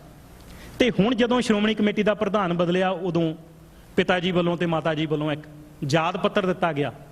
ਬਡੂੰਗਰ ਜਿਹੜਾ ਸ਼੍ਰੋਮਣੀ ਗੁਰਦੁਆਰਾ ਪ੍ਰਬੰਧਕ ਕਮੇਟੀ ਦਾ ਪ੍ਰਧਾਨ, ਪਰ ਉਹਦਾ ਵੀ ਸਾਨੂੰ ਪਹਿਲਾਂ ਕੋਈ ਜਵਾਬ ਨਹੀਂ ਮਿਲਿਆ। ਪਰ ਉਸ ਤੋਂ ਬਾਅਦ ਡਾਇਸਪੋਰਾ ਇਫੈਕਟ ਤੁਸੀਂ ਦੇਖੋ, ਜਿਹੜੀ ਚੀਜ਼ 6 ਸਾਲਾਂ 'ਚ ਨਹੀਂ ਹੋਈ, ਸ਼੍ਰੋਮਣੀ ਕਮੇਟੀ ਆਖਰ ਮਜਬੂਰ ਹੋ ਗਈ ਅੰਤਰਿਮ ਕਮੇਟੀ 'ਚ ਅਪਰੂਵ ਕਰਨ 'ਚ ਕਿ ਇਹਨਾਂ ਸਿੰਘਾਂ ਦੀਆਂ ਜਿਹੜੀਆਂ ਤਸਵੀਰਾਂ ਉਹ ਕੇਂਦਰੀ ਸਿੱਖ ਮਿਊਜ਼ੀਅਮ ਘਰ 'ਚ ਲੱਗਣ। ਸਾਕਾ ਨਕੋਦਰ ਇਹ ਜਿਹੜਾ ਸਿੱਖ ਸੰਘਰਸ਼ ਆ ਉੱਥੇ ਕਿੱਥੇ ਸਟੈਂਡ ਕਰਦਾ? 26 ਜਨਵਰੀ 1986 ਨੂੰ ਸਰਬੱਤ ਖਾਲਸਾ ਹੋਇਆ ਸੀ, ਜਿਹਦੇ 'ਚ 5 ਮੈਂਬਰੀ ਪੰਥਕ ਕਮੇਟੀ ਬਣੀ ਸੀ। ਉਸ ਤੋਂ ਬਾਅਦ ਇੱਕ ਹਫ਼ਤੇ ਬਾਅਦ 2 ਫਰਵਰੀ ਨੂੰ ਗੁਰੂ ਗ੍ਰੰਥ ਸਾਹਿਬ ਦੀਆਂ ਬੀੜਾਂ ਅਗਨ ਭੇਟ ਹੋਈਆਂ। ਪੂਰੇ 1 ਵੀਕ ਬਾਅਦ 4 ਫਰਵਰੀ ਨੂੰ ਸਾਕਾ ਨਕੋਦਰ ਹੁੰਦਾ। ਉਸ ਤੋਂ ਬਾਅਦ ਮਾਰਚ 21 1986 ਨੂੰ ਜਦੋਂ ਸੰਯੁਕਤ ਅਕਾਲੀ ਦਲ ਤੇ ਹੋਰ ਜਿਹੜੇ ਆਪਣੇ ਪੰਥ ਦੇ ਲੀਡਰ ਆ ਉਹ ਅਸੈਂਬਲੀ ਦਾ ਘਿਰਾਓ ਕਰਨ ਜਾ ਰਹੇ ਆ, ਉਸ ਵੇਲੇ ਉਹਨਾਂ ਤੇ ਗੋਲੀ ਚੱਲਦੀ ਹੈ। ਉਸ ਤੋਂ ਬਾਅਦ 26 ਮਾਰਚ ਨੂੰ ਹੋਲਾ ਮਹੱਲਾ ਸੀ ਆਨੰਦਪੁਰ ਸਾਹਿਬ, ਜਿੱਤੇ ਕਿ ਇਸ ਸਰਜੀਤ ਬਰਨਾਲੇ ਨੇ ਆਣ ਕੇ ਭਾਸ਼ਣ ਦੇਣਾ ਸੀ। ਉਸ ਨੂੰ ਸਿੱਖ ਸਟੂਡੈਂਟ ਫੈਡਰੇਸ਼ਨ ਦੇ ਇਹਨਾਂ ਵੀਰਾਂ ਨੇ ਬੰਗਾਰਿਆ ਸੀ ਕਿ ਇਸ ਕੇਸਗੜ੍ਹ ਸਾਹਿਬ ਦੀ ਧਰਤੀ ਤੇ ਤੇਰੇ ਵਰਗੇ ਗੱਦਾਰਾਂ ਨੂੰ ਬੋਲਣ ਨਹੀਂ ਦਿੱਤਾ ਜਾਏਗਾ। ਉਹ ਸਟੇਟ ਹੈਡ ਸੀ, ਸੂਬੇਦਾਰ ਸੀ ਪੰਜਾਬ ਦਾ, ਔਰ ਉਸ ਨੂੰ ਚੈਲੰਜ ਕੀਤਾ ਸੀ ਫੈਡਰੇਸ਼ਨ ਨੇ। ਸਾਡੇ 'ਚ ਅੱਜ ਝਾਤੀ ਮਾਰਿਓ ਵੀ ਉਹ ਜਜ਼ਬਾ ਹੈਗਾ ਜਾਂ ਹੈ ਨਹੀਂ। ਔਰ ਜਿਸ ਵੇਲੇ ਬਰਨਾਲਾ ਉੱਥੇ ਆਇਆ, ਸਿੰਘ ਉੱਥੇ ਸਤਨਾਮ ਵਾਹਿਗੁਰੂ ਦਾ ਜਾਪ ਕਰਦੇ ਗਏ ਆ, 7 ਸਿੰਘ ਸ਼ਹੀਦ ਹੋਏ, 7 ਸਿੰਘ। ਔਰ ਉਸ ਤੋਂ ਬਾਅਦ 29 ਅਪ੍ਰੈਲ 1986 ਨੂੰ ਅਕਾਲ ਤਖਤ ਤੋਂ ਖਾਲਿਸਤਾਨ ਦਾ ਐਲਾਨ ਹੋਇਆ। ਇਹ ਸਥਾਨ ਆ ਇਸ ਸਾਕੇ ਨਕੋਦਰ ਦਾ ਅੱਜ ਦੇ ਸੰਘਰਸ਼। ਇਸ ਤੋਂ ਵਿੱਚ ਕੀ ਆਪਣੇ ਪੰਥ ਦੇ ਆਗੂਆਂ ਦੇ ਹਾਲ ਦੇਖ ਲਓ। ਇਸ ਸ਼ਖਸ ਬਾਦਲ ਨੂੰ ਪੰਥ ਰਤਨ ਤੇ ਪਤਾ ਨਹੀਂ ਕਿਹੜੇ ਕਿਹੜੇ ਅਵਾਰਡ ਦਿੱਤੇ ਨੇ ਸਾਡੇ ਤਖਤ ਨੇ, ਤੇ ਜਿਹਨੂੰ ਗਲਵਕੜੀ 'ਚ ਲੈ ਕੇ ਖੜਾ ਇਹ ਉਹੀ ਇਜ਼ਹਾਰ ਆਲਮ ਹੈ ਜਿਹਨੇ ਆਲਮ ਸੈਨਾ ਬਣਾਈ ਸੀ। ਇਹ ਉਹੀ ਇਜ਼ਹਾਰ ਆਲਮ ਨੇ ਜਿਹਨੇ ਸਾਡੇ ਵੀਰਾਂ ਨੂੰ ਸ਼ਹੀਦ ਕੀਤਾ ਸੀ। ਤੇ ਇਹ ਤੁਸੀਂ ਦੇਖੋ ਵੀ ਇਹ ਬੁੱਕਲ ਦੇ ਯਾਰ ਨੇ। ਉਸ ਤੋਂ ਬਾਅਦ ਆ ਜਿਹੜਾ ਸੌਦਾ ਸਾਧ ਆ, ਇਹਦੇ ਕਰਕੇ ਜਿਹੜੇ ਸਿੰਘ ਸ਼ਹੀਦ ਹੋਏ ਨੇ, ਜਿਨ੍ਹਾਂ ਚੋਂ ਇੱਕ ਭਾਈ ਹਰਮਿੰਦਰ ਸਿੰਘ ਡੱਬ ਵਾਲੀ ਜਿਹੜੇ ਆ, ਉਹਨਾਂ ਦੀ ਤਸਵੀਰ ਵੀ ਇਹਨਾਂ ਦੇ ਨਾਲ ਜਿਹੜੀ ਉਸ ਦਿਨ ਲਾਈ ਜਾਣੀ ਹੈ। ਤੇ ਉਸ ਤੋਂ ਬਾਅਦ ਇਸੇ ਐਗਜ਼ੈਕਟਿਵ ਕਮੇਟੀ ਨੇ ਹੋਰ ਕੀ ਡਿਸੀਜਨ ਕੀਤਾ, ਥੱਲੇ ਦੇਖੋ। ਆ ਦਰਬਾਰਾ ਸਿੰਘ ਗੁਰੂ ਉਹੀ ADC ਆ ਜਿਹੜਾ ਜ਼ਿੰਮੇਵਾਰ ਸੀ ਇਸ ਸਾਕੇ ਲਈ। ਉਹਨੂੰ ਗੁਰੂ ਗ੍ਰੰਥ ਸਾਹਿਬ ਦੀ ਯੂਨੀਵਰਸਿਟੀ ਦਾ ਸਕੱਤਰ ਕਰਤਾ ਨਿਯੁਕਤ ਸਾਡੀ ਇਸ ਸ਼੍ਰੋਮਣੀ ਕਮੇਟੀ ਨੇ। ਇਦੋਂ ਜ਼ਿਆਦਾ ਅਣਗਹਿਲੀ ਕੀ ਕਰ ਸਕਦੇ ਆ? ਇਦੋਂ ਜ਼ਿਆਦਾ ਗਸਤਾਖੀਆਂ ਅਸੀਂ ਕੀ ਕਰ ਸਕਦੇ ਆ? ਔਰ ਪੂਰਨ ਗੁਰਸਿੱਖ ਵੀ ਨਹੀਂ ਪਤਿਤ ਆ। ਤੇ ਜਦੋਂ ਸ਼੍ਰੋਮਣੀ ਕਮੇਟੀ ਦੇ ਪ੍ਰਧਾਨ ਨੂੰ ਪੁੱਛਿਆ ਜਾਂਦਾ, ਉਹ ਕਹਿੰਦਾ ਕੋਈ ਨਹੀਂ 2 ਵੀਕਾਂ 'ਚ ਇਹਦੇ ਦਾੜੀ ਆ ਜਾਊਗੀ। ਇਹ ਕਹਿੰਦਾ ਹੁਣ ਅੱਜ ਤੋਂ ਬਾਅਦ ਮੈਂ ਦਾੜੀ ਜਿਹੜੀ ਆ ਉਹ ਆਪਣੇ ਕੇਸ ਕਤਲ ਨਹੀਂ ਕਰੂੰਗਾ। ਹੁਣ ਜੇ ਆਪਾਂ ਦੇਖੀਏ ਕਿ 1986 ਤੋਂ ਲੈ ਕੇ ਅੱਜ ਤੱਕ ਅਸੀਂ ਸਿੱਖਿਆ ਕੀ ਆ? ਉੱਪਰ ਵਾਲੀ ਤਸਵੀਰ 1986 ਦੀ ਹੈ, ਥੱਲੇ ਵਾਲੀ ਦੀ ਤਸਵੀਰ ਜਿਹੜੀ ਆ ਉਹ 2015 ਦੀ ਹੈ, ਬਰਗਾੜੀ ਕਾਂਡ ਦੀ। ਬਰਗਾੜੀ ਕਾਂਡ ਕੀ ਸੀ? ਆਪਾਂ ਨੂੰ ਪਤਾ ਹੀ ਵੀ ਗੁਰੂ ਗ੍ਰੰਥ ਸਾਹਿਬ ਜੀ ਦੇ ਆਦਬ ਸਤਿਕਾਰ ਲਈ ਸੰਗਤਾਂ ਬੈਠੀਆਂ ਤੇ ਗੋਲੀਆਂ ਚਲਾਈਆਂ ਗਈਆਂ। ਸਾਧ ਸੰਗਤ 2 ਸਿੰਘ ਸ਼ਹੀਦ ਹੋਏ ਆ। ਨਵੀਂ ਸਰਕਾਰ ਬਣ ਗਈ ਹੁਣ ਫੇਰ ਕੱਲ, ਉਹਨਾਂ ਨੇ ਬਹੁਤ ਐਗਜ਼ੈਕਟਿਵ ਡਿਸੀਜਨ ਲਿਆ ਕੱਲ। ਉਹਦੇ 'ਚ ਗੁਰੂ ਗ੍ਰੰਥ ਸਾਹਿਬ ਜੀ ਦੀ ਬੇਅਦਬੀ ਦਾ, ਇਹਨਾਂ ਸ਼ਹੀਦਾਂ ਦੇ ਕਾਤਲਾਂ ਨੂੰ ਸਜ਼ਾ ਦੇਣ ਦੀ ਕਿਤੇ ਕੋਈ ਗੱਲ ਨਹੀਂ ਕੀਤੀ ਗਈ। ਤੇ ਜਿਹੜੀ ਵਿਰੋਧੀ ਧਿਰ ਆ ਉਹਨਾਂ ਦੇ ਵੀ ਬੁੱਲ ਸੀਨਤੇ ਹੋਇਆ, ਉਹ ਵੀ ਇਹਦੇ ਤੇ ਗੱਲ ਨਹੀਂ ਕਰ ਰਹੇ। ਆ ਮੈਂ ਮੇਰੀ ਭੈਣ ਜਸ ਬੈਂਸ ਦੀ ਜਿਹੜੀ ਆ ਚੰਦ ਲਾਈਨਾਂ ਤੁਹਾਨੂੰ ਪੜ੍ਹ ਕੇ ਦਊਂਗਾ, ਜਿਹਦੇ 'ਚ ਸਾਰੀ ਚੀਜ਼ ਨੂੰ ਉਹ ਨਿਚੋੜ ਕੱਢਦੀ ਹੈ। ਕਹਿੰਦੀ ਚਵਰ ਤਖਤ ਦੇ ਮਾਲਕ ਹਾਜ਼ਰਾ ਹਜੂਰ ਸਰਬ ਕਲਾ ਭਰਪੂਰ ਸਾਹਿਬ ਸ੍ਰੀ ਗੁਰੂ ਗ੍ਰੰਥ ਸਾਹਿਬ ਜੀ ਦੀ ਬੇਅਦਬੀ ਨੂੰ ਨਾ ਸਹਾਰਦੇ ਹੋਏ ਹਿੱਕ 'ਚ ਗੋਲੀਆਂ ਖਾ ਕੇ ਸ਼ਹੀਦੀਆਂ ਪ੍ਰਾਪਤ ਕਰਨ ਵਾਲੇ ਸੂਰਬੀਰ ਸ਼ਹੀਦ ਯੋਧਿਆਂ ਨੂੰ ਕੇਸਰੀ ਸਲਾਮ। ਸਿੱਖ ਕੌਮ ਦੇ ਗੌਰਵਮਈ ਇਤਿਹਾਸ ਦੇ ਸੁਨਹਿਰੀ ਪੰਨਿਆਂ ਉੱਪਰ ਸੂਰਜ ਵਾਂਗ ਚਮਕਣ ਵਾਲੇ ਸਿਤਾਰਿਓ, ਸਾਡੀ ਸ਼ਰਧਾ ਦੇ ਫੁੱਲ ਪ੍ਰਵਾਨ ਕਰਨੇ। ਕਾਸ਼ ਤੁਹਾਡੇ ਜਾਣ ਤੋਂ ਮਗਰੋਂ ਸਮੁੱਚੀ ਸਿੱਖ ਕੌਮ ਇਕਜੁੱਟ ਹੋ ਕੇ ਤੁਹਾਡੀ ਸੋਚ ਤੇ ਪਹਿਰਾ ਦਿੰਦੀ ਤੇ ਅੱਜ ਸਾਹਿਬੇ ਕਮਾਲ ਸ੍ਰੀ ਗੁਰੂ ਗ੍ਰੰਥ ਸਾਹਿਬ ਜੀ ਦੇ ਸਰੂਪਾਂ ਦੇ ਪੱਤਰੇ ਗਲੀਆਂ ਨਾਲੀਆਂ ਵਿੱਚ ਇੰਜ ਨਾ ਰੁਲਦੇ। ਕਿੰਜ ਰੱਖੀਏ ਵੀਰਿਓ ਯਾਦ ਤੁਹਾਨੂੰ ਸਮੇਂ ਨਾਲ ਅਸੀਂ ਵੀ ਹੋਰ ਹੋ ਗਏ, ਜਿਨ੍ਹਾਂ ਲਈ ਤੁਸੀਂ ਕੁਰਬਾਨ ਹੋਏ, ਮੌਕਾ ਵਾਚ ਕੇ ਸਾਰੇ ਹੀ ਚੋਰ ਹੋ ਗਏ। ਇੱਕ ਸਵਾਲ ਇਹ ਜਿਹੜਾ ਹੈਗਾ ਭਾਈ ਗਜਿੰਦਰ ਸਿੰਘ ਜੀ ਵੱਲੋਂ ਸਾਨੂੰ, ਭਾਈ ਗਜਿੰਦਰ ਸਿੰਘ ਜਿਹੜੇ ਸਿੰਘਾਂ ਨੂੰ ਨਹੀਂ ਪਤਾ, ਉਹ ਸਿੱਖ ਹਾਈਜੈਕਰ ਸੀ ਜਿਹੜੇ ਕਿ ਪਾਕਿਸਤਾਨ 'ਚ ਜਲਾਵਤਨੀ ਕੱਟ ਰਿਹਾ ਅੱਜ ਕੱਲ੍ਹ। ਉਹ ਕਹਿੰਦੇ ਕਿਤੇ ਕੋਈ ਤਾਂ ਕਮੀ ਹੈ, ਕਿਤੇ ਕੋਈ ਤਾਂ ਕਮੀ ਹੈ ਜੋ ਜਿੱਤ ਕੇ ਹਾਰ ਜਾਂਦੇ ਹਾਂ। ਨਾ ਦੇਣਾ ਸੀਸ ਭੁੱਲਿਆ ਹੈ ਤੇ ਲੈਣਾ ਸਿਰ ਵੀ ਆਉਂਦਾ ਹੈ। ਨਾ ਦੇਣਾ ਸੀਸ ਭੁੱਲਿਆ ਹੈ ਤੇ ਲੈਣਾ ਸਿਰ ਵੀ ਆਉਂਦਾ ਹੈ। ਉਹ ਕਿਹੜੀ ਬਾਤ ਹੈ ਐਸੀ ਜੋ ਮੁੜ ਮੁੜ ਮਾਰ ਖਾਂਦੇ ਹਾਂ। ਗੁਰੂ ਨੇ ਖੰਡੇ ਦਾ ਅੰਮ੍ਰਿਤ ਪਤਾਸੇ ਪਾ ਕੇ ਛਕਾਇਆ ਸੀ। ਗੁਰੂ ਨੇ ਖੰਡੇ ਦਾ ਅੰਮ੍ਰਿਤ ਪਤਾਸੇ ਪਾ ਕੇ ਛਕਾਇਆ ਸੀ। ਉਹਨੇ ਲੜਨਾ ਵੀ ਦੱਸਿਆ ਸੀ, ਮਿਲ ਬਹਿਣਾ ਵੀ ਸਿਖਾਇਆ ਸੀ। ਅਸੀਂ ਮਿਲ ਬਹਿਣਾ ਭੁੱਲ ਗਏ ਹਾਂ ਤੇ ਲੜਨਾ ਯਾਦ ਰੱਖਿਆ ਹੈ। ਅੰਮ੍ਰਿਤ ਦੀ ਸਾਰ ਭੁੱਲ ਗਏ ਹਾਂ, ਯਾਦ ਬਸ ਸਵਾਦ ਰੱਖਿਆ ਹੈ। ਦਰਦਮੰਦੋ ਆਓ ਰਲ ਮਿਲ ਬਈਏ, ਕਰੀਏ ਸੋਚ ਵਿਚਾਰ, ਲੱਭੀਏ ਇਸ ਸਵਾਲ ਦਾ ਉੱਤਰ, ਸਾਡੀ ਜਿੱਤ ਬਣਦੀ ਕਿਉਂ ਹਾਰ। ਵਾਹਿਗੁਰੂ ਜੀ ਕਾ ਖਾਲਸਾ, ਵਾਹਿਗੁਰੂ ਜੀ ਕੀ ਫਤਿਹ।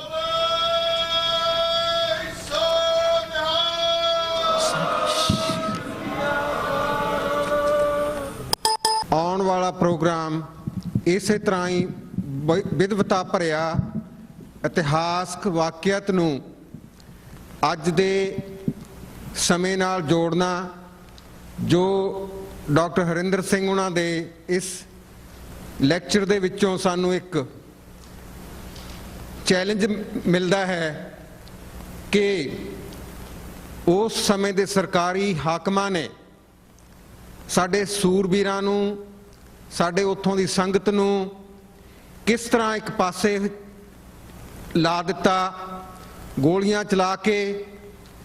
ਅਸੀਂ ਉਹ ਪਵਿੱਤਰ ਰਾਖ ਜਿਸ ਨੂੰ ਦੁਸ਼ਮਣ ਨੇ ਅਗਨ ਭੇਟ ਕੀਤਾ ਸੀ ਗੁਰੂ ਗ੍ਰੰਥ ਸਾਹਿਬ ਨੂੰ, ਉਹਦਾ ਜ਼ਿਕਰ ਕਰਨਾ ਵੀ ਭੁੱਲ ਗਏ ਕਿ ਕੀ ਹੋਇਆ, ਕਿੱਥੇ ਹੋਇਆ, ਕੀ ਹੋਇਆ, ਕਿਉਂਕਿ ਸਾਨੂੰ ਉਹ ਲਾਸ਼ਾਂ ਤਿੱਕਰ ਵੀ ਨਹੀਂ ਨਸੀਬ ਹੋਈਆਂ ਜਿਨ੍ਹਾਂ ਨੂੰ ਅਣਪਛਾਤੀਆਂ ਕਹਿ ਕੇ ਇਹਨਾਂ ਨੇ ਅੰਤਮ ਸੰਸਕਾਰ ਕਰ ਦਿੱਤੇ।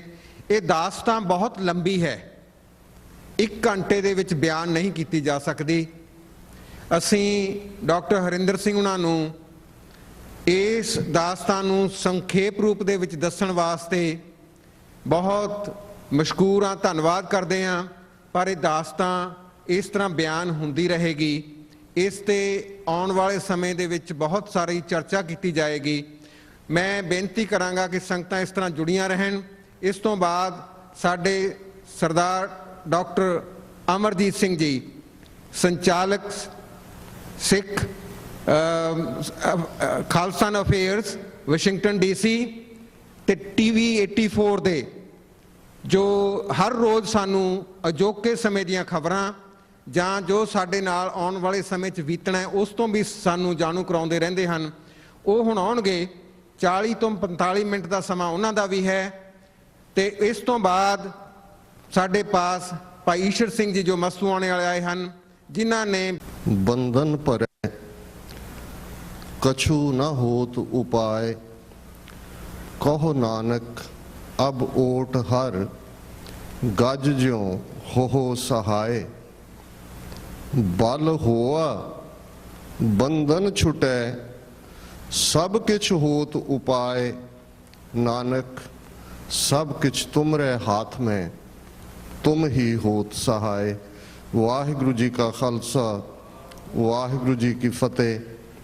साहिब श्री गुरु ग्रंथ साहिब जी की हजूरी में जुड़े बैठे सतगुरु जी का अपना आपा गुरु खालसा साध संगत जीओ,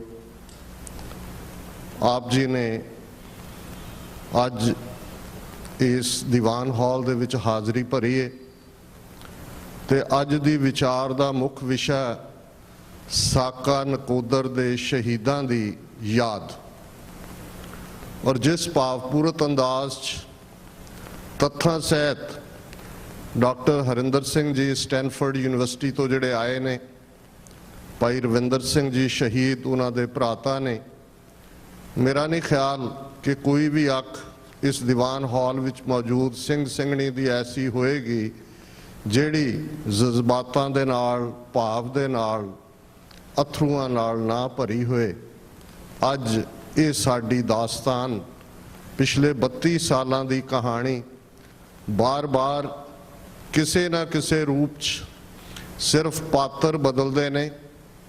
ਉਹੀ ਦਿੱਲੀ ਦਰਬਾਰ, ਉਹੀ ਕੇਂਦਰੀ ਨਿਜ਼ਾਮ, ਸੂਬੇਦਾਰਾਂ ਦੇ ਨਾਂ ਪੰਜਾਬ 'ਚ ਬਦਲਦੇ ਨੇ ਤੇ ਅੱਗੋਂ ਸੂਬੇਦਾਰਾਂ ਦੇ ਅਗਲੇ, ਜਿਨ੍ਹਾਂ ਪ੍ਰਥਾਇਆ ਕਦੇ ਗੁਰੂ ਨਾਨਕ ਸਾਹਿਬ ਨੇ ਫਰਮਾਇਆ ਸੀ, ਰਾਜੇ ਸ਼ੀਂ ਮੁਕੱਦਮ ਕੁੱਤੇ, ਜਾਏ ਜਗਾਇਨ ਬੈਠੇ ਸੁੱਤੇ, ਚਾਕਰ ਨਹਿੰਦਾ ਪਾਇਨ ਘਾਓ, ਰਤ ਪਿੱਤ ਕੁੱਤਿਓ ਚੱਟ ਜਾਓ। ਮੁਕੱਦਮ ਬਦਲਦੇ ਨੇ, ਸ਼ੀਂ ਰਾਜੇ ਉਵੇਂ ਹੀ ਦਿੱਲੀ ਦਰਬਾਰ ਦੇ ਵਿੱਚ ਸਥਾਪਿਤ ਨੇ। ਗੱਲ ਜ਼ਾਹਰ ਹੈ ਕਿ ਜਿੱਥੇ ਅਸੀਂ ਅੱਜ ਸਾਕਾ ਨਕੋਦਰ ਦੇ ਸ਼ਹੀਦਾਂ ਨੂੰ ਯਾਦ ਕਰ ਰਹੇ ਹਾਂ, ਸਾਡੇ ਲਈ ਬੜੀ ਖੁਸ਼ੀ ਔਰ ਮਾਣ ਵਾਲੀ ਗੱਲ ਹੈ ਕਿ ਸਾਡੇ ਅੱਜ ਦੇ ਇਸ ਦੀਵਾਨ ਦੇ ਵਿੱਚ ਭਾਈ ਸਾਹਿਬ ਭਾਈ ਈਸ਼ਰ ਸਿੰਘ ਜੀ, ਜਿਨ੍ਹਾਂ ਨੂੰ ਭਾਈ ਈਸ਼ਰ ਸਿੰਘ ਹੈਦਰਾਬਾਦੀ ਕਰਕੇ ਜਾਣਿਆ ਜਾਂਦੇ, ਉਹ ਵੀ ਮੌਜੂਦ ਨੇ। ਜਿੱਥੇ ਇਹਨਾਂ ਨੇ ਦੱਖਣੀ ਭਾਰਤ ਦੇ ਵਿੱਚ ਹੈਦਰਾਬਾਦ ਤੋਂ ਲੈ ਕੇ ਤਖਤ ਸ੍ਰੀ ਹਜ਼ੂਰ ਸਾਹਿਬ ਉਹ ਸਾੜੇ ਦੁਆਲੇ 'ਚ ਸਿੱਖੀ ਪ੍ਰਚਾਰ ਕੀਤਾ, ਉੱਥੇ ਆਮ ਬਾਬਿਆਂ ਵਾਂਗ ਸਿਰਫ ਤੇ ਸਿਰਫ ਸ਼ਾਂਤੀ ਦੀ ਗੱਲ, ਔਰ ਉਹ ਵੀ ਜਿਹੜੀ ਹਾਕਮਾਂ ਨੂੰ ਪਸੰਦ ਹੋਏ ਉਵੇਂ ਕਰਨ ਵਾਲੇ ਨਹੀਂ ਨੇ, ਖੜਕਾਧਾਰੀ ਸਿੰਘ ਨੇ। ਔਰ ਇਹਨਾਂ ਨੇ ਨਿੱਜੀ ਜੀਵਨ ਦੇ ਵਿੱਚ ਵੀ ਟਾਡਾ ਵਰਗੇ ਕਾਨੂੰਨ ਥੱਲੇ ਸਫ਼ਰ ਕੀਤਾ, ਕਿਉਂਕਿ ਜਿਹੜਾ ਵੀ ਸੱਚ, ਹੱਕ, ਇਨਸਾਫ ਦੇ ਲਈ ਆਵਾਜ਼ ਬੁਲੰਦ ਕਰੇਗਾ, ਉਸ ਨੂੰ ਬੀਤੇ ਦੇ ਵਿੱਚ ਬਾਗੀ ਲੁਟੇਰੇ, ਕਦੇ ਬਾਬਾ ਬੰਦਾ ਸਿੰਘ ਬਹਾਦਰ ਦੇ ਲਈ ਤੁਸੀਂ ਮੁਗਲਿਆ ਹਿਸਟਰੀ ਦੇ ਵਿੱਚ ਸੰਬੋਧਨ ਦੇਖੋਗੇ, ਜਾਂ ਈਵਨ ਯੂਰਪੀਅਨਸ ਨੇ ਵੀ ਉਸ ਨੂੰ ਕਾਪੀ ਕੀਤਾ, ਬੰਦਾ ਦਾ ਬੈਂਡਿਟ, ਬੰਦਾ ਲੁਟੇਰਾ। ਔਰ ਇਹੋ ਕੁਝ ਅੱਜ ਹੈ। ਅੱਜ ਇਹਨਾਂ ਨੇ ਡਿਕਸ਼ਨਰੀ ਨੂੰ ਬਹੁਤ ਨਵੇਂ ਸ਼ਬਦ ਦਿੱਤੇ ਨੇ ਹਿੰਦੀ ਸਾਹਿਤ ਵਾਲਿਆਂ ਨੇ, ਉਹ ਆਤੰਕਵਾਦੀ, ਅਲਗਾਵਵਾਦੀ, ਉਗਰਵਾਦੀ, ਪਤਾ ਨਹੀਂ ਕੀ ਵਾਦੀ। ਔਰ ਭਾਈ ਸਾਹਿਬ ਭਾਈ ਈਸ਼ਰ ਸਿੰਘ ਜੀ ਨੇ 1988 ਦੇ ਐਂਡ ਦੇ ਵਿੱਚ, ਤੁਹਾਡੇ ਚੋਂ ਸ਼ਾਇਦ ਕੁਝ ਨੂੰ ਜ਼ਰੂਰ ਯਾਦ ਹੋਏਗਾ ਕਿ ਕਿਵੇਂ ਬਿਦਰ ਦੇ ਇੰਜੀਨੀਅਰਿੰਗ ਕਾਲਜ ਦੇ 4 ਦੇ ਲਗਭਗ ਵਿਦਿਆਰਥੀ ਉਸ ਕਿਸਮ ਦਾ ਹੀ ਮਾਹੌਲ ਜੋ ਅੱਜ ਹਿੰਦੂ ਤਵੀਆਂ ਨੇ ਸਾਰੇ ਭਾਰਤ ਦੇ ਵਿੱਚ ਸਿਰਜ ਦਿੱਤੇ। ਅੱਜ ਜਦੋਂ ਮੈਂ ਦੇਖ ਰਿਹਾ ਸੀ, ਇੱਕ ਬੜੀ ਸਪੈਕੂਲੇਸ਼ਨ ਸੀ ਕਿ ਯੂਪੀ ਦਾ ਚੀਫ ਮਿਨਿਸਟਰ ਕੌਣ ਹੋਏਗਾ, ਤੇ ਇਹ ਮੈਂ ਆਂਦੇ BBC ਦੇਖੀ ਖਬਰ, ਸਵਾਮੀ ਅਦਿੱਤਿਆਨੰਦ, ਗੋਰਖਪੁਰ ਦਾ ਉਹ ਗੁੰਡਾ ਸਵਾਮੀ ਜਿਸ ਦੇ ਉੱਤੇ ਮਰਡਰ ਔਰ ਦੂਸਰੇ ਕੇਸ ਨੇ, ਇਹ ਉਹੀ ਹੈ ਜਿਸ ਨੇ ਹਰ ਉਸ ਇਲਾਕੇ 'ਚ ਮੁਸਲਮਾਨਾਂ ਦੇ ਮੂੰਹੋਂ ਵੀ ਇਹ ਸ਼ਬਦ ਕਹਾਏ ਕਿ ਜੋਗੀ ਜੋਗੀ ਕਹੇਂਗੇ ਤभी ਜੀਏਂਗੇ। ਤੇ ਹੁਣ ਉਹ ਕਹਿੰਦੇ ਨੇ ਵੀ ਯੂਪੀ 'ਚ ਰਹਿਣ ਵਾਲਾ ਹਰ ਕੋਈ ਜੋਗੀ ਜੋਗੀ ਕਹੇਗਾ ਫਿਰ ਹੀ ਉਹ ਸਰਵਾਈਵ ਕਰੇਗਾ। ਇਹ ਉਹੀ ਬੰਦਾ ਹੈ ਜਿਹਨੇ ਕਦੇ ਲਵ ਜਿਹਾਦ ਜਾਂ ਆਪਣੇ ਘਰ ਵਾਪਸੀ ਇਸ ਕਿਸਮ ਦੇ ਨਾਅਰਿਆਂ ਦੇ ਨਾਲ ਉਸ ਧਰਤੀ ਤੇ ਖੌਫ ਬਣਾਇਆ ਹੋਇਆ ਹੈ। ਅੱਜ ਉਸ ਨੂੰ ਬੀਜੇਪੀ ਨੇ ਯੂਪੀ ਦੇ ਮੁੱਖ ਮੰਤਰੀ ਦੇ ਅਹੁਦੇ ਲਈ ਚੁਣਿਆ, ਤੇ ਇਹ ਫਿਰ ਇਸ ਬਾਰੇ ਕੋਈ ਭੁਲੇਖਾ ਨਹੀਂ ਹੋਣਾ ਚਾਹੀਦਾ ਕਿ ਅੱਜ ਕਿਸ ਮਾਹੌਲ ਦੇ ਵਿੱਚ ਉੱਥੇ ਘੱਟ ਗਿਣਤੀਆਂ ਜਿਉ ਰਹੀਆਂ ਨੇ ਔਰ ਆਉਣ ਵਾਲੇ ਸਮੇਂ ਦੇ ਵਿੱਚ ਕੀ ਹਾਲਤ ਹੋਏਗੀ। ਇਹੋ ਜਿਹਾ ਹੀ ਵਰਤਾਰਾ ਹੈ ਜੋ ਅੱਜ ਸਾਨੂੰ ਆਪਣੇ ਇਸ ਹਿੱਸੇ ਜਾਂ ਯੂਪੀ 'ਚ ਨਜ਼ਰ ਆ ਰਿਹਾ। ਦੱਖਣ ਦੇ ਵਿੱਚ ਸ਼ਿਵ ਸੈਨਾ, ਕਿਉਂਕਿ ਮਹਾਰਾਸ਼ਟਰ, ਹੈਦਰਾਬਾਦ, ਆਂਧਰਾ, ਕਿਸੇ ਵੇਲੇ ਤਖਤ ਸਾਹਿਬ ਜਿਹੜੇ ਨੇ ਇਹ ਨਿਜ਼ਾਮ ਹੈਦਰਾਬਾਦ ਦੀ ਰਿਆਸਤ ਦਾ ਹਿੱਸਾ ਸਨ। ਇਹੀ ਕਾਰਨ ਹੈ ਕਿ ਜਦੋਂ ਨਿਜ਼ਾਮ ਹੈਦਰਾਬਾਦ ਦੇ ਹਿੰਦੂ ਵਜ਼ੀਰ ਨੇ, ਪ੍ਰਾਈਮ ਮਿਨਿਸਟਰ ਚੰਦੂ ਲਾਲ ਨੇ ਸਲਾਹ ਦਿੱਤੀ ਤੇ ਮਹਾਰਾਜਾ ਰਣਜੀਤ ਸਿੰਘ ਤੱਕ ਪਹੁੰਚ ਕੀਤੀ, ਇੱਕ ਡੀਲ ਹੋਈ, ਉੱਥੋਂ ਸਿੱਖ ਫੌਜ ਵੀ ਆਈ ਕਿਉਂਕਿ ਰੈਵਨਿਊ ਇਕੱਠਾ ਨਹੀਂ ਸੀ ਹੋ ਰਿਹਾ, ਤੇ ਤਖਤ ਸਾਹਿਬ ਦੀ ਜਿਹੜੀ ਉਸਾਰੀ ਹੈ ਉਸ ਦੌਰ ਦੇ ਵਿੱਚ ਹੋਈ। ਲੇਕਿਨ ਕਿਵੇਂ ਸ਼ਿਵ ਸੈਨਾ ਦੇ ਨਾਂ ਥੱਲੇ ਔਰ ਹਿੰਦੂਤਵਾ ਦੇ ਨਾਂ ਥੱਲੇ ਬਹੁਤ ਸਾਰੀਆਂ ਫੋਰਸਿਸ ਉੱਥੇ ਕਿੰਨੀ ਦੇਰ ਐਕਟਿਵ ਰਹੀਆਂ ਨੇ, ਔਰ ਉਹਨਾਂ ਨੂੰ ਇਹ ਬੜੀ ਤਕਲੀਫ ਹੁੰਦੀ ਸੀ ਕਿ ਪੰਜਾਬ ਤੋਂ ਆਉਣ ਵਾਲੇ ਸਿੱਖਾਂ ਦੇ ਮੁੰਡੇ ਇੱਥੇ ਬਿਦਰ ਦੇ ਇਸ ਇੰਜੀਨੀਅਰਿੰਗ ਕਾਲਜ ਪੜ੍ਹਦੇ ਨੇ, ਔਰ ਇਹ ਸਾਡੀ ਗਣੇਸ਼ ਪੂਜਾ ਹੋਏ ਦੂਸਰੇ ਦਿਨ ਹੋਣ ਜਿਹਦੇ ਲਈ ਉਹ ਜ਼ਬਰਦਸਤੀ ਉਗਰਾਹੀ ਮੰਗਦੇ ਸੀ, ਉਸ ਤੋਂ ਇਨਕਾਰੀ ਸਨ। ਔਰ ਫਿਰ ਕਿਉਂ ਜਿਹਾ ਸਾਕਾ ਬਿਦਰ ਜਿਸ ਨੂੰ ਕਰਕੇ ਅਸੀਂ ਯਾਦ ਕਰਦੇ ਉਹ ਵਰਤਾਇਆ ਗਿਆ ਭਾਈ ਸਾਹਿਬ ਮੇਰੇ ਤੋਂ ਬਾਅਦ ਉਸ ਨੂੰ ਵੇਰਵੇ ਦੇ ਨਾਲ ਦੱਸਣਗੇ। ਸਾਡੇ 'ਚ ਉਹ ਵਿਦਿਆਰਥੀ ਵੀ ਜਿਹੜੇ ਸਰਵਾਈਵਰ ਨੇ ਉਸ ਕਤਲੇਆਮ ਦੇ, ਜਿਨ੍ਹਾਂ ਨੇ ਭੱਜ ਕੇ ਜਾਨਾਂ ਬਚਾਈਆਂ, ਵੀਰ ਹਰਦਿਆਲ ਸਿੰਘ ਬੈਠੇ ਨੇ ਦੀਵਾਨ 'ਚ, ਇਹ ਉਹਨਾਂ 'ਚੋਂ ਇੱਕ ਸਨ। ਔਰ ਘੱਟੋ ਘੱਟ ਇਹ ਜ਼ਰੂਰ ਉਸ ਜਦੋਂ ਅਸੀਂ ਐਕਟਿਵਿਜ਼ਮ ਦੀ ਗੱਲ ਕਰਦੇ ਹਾਂ, ਮੈਂ ਸਮਝਦਾ ਹਾਂ ਵੀ ਇਹ ਹਰ ਕਿਸੇ ਨਾ ਕਿਸੇ ਰੂਪ 'ਚ ਬਾਰ-ਬਾਰ ਜ਼ੁਲਮ ਦੀ ਕਹਾਣੀ ਦੁਬਾਰਾ ਦੁਹਰਾਈ ਜਾਂਦੀ ਹੈ। ਪਰ ਦੇਖਣ ਵਾਲੀ ਗੱਲ ਇਹ ਹੈ, ਔਰ ਮੈਂ ਅਕਸਰ ਪ੍ਰੈਜ਼ੀਡੈਂਟ ਕੈਨੇਡੀ ਦੇ ਇਹ ਸ਼ਬਦ ਦੁਹਰਾਉਂਦਾ ਹਾਂ ਕਿ ਵੀ always ਐਸਕ what country is doing for us, but we never ask what we are doing for the nation. ਹੁਣ ਅਸੀਂ ਬਹੁਤ ਵਾਰ ਜੁਝਾਰੂ ਲਹਿਰ ਦੇ ਕੀੜੇ ਕੱਢਣ ਤੇ ਹੁੰਦੇ ਹਾਂ, ਉਸ ਦੀਆਂ ਖਾਮੀਆਂ ਵੱਲ ਇਸ਼ਾਰਾ ਕਰਾਂਗੇ, ਕੋਈ ਹੋਰ ਕਰਾਂਗੇ। ਇੱਕ ਬੜਾ ਘਸਿਆ ਪਿਟਿਆ ਜਿਹਾ ਹਰ ਇੱਕ ਨੇ ਬਿੱਥਿਆ ਜੀ ਸਿੱਖਾਂ ਕੋਲ ਲੀਡਰ ਕੋਈ ਨਹੀਂ ਜੀ, ਲੀਡਰ ਕੋਈ ਨਹੀਂ, ਕਿਹਦੇ ਮਗਰ ਲੱਗੀਏ ਜੀ। ਉਹ ਅੱਜ ਤੱਕ ਉਹ ਸ਼ਾਹ ਮੁਹੰਮਦ ਕੀ ਕਹਿ ਗਿਆ ਹੈ ਵੀ ਸ਼ਾਹ ਮੁਹੰਮਦ ਆ ਇੱਕ ਸਰਕਾਰ ਬਾਜੋਂ ਫੌਜਾਂ ਜਿੱਤ ਕੇ ਅੰਤ ਨੂੰ ਹਾਰੀਆਂ ਨੇ, ਅਸੀਂ ਸਾਹਮਣਿਆਂ ਨੂੰ ਰੋਲਦੇ, ਜਿਹੜੇ ਕੰਮ ਕਰਨ ਵਾਲੇ ਨੇ ਉਹਨਾਂ ਨੂੰ ਰੈਕਗਨਾਈਜ਼ ਨਹੀਂ ਕਰਦੇ। ਮੈਂ ਸਰ ਕਪੂਰ ਸਿੰਘ ਜਿਹੜੇ 20ਵੀਂ ਸਦੀ ਦੇ ਮਹਾਨ ਸਿੱਖ ਫਿਲਾਸਫਰ ਹੋਏ ਨੇ, ਉਹਨਾਂ ਦੇ ਅੰਤਮ ਦਿਨ ਵੀ ਦੇਖੇ ਹੋਏ ਨੇ। ਮੇਰਾ ਅਕਸਰ 2-3 ਵਾਰ ਉਹਨਾਂ ਦੀ ਬਿਮਾਰੀ ਦੀ ਹਾਲਤ ਜਗਰਾਵਾਂ ਦੇ ਨੇੜੇ, ਜਿੱਥੇ 3 ਜਾਮਨ ਉਹਨਾਂ ਦਾ ਘਰ ਸੀ, ਜਾਣ ਦਾ ਸਬਬ ਰਿਹਾ 86-87 ਪੀਰੀਅਡ। ਔਰ ਮੈਂ ਸਮਝ ਸਕਦਾ ਕਿ ਉਦੋਂ ਤੋਂ ਹੁਣ ਤੱਕ ਜਿਹੜੇ ਵੀ ਕੁਝ ਕਰਨ ਵਾਲੇ ਨੇ ਉਹਨਾਂ ਨੂੰ ਅਸੀਂ ਕਦੇ ਰੈਕਗਨਾਈਜ਼ ਨਹੀਂ ਕਰਦੇ। ਫਜ਼ੂਲ ਗੱਲਾਂ ਦੇ ਵਿੱਚ ਸਾਡੀ એનર્ਜੀ ਲੱਗੀ ਹੋਈ ਹੈ ਤੇ ਹਕੂਮਤਾਂ ਨੇ ਹਰ ਉਸ ਕਾਤਲ ਨੂੰ ਨਵਾਜ਼ਿਆ। ਇਜ਼ਹਾਰ ਆਲਮ ਦੀ ਗੱਲ ਹੋ ਰਹੀ ਸੀ, ਇਹ ਉਹੀ ਇਜ਼ਹਾਰ ਆਲਮ ਹੈ। ਅੰਮ੍ਰਿਤਸਰ ਦਾ ਐਸਐਸਪੀ ਹੁੰਦਿਆਂ ਜਿਹਨੇ ਆਲਮ ਸੈਨਾ ਬਣਾਈ, 2 ਦਰਜਨ ਦੇ ਕਰੀਬ ਇਸ ਕਿਸਮ ਦੀਆਂ ਬਲੈਕ ਕੈਟਾਂ ਭਰਤੀ ਕੀਤੀਆਂ, ਜਿਨ੍ਹਾਂ 'ਚੋਂ ਕੁਝ ਖਾੜਕੂ ਸਫਾਂ 'ਚੋਂ ਹੀ ਜਿਨ੍ਹਾਂ ਨੂੰ ਟੌਰਚਰ ਕਰਕੇ ਜਾਂ ਹੋਰ ਧਮਕੀਆਂ ਦੇ ਨਾਲ ਆਪਣੇ ਨਾਲ ਲਾ ਲਿਆ ਗਿਆ। ਔਰ ਇਹ ਪਹਿਲੀ ਸ਼ੁਰੂਆਤ ਸੀ ਜਿਨ੍ਹਾਂ ਨੇ ਜੂਲੀਅਸ ਰਿਬੈਰੋ ਦੀ ਕਿਤਾਬ ਬੁਲੇਟ ਫॉर ਬੁਲੇਟ ਪੜ੍ਹੀ ਹੈ। ਉਸ ਨੇ ਐਕਨੋਲੇਜ ਕੀਤਾ ਔਰ ਉਹਨੇ ਇਹਨੂੰ ਜਸਟੀਫਾਈ ਕੀਤਾ। ਉਹਨੇ ਕਿਹਾ ਜੀ ਇਹ ਕਿਹੜੀ ਨਵੀਂ ਗੱਲ ਹੈ, ਦੁਨੀਆ 'ਚ ਸਰਕਾਰਾਂ ਜਿਹੜੀਆਂ ਨੇ ਉਹ ਕਰਦੀਆਂ ਨੇ ਇਵੇਂ ਹੀ, ਜਦੋਂ ਕਿ ਇਨਸਰਜੈਂਸੀ ਦੇ ਖਿਲਾਫ ਲੜਨੇ, ਕਿਵੇਂ ਬਲੈਕ ਕੈਟਾਂ ਭਰਤੀ ਕੀਤੀਆਂ, ਕਿਵੇਂ ਉਹਨਾਂ ਤੋਂ ਜ਼ੁਲਮ ਕਰਵਾਏ, ਕਿਵੇਂ ਉਹ ਜੁਝਾਰੂ ਲਹਿਰ ਦੇ ਖਾਤੇ 'ਚ ਪਾਏ। ਔਰ ਉੱਥੋਂ ਛੱਡਣ ਲੱਗਿਆ ਜਦੋਂ ਉਹਨੇ ਜਲੰਧਰ ਦੇ ਐਸਐਸਪੀ ਦੇ ਤੌਰ ਤੇ ਟੇਕ ਓਵਰ ਕੀਤਾ, ਫਿਰ ਉਹ ਸਾਰੀਆਂ ਦੀਆਂ ਸਾਰੇ 2 ਦਰਜਨ ਦੇ ਕਰੀਬ ਜਿਹੜੀਆਂ ਕੈਟਾਂ ਸੀ ਉਹਨਾਂ ਨੂੰ ਸੱਦ ਕੇ ਇੱਕ ਥਾਂ ਤੇ ਵੀ ਤੁਹਾਨੂੰ ਰਿਵਾਰਡ ਦੇਣਾ, ਸਾਰੇ ਮਾਰਤੇ। ਔਰ ਉਹਨੂੰ ਵੀ ਬੜੀ ਵੱਡੀ ਕਹਾਣੀ ਬਣਾਇਆ ਕਿ ਜੀ ਜੁਝਾਰੂ ਜਿਹੜੇ ਇੱਥੇ ਇਕੱਠੇ ਸੀ ਔਰ ਉਸ ਘਰ ਦੇ ਵਿੱਚ ਹੀ ਜਿਹੜਾ ਛੱਤ ਪਾੜ ਕੇ ਗ੍ਰਨੇਡ ਸੁੱਟੇ ਕਿ ਜੀ ਅਸੀਂ ਇਹਨਾਂ ਨੂੰ ਮਾਰ ਮੁਕਾਇਆ, ਉਹਦੇ ਵੀ ਇਨਾਮ ਲਏ। ਔਰ ਉਹ ਇਜ਼ਹਾਰ ਆਲਮ ਅਸੀਂ ਅੱਜ ਜਦੋਂ ਅਕਾਲੀ ਦਲ ਦੇ ਇਤਿਹਾਸ ਦੀ ਗੱਲ ਕਰਦੇ, ਪਿਛਲੇ ਦਿਨਾਂ 'ਚ ਸਾਕਾ ਨਨਕਾਣਾ ਸਾਹਿਬ 21 ਫਰਵਰੀ ਦਾ ਦਿਨ ਸਾਰੇ ਪਾਸੇ ਮਨਾਇਆ ਗਿਆ। ਬਹੁਤ ਵਾਰ ਇਹ ਸਵਾਲ ਜਿਹੜਾ ਸਾਨੂੰ ਸਾਰਿਆਂ ਨੂੰ ਪੁੱਛਣਾ ਬਣਦਾ ਹੈ ਆਪਣੇ ਆਪ ਨੂੰ ਕਿ ਅਸੀਂ ਮਹੰਤਾਂ ਤੋਂ ਗੁਰਦੁਆਰੇ ਲਏ, ਔਰ ਉਸ ਪੀਰੀਅਡ ਕਿਉਂਕਿ ਭਾਈ ਈਸ਼ਰ ਸਿੰਘ ਜੀ ਮਸਤੂਆਣਾ ਸਾਹਿਬ ਦੀ ਸੇਵਾ ਸੰਭਾਲ ਵੀ ਜਿਹੜੀ ਹੈ ਇੱਕ ਜਿਹੜਾ ਉਹਨਾਂ ਨੂੰ ਸੇਵਕ ਦੇ ਤੌਰ ਤੇ ਮਿਲੀ ਹੈ।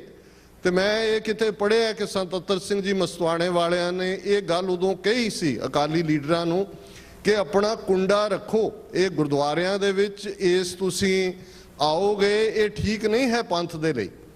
ਔਰ ਜਿਸ ਕਿਸਮ ਦਾ ਅੱਜ 90-95 ਸਾਲ ਬਾਅਦ ਅਸੀਂ ਸ਼੍ਰੋਮਣੀ ਕਮੇਟੀ ਦਾ ਹਾਲ ਦੇਖਦੇ, ਤੁਸੀਂ ਵੇਰਵਾ ਸੁਣਿਆ, 31 ਸਾਲ ਸਾਕਾ ਨਕੋਦਰ ਨੂੰ ਹੋ ਗਏ ਨੇ। ਦੁਸ਼ਮਣ ਨੇ ਤਾਂ ਉਹ ਇਜ਼ਹਾਰ ਆਲਮ ਡਾਇਰੈਕਟਰ ਜਨਰਲ ਪੁਲਿਸ ਤੱਕ ਪਹੁੰਚੇ, ਉਸ ਨੂੰ ਪਿਛਲੀਆਂ ਅਸੈਂਬਲੀ ਚੋਣਾਂ ਵੇਲੇ ਅਕਾਲੀ ਦਲ ਨੇ ਮਲੇਰਕੋਟਲੇ ਤੋਂ ਟਿਕਟ ਵੀ ਦਿੱਤੀ, ਸਿੱਖਾਂ 'ਚ ਵਿਰੋਧ ਹੋਇਆ, ਉਹਦੀ ਘਰ ਵਾਲੀ ਨੂੰ ਟਿਕਟ ਦੇ ਦਿੱਤੀ। ਔਰ ਸ਼ਾਇਦ ਤੁਹਾਡੇ 'ਚੋਂ ਬਹੁਤਿਆਂ ਨੂੰ ਨਾ ਪਤਾ ਹੋਏ, ਇਜ਼ਹਾਰ ਆਲਮ ਅੱਜ ਸ਼੍ਰੋਮਣੀ ਅਕਾਲੀ ਦਲ ਅੰਮ੍ਰਿਤਸਰ, ਜਿਹਨੂੰ ਸ਼ਹੀਦਾਂ ਦੀ ਜਥੇਬੰਦੀ ਤੇ ਕਿਹੜੇ ਕਹਿ ਕੇ ਸੰਤ ਜਰਨੈਲ ਸਿੰਘ ਜੀ ਖਾਲਸਾ ਪਿੰਡਾਂ ਵਾਲੇ ਕਹਿੰਦੇ ਸੀ ਜੀ ਇਹਨਾਂ ਦੇ ਪ੍ਰਧਾਨ ਹੋ ਗਏ, ਕੋਈ ਪ੍ਰਧਾਨ ਤਾਂ ਮੈਂ ਸ਼ਹੀਦ ਹੁੰਦਾ ਦੇਖਿਆ ਨਹੀਂ ਅਕਾਲੀ ਦਲ ਦਾ, ਇਹ ਕਿਹੜੀ ਸ਼ਹੀਦਾਂ ਦੀ ਜਥੇਬੰਦੀ ਹੈ। ਤੇ ਇਹ ਇਜ਼ਹਾਰ ਆਲਮ ਸ਼੍ਰੋਮਣੀ ਅਕਾਲੀ ਦਲ ਬਾਦਲ ਦਾ ਵਾਈਸ ਪ੍ਰੈਜ਼ੀਡੈਂਟ ਹੈ, senior vice president, sitting senior vice president. ਔਰ ਜਦੋਂ ਅਸੀਂ ਚੇਂਜ ਆਫ ਗਾਰਡ ਦੀ ਗੱਲ ਕਰਦੇ ਔਰ ਸਾਡਾ ਹਾਲ ਇਹ ਹੈ ਜਿਸ ਅੰਦਾਜ਼ ਸਾਡੇ ਡਾਇਸਪੋਰਾ ਸਿੱਖਾਂ ਨੇ ਆ ਬੀਤੀਆਂ ਅਸੈਂਬਲੀ ਚੋਣਾਂ 'ਚ ਕਿੰਨੀਆਂ ਹੋਪਸ ਲਾਈਆਂ, ਮੈਂ ਡੀਟੇਲ 'ਚ ਨਹੀਂ ਜਾਵਾਂਗਾ। ਬਹੁਤ ਵਾਰ ਪਤਾ ਨਹੀਂ ਕਿਉਂ ਇੰਨੀ ਸਿੰਪਲ ਗੱਲ ਸਾਨੂੰ ਸਮਝ ਨਹੀਂ ਆਉਂਦੀ ਜਿਹੜੀ ਕਿ ਆਮ ਬੰਦਾ ਸਮਝ ਸਕਦੇ। ਸਾਡੇ ਪੜ੍ਹੇ ਲਿਖੇ ਸਿਆਣੇ ਲੋਕ ਅਸੀਂ ਇਸ ਤਾਕ 'ਚ ਇੱਕ ਤੋਂ ਬਾਅਦ ਇੱਕ ਤਜਰਬਾ ਕਰ ਰਹੇ ਹਾਂ ਕਿ ਖਨੀ ਨਵਾਂ ਗਾਰਡ ਕੋਈ ਆ ਜਾਏ ਤੇ ਜੇਲ੍ਹ ਦੇ ਰੂਲ ਬਦਲ ਜਾਣ। ਜੇਲ੍ਹ ਮੈਨੂਅਲ ਉਹੀ ਹੈ ਜਿਹੜੀ ਹਕੂਮਤ ਨੇ ਲਿਖੀ ਹੋਈ ਹੈ। ਚੇਂਜ ਆਫ ਗਾਰਡ ਦੇ ਨਾਲ ਕੋਈ ਫਰਕ ਨਹੀਂ ਪੈਂਦਾ। ਅਮਰਿੰਦਰ ਸਿੰਘ ਦੀ ਸਰਕਾਰ ਪੰਜਾਬ 'ਚ ਬਣੀ ਹੈ। ਸੁਰੇਸ਼ ਅਰੋੜਾ, ਹੁਣ ਜਿਵੇਂ ਸਵਰਨੇ ਘੋਟਣੇ ਦੀ ਗੱਲ ਹੋਈ, ਜੇ 5 ਬੰਦਿਆਂ ਦੇ ਨਾਂ ਲੈਣੇ ਹੋਣ ਜਿਨ੍ਹਾਂ ਨੇ ਹਜ਼ਾਰਾਂ ਦੀ ਗਿਣਤੀ 'ਚ ਨੌਜਵਾਨ 1984 ਜਾਂ 1982-83 ਤੋਂ ਹੀ 1995 ਤੱਕ ਮਾਰੇ ਨੇ, ਤਾਂ ਉਹਨਾਂ 5 'ਚ ਇਜ਼ਹਾਰ ਆਲਮ ਹੈ, ਉਹਨਾਂ 'ਚ ਸਵਰਨਾ ਘੋਟਣਾ ਹੈ, ਉਹਦੇ 'ਚ ਸੁਰੇਸ਼ ਅਰੋੜਾ ਹੈ, ਉਹਦੇ 'ਚ ਚਟੋਪਧਿਆਏ ਹੈ, ਉਹਦੇ 'ਚ ਸੁਮੇਧ ਸੈਣੀ ਹੈ। ਹੁਣ ਸੁਰੇਸ਼ ਅਰੋੜੇ ਨੂੰ ਜਿਹੜਾ ਬਾਦਲ ਦਾ ਬੜਾ ਟਰਸਟਿਡ ਅਫਸਰ ਹੈ, ਜਦੋਂ ਬਾਹਰ ਵੀ ਇਲਾਜ ਲਈ ਆਇਆ ਉਹਦਾ ਸਿਕਿਉਰਿਟੀ ਇੰਚਾਰਜ ਵੀ ਸੀ ਨਾਲ ਹੈ, ਉਹਨੂੰ ਡਾਇਰੈਕਟਰ ਜਨਰਲ ਪੁਲਿਸ ਲਾਇਆ, ਕਿਉਂਕਿ ਜਦੋਂ ਗੁਰੂ ਗ੍ਰੰਥ ਸਾਹਿਬ ਦੀ ਬੇਅਦਬੀ ਦੀਆਂ ਘਟਨਾਵਾਂ ਹੋਈਆਂ, ਬਹਿਬਲ ਕਲਾਂ ਕਾਂਡ ਹੋਇਆ ਔਰ ਉਸ ਦੇ ਵਿੱਚ ਭਾਈ ਗੁਰਜੋਤ ਸਿੰਘ, ਭਾਈ ਕ੍ਰਿਸ਼ਨ ਭਗਵਾਨ ਸਿੰਘ ਸ਼ਹੀਦ ਹੋਏ, ਸੰਗਤਾਂ 'ਚ ਰੋਹ ਜਾਗਿਆ ਤੇ ਉਹਨੂੰ ਸੁਮੇਧ ਸੈਣੀ ਨੂੰ ਉੱਥੋਂ ਪਾਸੇ ਕਰਕੇ ਕਿਸੇ ਹੋਰ ਪਾਸੇ ਲਾ ਦਿੱਤੇ ਤੇ ਸੁਰੇਸ਼ ਅਰੋੜੇ ਨੂੰ ਡਾਇਰੈਕਟਰ ਜਨਰਲ ਜਿਹੜਾ ਲਾਇਆ ਗਿਆ। ਔਰ ਜਿਉਂ ਹੀ ਇਹ ਸਰਕਾਰ ਜਿਹੜੀ ਹੈ ਚੋਣਾਂ ਦੇ ਨਤੀਜੇ ਹੋਣੇ ਸ਼ੁਰੂ ਹੋਏ, ਸੁਰੇਸ਼ ਅਰੋੜੇ ਨੇ ਆਪਣੇ ਜਿਹੜੀ ਹੈ ਸੈਂਟਰ ਨੂੰ ਕਿਹਾ ਗਿਆ ਜੀ ਮੈਨੂੰ ਜਿਹੜਾ, ਕਿਉਂਕਿ ਡੈਪੂਟੇਸ਼ਨ ਤੇ ਆਇਆ ਹੋਇਆ ਕਿ ਮੈਂ ਵਾਪਸ ਸੈਂਟਰ 'ਚ ਆਉਣਾ ਚਾਹੁੰਦਾ। ਔਰ ਜਿਹੜੇ ਪਹਿਲੇ ਫੈਸਲੇ, ਜਿਵੇਂ ਭਾਈ ਸਾਹਿਬ ਨੇ ਕਿਹਾ ਕਿ ਜਿਹੜੇ ਕੈਬਨਿਟ ਨੇ ਪਹਿਲੇ ਫੈਸਲੇ ਲਏ ਅਮਰਿੰਦਰ ਸਿੰਘ ਦੀ ਸਰਕਾਰ ਨੇ, ਉਹਦੇ 'ਚ ਕੋਈ ਉਹਨਾਂ ਦੋਸ਼ੀਆਂ ਨੂੰ ਜਿਨ੍ਹਾਂ ਨੇ ਇਹ ਸਾਰੀਆਂ ਬੇਅਦਬੀ ਦੀਆਂ ਘਟਨਾਵਾਂ ਕੀਤੀਆਂ ਨੇ ਸਜ਼ਾ ਦੇਣ ਦੀ ਗੱਲ ਨਹੀਂ ਹੈ। ਉਹਦੇ 'ਚ ਕੋਈ ਸੰਤ ਰਣਜੀਤ ਸਿੰਘ ਜੀ ਢੱਡਰੀਆਂ ਵਾਲੇ ਤੇ ਜਿਨ੍ਹਾਂ ਨੇ ਹਮਲਾ ਕਰਕੇ ਉਹਨਾਂ ਦੇ ਸਾਥੀ ਪ੍ਰਚਾਰਕ ਨੂੰ ਸ਼ਹੀਦ ਕੀਤਾ, ਉਹਦੀ ਕੋਈ ਇਨਵੈਸਟੀਗੇਸ਼ਨ ਦੀ ਗੱਲ ਨਹੀਂ ਹੈ। ਇਹ ਜ਼ਰੂਰ ਹੈ ਕਿ ਅਮਰਿੰਦਰ ਸਿੰਘ ਨੇ ਸੁਰੇਸ਼ ਅਰੋੜੇ ਨੂੰ ਕਿਹਾ ਜੀ ਤੁਸੀਂ ਕੰਟੀਨਿਊ ਰੱਖੋ as a director general police, ਔਰ ਤੁਹਾਡੀ ਜਿਹੜੀ ਇਹ ਫਾਈਲ ਹੈ ਉਹਨਾਂ ਨੇ ਨਾਲ ਹੀ ਸੈਂਟਰ ਗਵਰਨਮੈਂਟ ਨੂੰ ਲਿਖਿਆ ਕਿ ਜੀ ਜਿਹੜੀ ਮੂਵ ਕਰਨ ਲਈ ਅਸੀਂ ਫਾਈਲ ਭੇਜੀ ਸੀ ਉਹਨੂੰ ਅਸੀਂ ਵਾਪਸ ਬੁਲਾਉਂਦੇ ਹਾਂ। ਇਹ ਚੇਂਜ ਆਫ ਗਾਰਡ ਹੈ। ਔਰ ਜਿਨ੍ਹਾਂ ਨੇ ਜੇ ਅੱਜ ਦੇਖਣਾ ਹੋਏ ਹਾਲਤ ਕੀ ਹੈ ਤੇ ਫਿਰ ਇਸ ਬਾਰੇ ਕੋਈ ਭੁਲੇਖਾ ਨਹੀਂ ਹੋਣਾ ਚਾਹੀਦਾ ਕਿ ਜੇ 10:12 ਕੇ ਕਿੰਨੇ ਤੇ ਅਮਰਿੰਦਰ ਸਿੰਘ ਸਹੁੰ ਚੁੱਕਦੇ ਨੇ ਤੇ ਇੰਗਲਿਸ਼ ਟ੍ਰਿਬਿਊਨ ਕਹਿੰਦੀ ਹੈ ਕਿ ਇਹ 12 ਮਿੰਟ ਕਿੱਥੋਂ ਆ ਗਏ। ਫਿਰ ਉਹਨੇ ਕਿਹਾ ਐਜ਼ ਪਰ ਐਡਵਾਈਸ ਆਫ ਦਾ ਐਸਟ੍ਰੋਲੋਜਰਸ, ਜੋਤਸ਼ੀਆਂ ਤੋਂ ਪੁੱਛ ਕੇ, ਕਿ ਜੋਤਸ਼ੀਆਂ ਨੇ ਕਿਹਾ ਵੀ ਆ ਇੰਨੇ 12 ਮਿੰਟ ਦੇ ਉੱਤੇ ਚੱਕਣੀ ਹੈ। ਹੁਣ ਇਹਨਾਂ ਸਿਸਟਮਸ ਤੋਂ, ਕਿਉਂਕਿ ਗੱਲ ਮੈਂ ਉਸ ਵੇਰਵੇ 'ਚ ਨਹੀਂ ਜਾਵਾਂਗਾ ਜਿਹੜੇ ਆਲਰੇਡੀ ਭਾਈ ਸਾਹਿਬ ਨੇ ਤੁਹਾਡੇ ਸਾਹਮਣੇ ਰੱਖੇ ਨੇ, ਪਰ ਮੈਂ ਇਸ ਗੱਲ ਵੱਲ ਬਾਰ-ਬਾਰ ਰਿਮਾਈਂਡਰ ਦੇ ਤੌਰ ਦੇ ਉੱਤੇ ਆਪਣੇ ਪੰਥ ਖਾਲਸਾ ਨੂੰ ਸੰਬੋਧਨ ਹੁੰਦਿਆਂ ਯਾਦ ਕਰਵਾਉਂਦੇ ਕਿ ਇਸ ਗੱਲ ਨੂੰ ਦੇਖੀਏ। ਜੇ ਤਾਂ ਅਸੀਂ ਸਿਰਫ ਬੀਤੇ ਦੀ ਗਲੋਰੀ ਨੂੰ, ਹਰੀ ਸਿੰਘ ਨਲੂਆ ਨੇ ਦਰਾ ਖੈਬਰ ਤੱਕ ਝੰਡੇ ਝੁਲਾਏ, ਜਾਂ ਅਸੀਂ ਇੰਨੇ ਵੱਡੇ 1.5 ਲੱਖ ਮੁਰੱਬਾ ਮੀਲ ਰਾਜ ਦੇ ਮਾਲਕ ਹੁੰਦੇ ਸਾਂ, ਅਸੀਂ ਇਹ ਹੁੰਦੇ ਸਾਂ, ਅਸੀਂ ਉਹ ਹੁੰਦੇ, ਬਹੁਤ ਚੰਗੀ ਗੱਲ ਹੈ, ਉਹ ਸਾਡੀ ਅਰਦਾਸ ਹੀ ਸਾਨੂੰ ਯਾਦ ਕਰਵਾਉਂਦੀ ਹੈ ਕਿ ਸਾਡਾ ਕੁਰਬਾਨੀਆਂ ਦਾ ਇਤਿਹਾਸ ਹੈ। ਪਰ ਆਪਣੇ ਵਰਤਮਾਨ ਨੂੰ ਦੇਖਣਾ, ਅੱਖਾਂ ਖੋਲ ਕੇ ਤੇ ਭਵਿੱਖ ਵੱਲ ਨਜ਼ਰ ਮਾਰੋ। 30 ਮਿਲੀਅਨ ਸਿੱਖ ਨੇਸ਼ਨ ਜਿਸ ਦਾ ਜਨਮ ਹੀ ਐਜ਼ ਏ ਕੌਮ ਹੋਇਆ, ਗੁਰੂ ਨਾਨਕ ਸਾਹਿਬ ਇਸ ਧਰਤੀ ਦੇ ਉੱਤੇ ਪ੍ਰਕਾਸ਼ਮਾਨ ਹੁੰਦੇ ਨੇ, ਉਹਨਾਂ ਦਾ ਪਹਿਲਾ ਸੁਨੇਹਾ ਜਿਸ ਨੂੰ ਜਦੋਂ ਭਾਈ ਗੁਰਦਾਸ ਜੀ ਕੈਪਚਰ ਕਰਦੇ ਨੇ ਸਾਡੇ ਵੱਡੇ ਸਕਾਲਰ, ਮਾਰਿਆ ਸਿੱਕਾ ਜਗਤ ਵਿੱਚ ਨਾਨਕ ਨਿਰਮਲ ਪੰਥ ਚਲਾਏ, ਸ਼ਬਦ ਜਿੱਤੀ ਸਿੱਧ ਮੰਡਲੀ ਕੀਤੋਸ ਆਪਣਾ ਪੰਥ ਨਿਰਾਲਾ।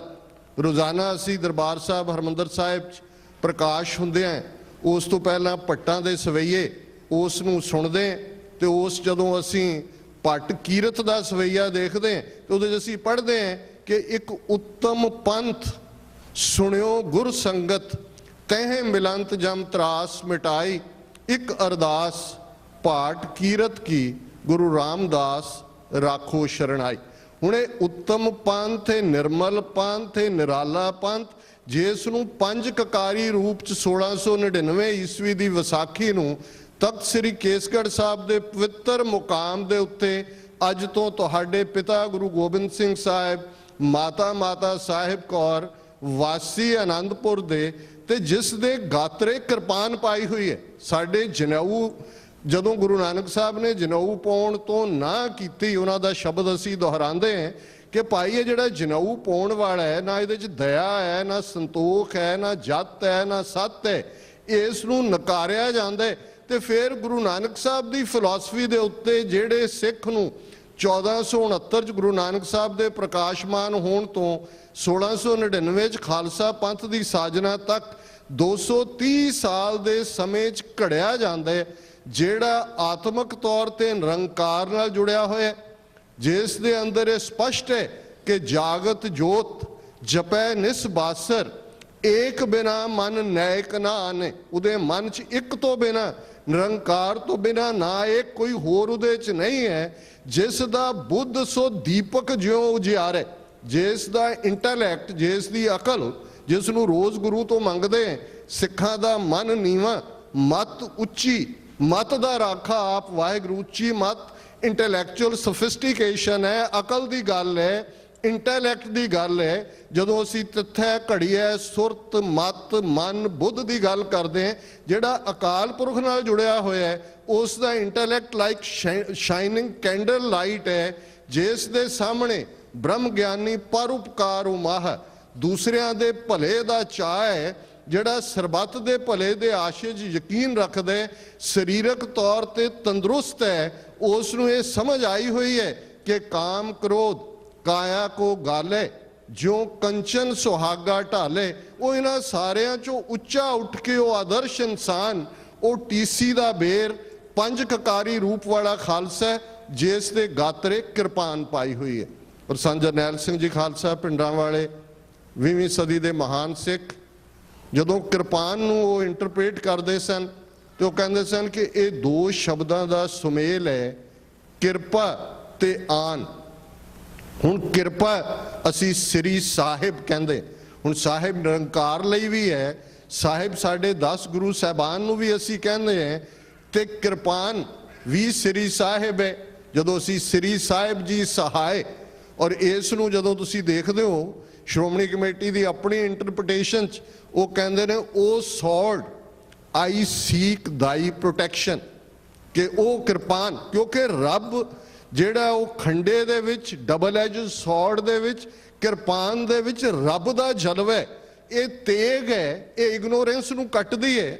ਜਦੋਂ ਅਸੀਂ 10ਵੇਂ ਪਾਤਸ਼ਾਹ ਦੇ ਵਾਕ ਪੜ੍ਹਦੇ ਹਾਂ, ਖਗ ਖੰਡ ਬਿਹੰਡੰ ਖਲਦਲ ਖੰਡੰ ਅਤਰਣ ਮੰਡੰ ਵਰ ਪੰਡੰ ਪੁਜ ਦੰਡ ਅਖੰਡੰ ਤੇਜ ਪ੍ਰਜੰਡੰ ਜੋਤ ਅਮੰਡੰ ਭਾਣ ਪ੍ਰਭੰ ਸੁਖ ਸੰਤਾ ਕਰਣੰ ਕਿਲ ਬਿਖ ਹਰਣੰ। ਇਹ ਸੰਤਾਂ ਨੂੰ ਸੁਖ ਦੇਣ ਲਈ, ਭਲੇ ਲੋਕਾਂ ਦਾ ਭਲਾ ਸੁਖ ਦੇਣ ਲਈ ਇੱਕ ਐਸਾ ਸਿਸਟਮ ਬਣਾਉਣ ਲਈ ਜਿੱਥੇ ਭਲੇ ਲੋਕ ਜਿਹੜੇ ਨੇ ਉਹ ਪ੍ਰੋਸਪਰ ਹੋਣ। ਸੁਖ ਸੰਤਾ ਕਰਣੰ ਕਿਲ ਬਿਖ ਹਰਣੰ ਦੁਰਮਤ ਦਰਣੰ ਅਸ ਸਰਣੰ। ਉਹ ਸੌਰਡ ਆਈ ਸੀਕ ਦਾਈ ਪ੍ਰੋਟੈਕਸ਼ਨ ਇਹ ਜੈ ਜੈ ਜਗ ਕਾਰਣੰ ਸ੍ਰਿਸ਼ਟ ਉਵਾਰਣੰ ਮਮ ਪ੍ਰਤਪਾਰਣੰ ਜੈ ਤੇਗੰ। ਹੁਣ ਇਹ ਜੈ ਤੇਗੰ ਵਿਕਟਰੀ ਟੂ ਦਾ ਸੌਰਡ, ਸਾਡਾ ਕਿਰਪਾ ਜਿਹੜਾ ਜਦੋਂ ਤੱਕ ਕੜਾ ਕਿਰਪਾਨ ਭੇਟ ਨਹੀਂ ਹੁੰਦਾ ਉਹ ਪ੍ਰਸ਼ਾਦ ਨਹੀਂ ਬਣਦਾ। ਕੜਾ ਪ੍ਰਸ਼ਾਦ ਉਦੋਂ ਹੀ ਬਣਦਾ ਹੈ। ਇਹ ਰਿਫਲੈਕਸ਼ਨ ਹੈ, ਇਹ ਕੋਈ ਸਿੰਬੋਲਿਜ਼ਮ ਨਹੀਂ ਹੈ, ਇਹ ਕੋਈ ਰਸਮ ਨਹੀਂ ਹੈ, ਇਹ ਕਿਰਪਾ ਤੇ ਆਨ। ਕਿਰਪਾ ਉਸ ਨਿਰੰਕਾਰ ਨੇ, ਕਿਉਂਕਿ ਅਸੀਂ ਉਸ ਨਿਰੰਕਾਰ ਦੀ ਰਜ਼ਾ 'ਚ ਐਕਟ ਕਰਦੇ ਹਾਂ। ਆਨ ਅਣਖ ਨੂੰ ਕਹਿੰਦੇ ਨੇ, ਗੈਰਤ ਨੂੰ ਕਹਿੰਦੇ ਨੇ, ਸਵੈਮਾਨ ਨੂੰ ਕਹਿੰਦੇ ਨੇ, ਸੈਲਫ ਰਿਸਪੈਕਟ ਨੂੰ ਕਹਿੰਦੇ ਨੇ, ਹਿਊਮਨ ਰਾਈਟਸ ਨੂੰ ਕਹਿੰਦੇ ਨੇ। ਤੇ ਆਨ ਤੇ ਅਣਖ ਤੇ ਬੇਗੈਰਤ ਹੋ ਕੇ ਜਿਉਣਾ ਕੀ ਹੈ? ਉਹ ਗੁਰੂ ਨਾਨਕ ਸਾਹਿਬ ਨੇ ਫਰਮਾਇਆ, ਜੇ ਜੀਵੈ ਪਤ ਲੱਥੀ ਜਾਏ ਸਭ ਹਰਾਮ ਜੇਤਾ ਕਿਛ ਖਾਏ। ਕਿ ਜਿਹੜੇ ਇੰਡੀਵਿਜੂਅਲ, ਜਿਹੜੀਆਂ ਕੌਮਾਂ, ਜਿਹੜੇ ਲੋਕ ਬੇਪਤ ਹੋ ਕੇ ਜਿਉਂਦੇ ਨੇ ਉਹ ਹਲਾਲ ਖੋਰ ਨਹੀਂ, ਉਹ ਹਰਾਮ ਖੋਰ ਨੇ। ਅੱਜ ਅਸੀਂ ਇਹ ਸੈਲਫ ਇੰਟਰੋਸਪੈਕਸ਼ਨ ਕਰੀਏ, ਭਾਈ ਰਵਿੰਦਰ ਸਿੰਘ ਜਾਂ ਭਾਈ ਜਲਮਨ ਸਿੰਘ ਜਾਂ ਭਾਈ ਬਲਤੀਰ ਸਿੰਘ ਜਾਂ ਭਾਈ ਹਰਮੋਹਿੰਦਰ ਸਿੰਘ, ਇਹਨਾਂ ਨੂੰ ਸਾਡੀਆਂ ਸ਼ਰਧਾਂਜਲੀਆਂ ਦੀ ਲੋੜ ਨਹੀਂ ਹੈ, ਸਾਡੇ ਕਨਵੋਲਿਊਟਡ ਮਾਈਂਡ ਦੇ ਸ਼ਬਦਾਂ ਦੀ ਲੋੜ ਨਹੀਂ ਹੈ। ਆਲਰੇਡੀ ਸੰਤ ਪਿੰਡਾਂ ਵਾਲੇ ਕਹਿੰਦੇ ਸਨ ਕਿ ਸ਼ਹੀਦੀ ਇੱਕ ਐਸਾ ਰੁਤਬੇ, ਜਿਹੜੀ ਗੱਲ ਜਪੀਏ ਤਪੀਏ ਨੂੰ ਕਿੰਨੇ ਜਨਮ ਕੋਈ ਜਪ ਕਰੇ ਤਪ ਕਰੇ ਹਾਸਲ ਨਹੀਂ ਹੁੰਦੀ। ਉਹ ਸ਼ਹੀਦ ਜਿਹੜਾ ਉਹ ਸਿੱਧਾ ਗੁਰੂ ਦੀ ਗੋਦ 'ਚ, ਉਸ ਦੇ ਲਈ ਗੁਰੂ ਦੀ ਗੋਦ ਹੈ, ਉਹ ਆਨੰਦ ਮਾਣਦੇ ਨੇ। ਪਰ ਅਸੀਂ ਜਦੋਂ ਆਪਣੇ ਆਪ ਵੱਲ ਦੇਖਦੇ, ਔਰ ਸੰਤ ਪਿੰਡਾਂ ਵਾਲਿਆਂ ਦਾ ਇਹ ਸ਼ਬਦ ਨੇ, ਖਾਲਸਾ ਜੀ ਸ਼ਹੀਦਾਂ ਦੇ ਖੂਨ ਦਾ ਹੱਕ ਲੈਣੇ। ਹੁਣ ਇਹ ਸਵਾਲ 32 ਸਾਲ 10 ਸਾਲ ਹੋਰ ਬੀਤ ਜਾਣਗੇ, ਉਹੀ ਕਹਾਣੀਆਂ ਅਸੀਂ ਫਿਰ ਸੁਣਾਵਾਂਗੇ। ਪਰ ਕੀ ਬਦਲਿਆ ਉਸ ਨਿਜ਼ਾਮ ਦੇ ਵਿੱਚ? ਜੇ 4 ਫਰਵਰੀ ਨੂੰ ਇਹ ਸਿੰਘ ਸ਼ਹੀਦੀ ਪਾਉਂਦੇ ਨੇ, ਕਿਉਂਕਿ 2 ਫਰਵਰੀ ਨੂੰ ਨਕੋਦਰ 5 ਗੁਰੂ ਗ੍ਰੰਥ ਸਾਹਿਬ ਦੇ ਸਰੂਪ ਅਗਨ ਭੇਟ ਕੀਤੇ ਜਾਂਦੇ ਨੇ, ਤੇ ਫਿਰ 2015 ਵੱਲ ਨਜ਼ਰ ਮਾਰੀਏ, ਜੂਨ ਦੇ ਪਹਿਲੇ ਹਫ਼ਤੇ ਬੁਰਜ ਜਵਾਰ ਸਿੰਘ ਵਾਲਾ ਪਿੰਡ 'ਚੋਂ ਗੁਰੂ ਗ੍ਰੰਥ ਸਾਹਿਬ ਦੇ ਸਰੂਪ ਗਾਇਬ ਕਰ ਦਿੱਤੇ ਜਾਂਦੇ ਨੇ। 4 ਚਫੇਰੇ ਪਿੰਡ 'ਚ 2-3 ਦਿਨਾਂ ਬਾਅਦ ਪੋਸਟਰ ਅਪੀਅਰ ਹੁੰਦੇ ਨੇ ਕਿ ਅਸੀਂ ਤੁਹਾਡੇ ਗੁਰੂ ਨੂੰ ਗਲੀਆਂ ਦੇ ਵਿੱਚ ਰੋਲਾਂਗੇ, ਬਚਾ ਸਕਦੇ ਹੋ ਬਚਾ ਲਓ। ਪਿੰਡ ਦੇ ਪੰਚਾਇਤ ਮੋਤਬਰ ਲੋਕ ਥਾਣੇ 'ਚ ਜਾਂਦੇ ਨੇ, ਪੁਲਿਸ ਵਾਲੇ ਉਹਨਾਂ ਨੂੰ ਹੀ ਬਿਠਾ ਕੇ ਉਹਨਾਂ ਦੇ ਖਿਲਾਫ ਹੀ ਕੇਸ ਰਜਿਸਟਰ ਕਰ ਲੈਂਦੇ ਨੇ।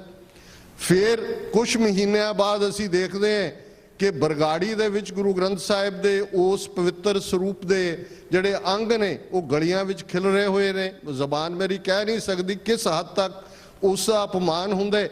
ਤੇ ਬਾਈਬਲ ਕਲਾਂ ਦੇ ਵਿੱਚ ਪੀਸਫੁਲ ਪ੍ਰੋਟੈਸਟ ਦੇ ਉੱਤੇ ਬੈਠੇ ਸਤਨਾਮ ਵਾਹਿਗੁਰੂ ਦਾ ਜਾਪ ਕਰਦੇ ਸਿੰਘਾਂ ਦੇ ਉੱਤੇ ਗੋਲੀਆਂ ਦਾ ਮੀਂਹ ਵਰਾਇਆ ਜਾਂਦਾ। ਔਰ ਕਿਵੇਂ ਭਾਈ ਕ੍ਰਿਸ਼ਨ ਭਗਵਾਨ ਸਿੰਘ, ਭਾਈ ਗੁਰਜੋਤ ਸਿੰਘ ਸ਼ਹੀਦ ਹੁੰਦੇ ਨੇ। ਕਮਿਸ਼ਨਾਂ ਦੀ ਗੱਲ ਹੋ ਰਹੀ ਸੀ, ਜੁਡੀਸ਼ੀਅਲ ਇਨਕੁਆਇਰੀ ਦੀ ਗੱਲ ਹੋ ਰਹੀ ਸੀ। ਇੱਕ ਇਹਨਾਂ ਨੇ ਆਪਣੇ ਟੱਬਰ ਦਾ ਵਕੀਲ ਰੱਖਿਆ ਹੋਇਆ ਜੱਜ ਜੋਰਾ ਸਿੰਘ, ਉਹ ਗੁਰਦੁਆਰਾ ਜੁਡੀਸ਼ੀਅਲ ਕਮਿਸ਼ਨ ਹੋਏ ਕੋਈ ਹੋਏ ਜੀ, ਜੋਰਾ ਸਿੰਘ ਕਰੇਗਾ।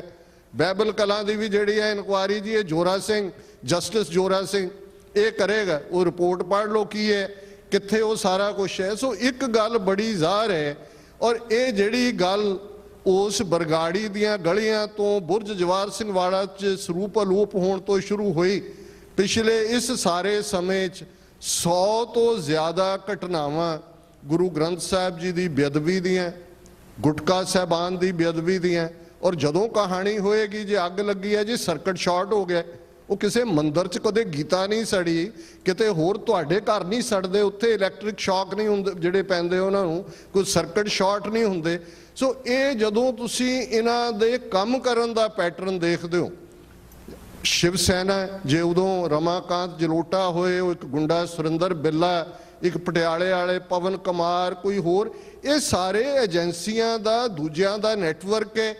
ਤੇ ਇੰਟੈਲੀਜੈਂਸ ਬਿਊਰੋ ਨੈਟਵਰਕ ਕਿਵੇਂ ਕੰਮ ਕਰਦੇ? ਮਹਾਰਾਸ਼ਟਰ ਦਾ ਇੱਕ retired director general police Musharraf ਉਹਦਾ ਨਾਂ ਹੈ, ਉਹਨੇ ਇੱਕ ਕਿਤਾਬ ਲਿਖੀ ਹੈ ਹੂ ਕਿਲਡ ਕਾਰਕਰੇ। ਉਹਦਾ ਸ਼ਾਇਦ ਹੁਣ ਪੰਜਾਬੀ ਰੂਪ ਵੀ ਅਵੇਲੇਬਲ ਹੈ, ਜਿਹੜੇ ਤੁਹਾਡੇ 'ਚ ਪੜ੍ਹਨ ਦਾ ਮਾੜਾ ਮੋਟਾ ਸ਼ੌਕ ਰੱਖਦੇ ਨੇ। ਵੈਸੇ ਤਾਂ ਅੱਜ ਕੱਲ੍ਹ ਮੈਂ ਸਮਝਦਾ ਵੀ ਆਪਣੀ ਕੌਮ ਨੂੰ ਇਹ ਕਹਿਣਾ ਵੀ ਵਕਤ ਜ਼ਾਇਆ ਕਰਨਾ ਹੀ ਹੁੰਦਾ ਹੈ, ਕਿ ਪੜ੍ਹਨ ਦਾ ਸ਼ੌਕ ਨਹੀਂ ਹੈ, ਗੱਪਾਂ ਗੁੱਪਾਂ ਗੱਲਾਂ, ਕੋਈ ਸਨੁੱਕਰ 'ਚ ਖਲੋ ਗਿਆ, ਕੋਈ ਉਸ 'ਚ ਖਲੋ ਗਿਆ।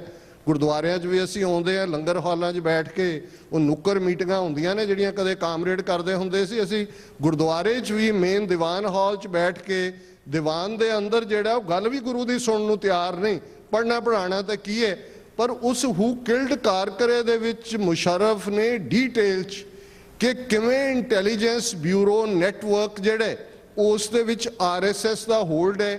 ਉਹਨੇ ਕਿਹਾ ਕੋਈ ਬੰਬ ਧਮਾਕਾ ਭਾਰਤ ਦੇ ਵਿੱਚ ਐਸਾ ਹੋ ਹੀ ਨਹੀਂ ਸਕਦਾ ਜਿਹੜਾ ਇੰਟੈਲੀਜੈਂਸ ਬਿਊਰੋ ਨਾ ਕਰਵਾਉਂਦਾ ਹੋਏ। ਔਰ ਸਾਡੇ ਸਾਹਮਣੇ ਉਦਾਹਰਨਾਂ ਨੇ। ਹੁਣ ਜਿਵੇਂ ਇੱਕ ਬੜਾ ਓਨੈਸਟ ਆਫਿਸਰ ਮਹਾਰਾਸ਼ਟਰ 'ਚ ਐਂਟੀ ਟੈਰਰਿਜ਼ਮ ਸਕੁਐਡ ਦਾ ਹੈਡ ਹਿਮੰਤ ਕਾਰਕਰੇ, ਔਰ ਉਦੋਂ 1-2 ਬੰਬ ਧਮਾਕੇ ਉੱਪਰੋਂ ਥਲੀ ਹੋਏ, ਮਾਲੇਗਾਂਵ 'ਚ ਹੋਇਆ ਮਹਾਰਾਸ਼ਟਰ 'ਚ, ਮੈਕਾ ਮਸਜਿਦ 'ਚ ਹੋਇਆ ਹੈਦਰਾਬਾਦ 'ਚ। ਔਰ ਉਹਨੂੰ ਜਿਹੜਾ ਐਂਟੀ ਟੈਰਰ ਸਕੁਐਡ ਦਾ ਹੈਡ ਸੀ ਹਿਮੰਤ ਕਾਰਕਰੇ, ਇਮਾਨਦਾਰ ਬੰਦਾ। ਦੇਖੋ ਸਾਡੀ ਪ੍ਰੋਬਲਮ ਕੋਈ ਹਿੰਦੂਆਂ ਨਾਲ ਨਹੀਂ ਹੈ, ਕੋਈ ਇਹ ਨਾ ਸਮਝੇ ਵੀ ਸਾਡੀ ਲੜਾਈ ਕੋਈ ਹਿੰਦੂਆਂ ਨਾਲ ਹੈ। ਅਸੀਂ ਤਾਂ ਧਾਰਮਿਕ ਆਜ਼ਾਦੀ ਦੇ ਮੁੱਢਲੇ ਹੱਕ 'ਚ ਯਕੀਨ ਰੱਖਦੇ ਹਾਂ। ਸਾਡੀ ਇੰਡੀਅਨ ਸਟੇਟ ਨਾਲ ਲੜਾਈ ਹੈ। 18ਵੀਂ ਸਦੀ 'ਚ ਸਾਡੀ ਲੜਾਈ ਕੋਈ ਮੁਸਲਮਾਨਾਂ ਨਾਲ ਨਹੀਂ ਸੀ, ਇਸਲਾਮਿਕ ਉਸ ਥਾਟ ਨਾਲ ਸੀ ਜਿਹੜੇ ਸਾਰਿਆਂ ਨੂੰ। ਔਰ ਭਾਈ ਸੰਤੋਖ ਸਿੰਘ ਸਾਡੇ ਚੂੜਾਮਣੀ ਮਹਾਕਵੀ, ਉਹਨਾਂ ਨੇ ਜਦੋਂ 10ਵੇਂ ਪਾਤਸ਼ਾਹ ਨੂੰ ਟ੍ਰਿਬਿਊਟ ਦਿੱਤੀ ਹੈ, ਬੜਾ ਖੂਬਸੂਰਤ ਉਹਨਾਂ ਦਾ ਬ੍ਰਜ ਭਾਸ਼ਾ ਉਸ ਵੇਲੇ ਦੀ ਲਿਟਰੇਰੀ ਲੈਂਗੁਏਜ ਸੀ। ਬੜਾ ਖੂਬਸੂਰਤ ਉਹਨਾਂ ਦਾ ਇੱਕ ਜਿਹੜਾ ਹੈ ਉਹ ਛੰਦ ਹੈ ਜਿਹਦੇ 'ਚੋਂ ਕਹਿੰਦੇ ਨੇ ਛਾਏ ਜਾਤੀ ਏਕਤਾ ਅਨੇਕਤਾ ਬਿਲੋਏ ਜਾਤੀ ਹੋਵਤੀ ਕੁਚੀਲਤਾ ਕਤੇਬਨ ਕੁਰਾਨ ਕੀ पाप परपक जाते, धर्म तसक जाते, वर्ण गरक जाते, साहित्य वेदान की, देवी देव द्योरे संतोख सिंगा दूर होते, रूप मिट जाते कथा वेदन पुराण के, श्री गुरु गोबिंद सिंह पावन परम शूर, मूरत ना होती जो पै करुणा निदान की। हुण गल मैं वेरवे च नहीं जावांगा, पहली लाइन बड़ी इंपॉर्टेंट है कि छाए जाती एकता अनेकता बिलोए जाती, कि जे पावन परम शूर गुरु गोबिंद सिंह साहब ना हुंदे तां एकता हो जानी सी, अनेकता टुट जानी सी। हुण जिहड़ी शहादत है गुरु तेग बहादुर साहब दी, जिहड़ा सिख थॉट है 18वीं सदी च, औरंगजेब भी तो एकता ही चाहुंदा सी कि भाई सारा एक मजहब होए, चार चफेरे नाराए हैदरी होए, इक्को सारे कलमा पढ़ो, एकता होए, बड़ी तरक्की होएगी, बड़ी प्रोग्रेस होएगी। तो भाई संतोख सिंह कहंदे ने जे पावन परम शूर गुरु गोबिंद सिंह साहब ना हुंदे ते छाए जाती एकता, एकता हो जानी सी, अनेकता बिलोए जाती, डाइवर्सिटी मुक जानी सी। ते अज जिन्हां दे हत्थ च पोलीटिकल पावर है, ਜਾਂ ਸਿੱਖਾਂ ਨੂੰ ਜਿਨ੍ਹਾਂ ਨੇ ਕ੍ਰਿਮੀਨਲ ਟ੍ਰਾਈਬ ਬਣਾ ਕੇ ਜਿਹੜਾ ਸਾਰਾ 10 ਅਕਤੂਬਰ 1947 ਤੋਂ ਆਪਣੀ ਨੀਤੀਆਂ ਦੀ ਸ਼ੁਰੂਆਤ ਕੀਤੀ, ਜੋ ਅੱਜ ਪੰਜਾਬ 'ਚ ਚੱਲ ਰਿਹਾ ਹੈ, ਜੋ ਆਰਐਸਐਸ ਦੀ ਵਿਚਾਰਧਾਰਾ ਹੈ, ਉਹ ਕੀ ਹੈ? ਉਹ ਬੀਜੇਪੀ ਹੋਏ, ਕਾਂਗਰਸ ਹੋਏ, ਕੱਲ ਨੂੰ ਕੋਈ ਹੋਰ ਆ ਜਾਏ, ਤੁਸੀਂ ਕੁੱਲ ਮਿਲਾ ਕੇ ਦੇਖੋਗੇ ਇਹ hard Hindutva versus soft Hindutva ਹੈ। ਗਾਂਧੀ ਤੋਂ ਵੱਡਾ ਕਿਹੜਾ ਹਿੰਦੂਆਂ 'ਚ ਲੀਡਰ ਹੋਇਆ? ਜਿੱਦਣ ਉਹਦੇ ਅਸੈਸੀਨੇਸ਼ਨ ਹੋਈ, कायदे आजम मोहम्मद अली जिन्होंने कंडोलेंस की टैलीग्राम की, बड़े उन्होंने कहा कि condolences on the death of great Hindu leader MK Gandhi. शंकरा तो बाद जिस शंकरा ने बुद्धिज्म का सफाया करके भारत चों वापस ब्राह्मण धर्म लिया के खड़ा किया, गांधी ने बहुत वड्डा काम किया। गांधी की देन 1000 साल की हिंदू हिस्टरी, पर जिन्हों के हथ अज पावर है मोदी ब्रांड, उन्होंने गांधी नूं भी नहीं बख्शिया, उन्होंने लगा ये तो सॉफ्ट हिंदूत्व है। और नथूराम गोडसे होए, सावरकर होए, ਜਿਹੜੇ ਸਾਰੇ ਉਸ ਦੇ ਵਿੱਚ ਸ਼ਾਮਲ ਸੀ ਅਸੈਸੀਨੇਸ਼ਨ ਪਲਾਨ 'ਚ, ਉਹ ਇਸ ਗੱਲ ਤੋਂ ਹੀ ਖਫਾ ਸੀ ਕਿ ਗਾਂਧੀ ਜਿਹੜਾ ਉਹ ਸੌਫਟ ਕਾਰਨਰ ਰੱਖਦਾ ਹੈ ਮੁਸਲਮਾਨਾਂ ਦੇ ਲਈ। ਤੇ ਅੱਜ ਤੇ ਉਹਨਾਂ ਦੇ ਹੱਥ 'ਚ ਪੋਲੀਟੀਕਲ ਪਾਵਰ ਹੈ, ਜਿਹੜਾ ਪ੍ਰਾਈਮ ਮਿਨਿਸਟਰ ਜੇ ਯੂਪੀ ਦੇ ਵਿੱਚ ਕੈਂਪੇਨਿੰਗ ਹੁੰਦੀ ਹੈ ਤੇ ਉਹ ਜਾ ਕੇ ਉੱਥੇ ਇੱਕ ਪਿੰਡ 'ਚ ਜਨ ਸਭਾ ਨੂੰ ਇਲਾਕੇ 'ਚ ਹਜ਼ਾਰਾਂ ਲੋਕ ਇਕੱਠੇ ਕੀਤੇ ਨੇ, वो कहना है भेदभाव नहीं होना चाहिए, अगर कब्रिस्तान के लिए ज़मीन देनी है तो शमशान के लिए भी हो, अगर रमज़ान या ईद के वक़्त बिना रुकावट बिजली चलनी है तो दिवाली को भी चले, ये भेदभाव नहीं होना चाहिए। हुण एक प्राइम मिनिस्टर लोकां 'च जाके सुनेहा दे रहे कि मुसलमान बड़े फस्ट क्लास सिटीजन ने इत्थों दे, और तुहानू देखो दिवाली ते बिजली नहीं मिलती, इन्हों रमज़ान ते मिलती है, इन्हों कब्रिस्तान की जमीन। और यही आदित्य योगी और साक्षी महाराज इन्हों का एक होर MP है, वो कहते हैं कि जी जो मुसलमान है अपने मुर्दे साड़ने शुरू करन, कब्रिस्तान बहुत बन जाएंगे, जमीन कित्थे बचेगी। सो जिहड़ी गल सानू नज़र आ रही है, हुण अज बहुत सारे सिख दुबक के बैठे ने, वो समझते हैं कोई नहीं मुसलमानों नाल हो रहा है। तो मैं वो गल जिहड़ी कि ਜਦੋਂ ਨਾਜ਼ੀਆਂ ਨੇ ਕਦੇ RSS ਦੀ ਵਰਕਿੰਗ ਦੇਖੋ, ਇੱਕ ਸਟੈਪ ਇਹਨਾਂ ਨੇ ਜਿਹਨੂੰ ਕਹਿੰਦੇ ਨੇ to take the leaf out of the book of Nazis. ਔਰ ਗੋਲਵਲਕਰ ਜਿਹੜਾ ਹੈਡਗਵੇਅਰ ਤੋਂ ਬਾਅਦ ਦੂਸਰਾ ਮੁਖੀ ਸੀ RSS ਦਾ, ਉਸਨੇ ਲਿਖੇ ਉਹਨੇ, ਔਰ ਇਹ ਉਹ ਪੀਰੀਅਡ ਸੀ 1930 ਦਾ ਜਦੋਂ ਯਹੂਦੀਆਂ ਦੇ ਉੱਤੇ, ਜਿਪਸੀਆਂ ਦੇ ਉੱਤੇ, ਕਮਿਊਨਿਸਟਾਂ ਦੇ ਉੱਤੇ, ਕੈਥੋਲਿਕਸ ਦੇ ਉੱਤੇ, ਸਿਵਲ ਲਿਬਰਟੇਰੀਅਨਸ ਦੇ ਉੱਤੇ 1 by 1 नाजियां दे जुल्म चल रहे सी। ते गोलवलकर ने लिखा कि जो हल घट गिनतियों का अल्पसंख्यकों का, जो हल अल्पसंख्यकों का हिटलर ने जर्मनी में निकाला है, वही हम यहाँ भारत में निकालेंगे। ज़ाहिर है भी की हल कढ़े है, गैस चैंबर, मास परसीक्यूशन, 6 मिलियन यहूदियों का मारिया जाना, जिप्सी जड़े ने जिन्हों की बेचारियों की गिणती नहीं होंगी, हालांकि वो इंडियन ट्राइब ने उत्थों ही आए हुए ने, सारे यूरोप भर चों जिप्सियां का जिहड़ा हाल की कीता है। और अज और उदों एक गल रिबाई ने कही सी, उन्हें कहा सी कि they came after a communist, I was silent as I was not a communist, they came after a civil libertarian, I was silent as I was not the one, they came after a Jew, I was silent as I was not the Jew। then they came after me and nobody was left to speak for me, ਇੱਕ ਇੱਕ ਕਰਕੇ। ਔਰ ਜੇ ਤੁਸੀਂ pattern ਦੇਖੋ RSS ਦਾ, ਉਹ ਹੈਦਰਾਬਾਦ 'ਚ ਉਹ ਵਰਮੂਲਾ ਹੋਏ ਦਲਿਤ ਸਟੂਡੈਂਟ, ਉਹ ਕਨਈਆ ਕੁਮਾਰ ਹੋਏ ਦਿੱਲੀ 'ਚ JNU ਯੂਨੀਵਰਸਿਟੀ 'ਚ, ਜੇ ਇੱਕ ਸਿੱਖਾਂ ਦੀ 20-21 ਸਾਲ ਦੀ ਬੱਚੀ ਗੁਰਮੇਹਰ ਕੌਰ ਜਿਸ ਦਾ ਪਿਤਾ ਸ਼ਹੀਦ ਹੈ ਕਾਰਗਲ ਜੰਗ ਦੇ ਵਿੱਚ, ਉਹ ਅਖਿਲ ਭਾਰਤੀ ਵਿਦਿਆਰਥੀ ਪਰਿਸ਼ਦ ਦੇ ਗੁੰਡਿਆਂ ਨੇ ਜੋ ਉੱਥੇ ਰਾਮਜਸ ਕਾਲਜ ਕੀਤਾ, ਉਹ ਇੱਕ ਬੈਨਰ ਲੈ ਕੇ ਖਲੋ ਜਾਂਦੀ ਹੈ, ਉਹ ਵੀ ਆਪਣੇ ਟਵਿੱਟਰ ਅਕਾਊਂਟ ਦੇ ਉੱਤੇ ਜਾਂ ਆਪਣੀ ਫੇਸਬੁੱਕ ਤੇ ਕਿ ਆਈ ਐਮ ਅਗੇਂਸਟ ABVP, ਵੀ ਅਸੀਂ ਉਹਨਾਂ ਨੂੰ ਨਹੀਂ, ਉਹਨਾਂ ਦੇ ਧੱਕੇ ਨੂੰ ਮੰਨਾਂਗੇ।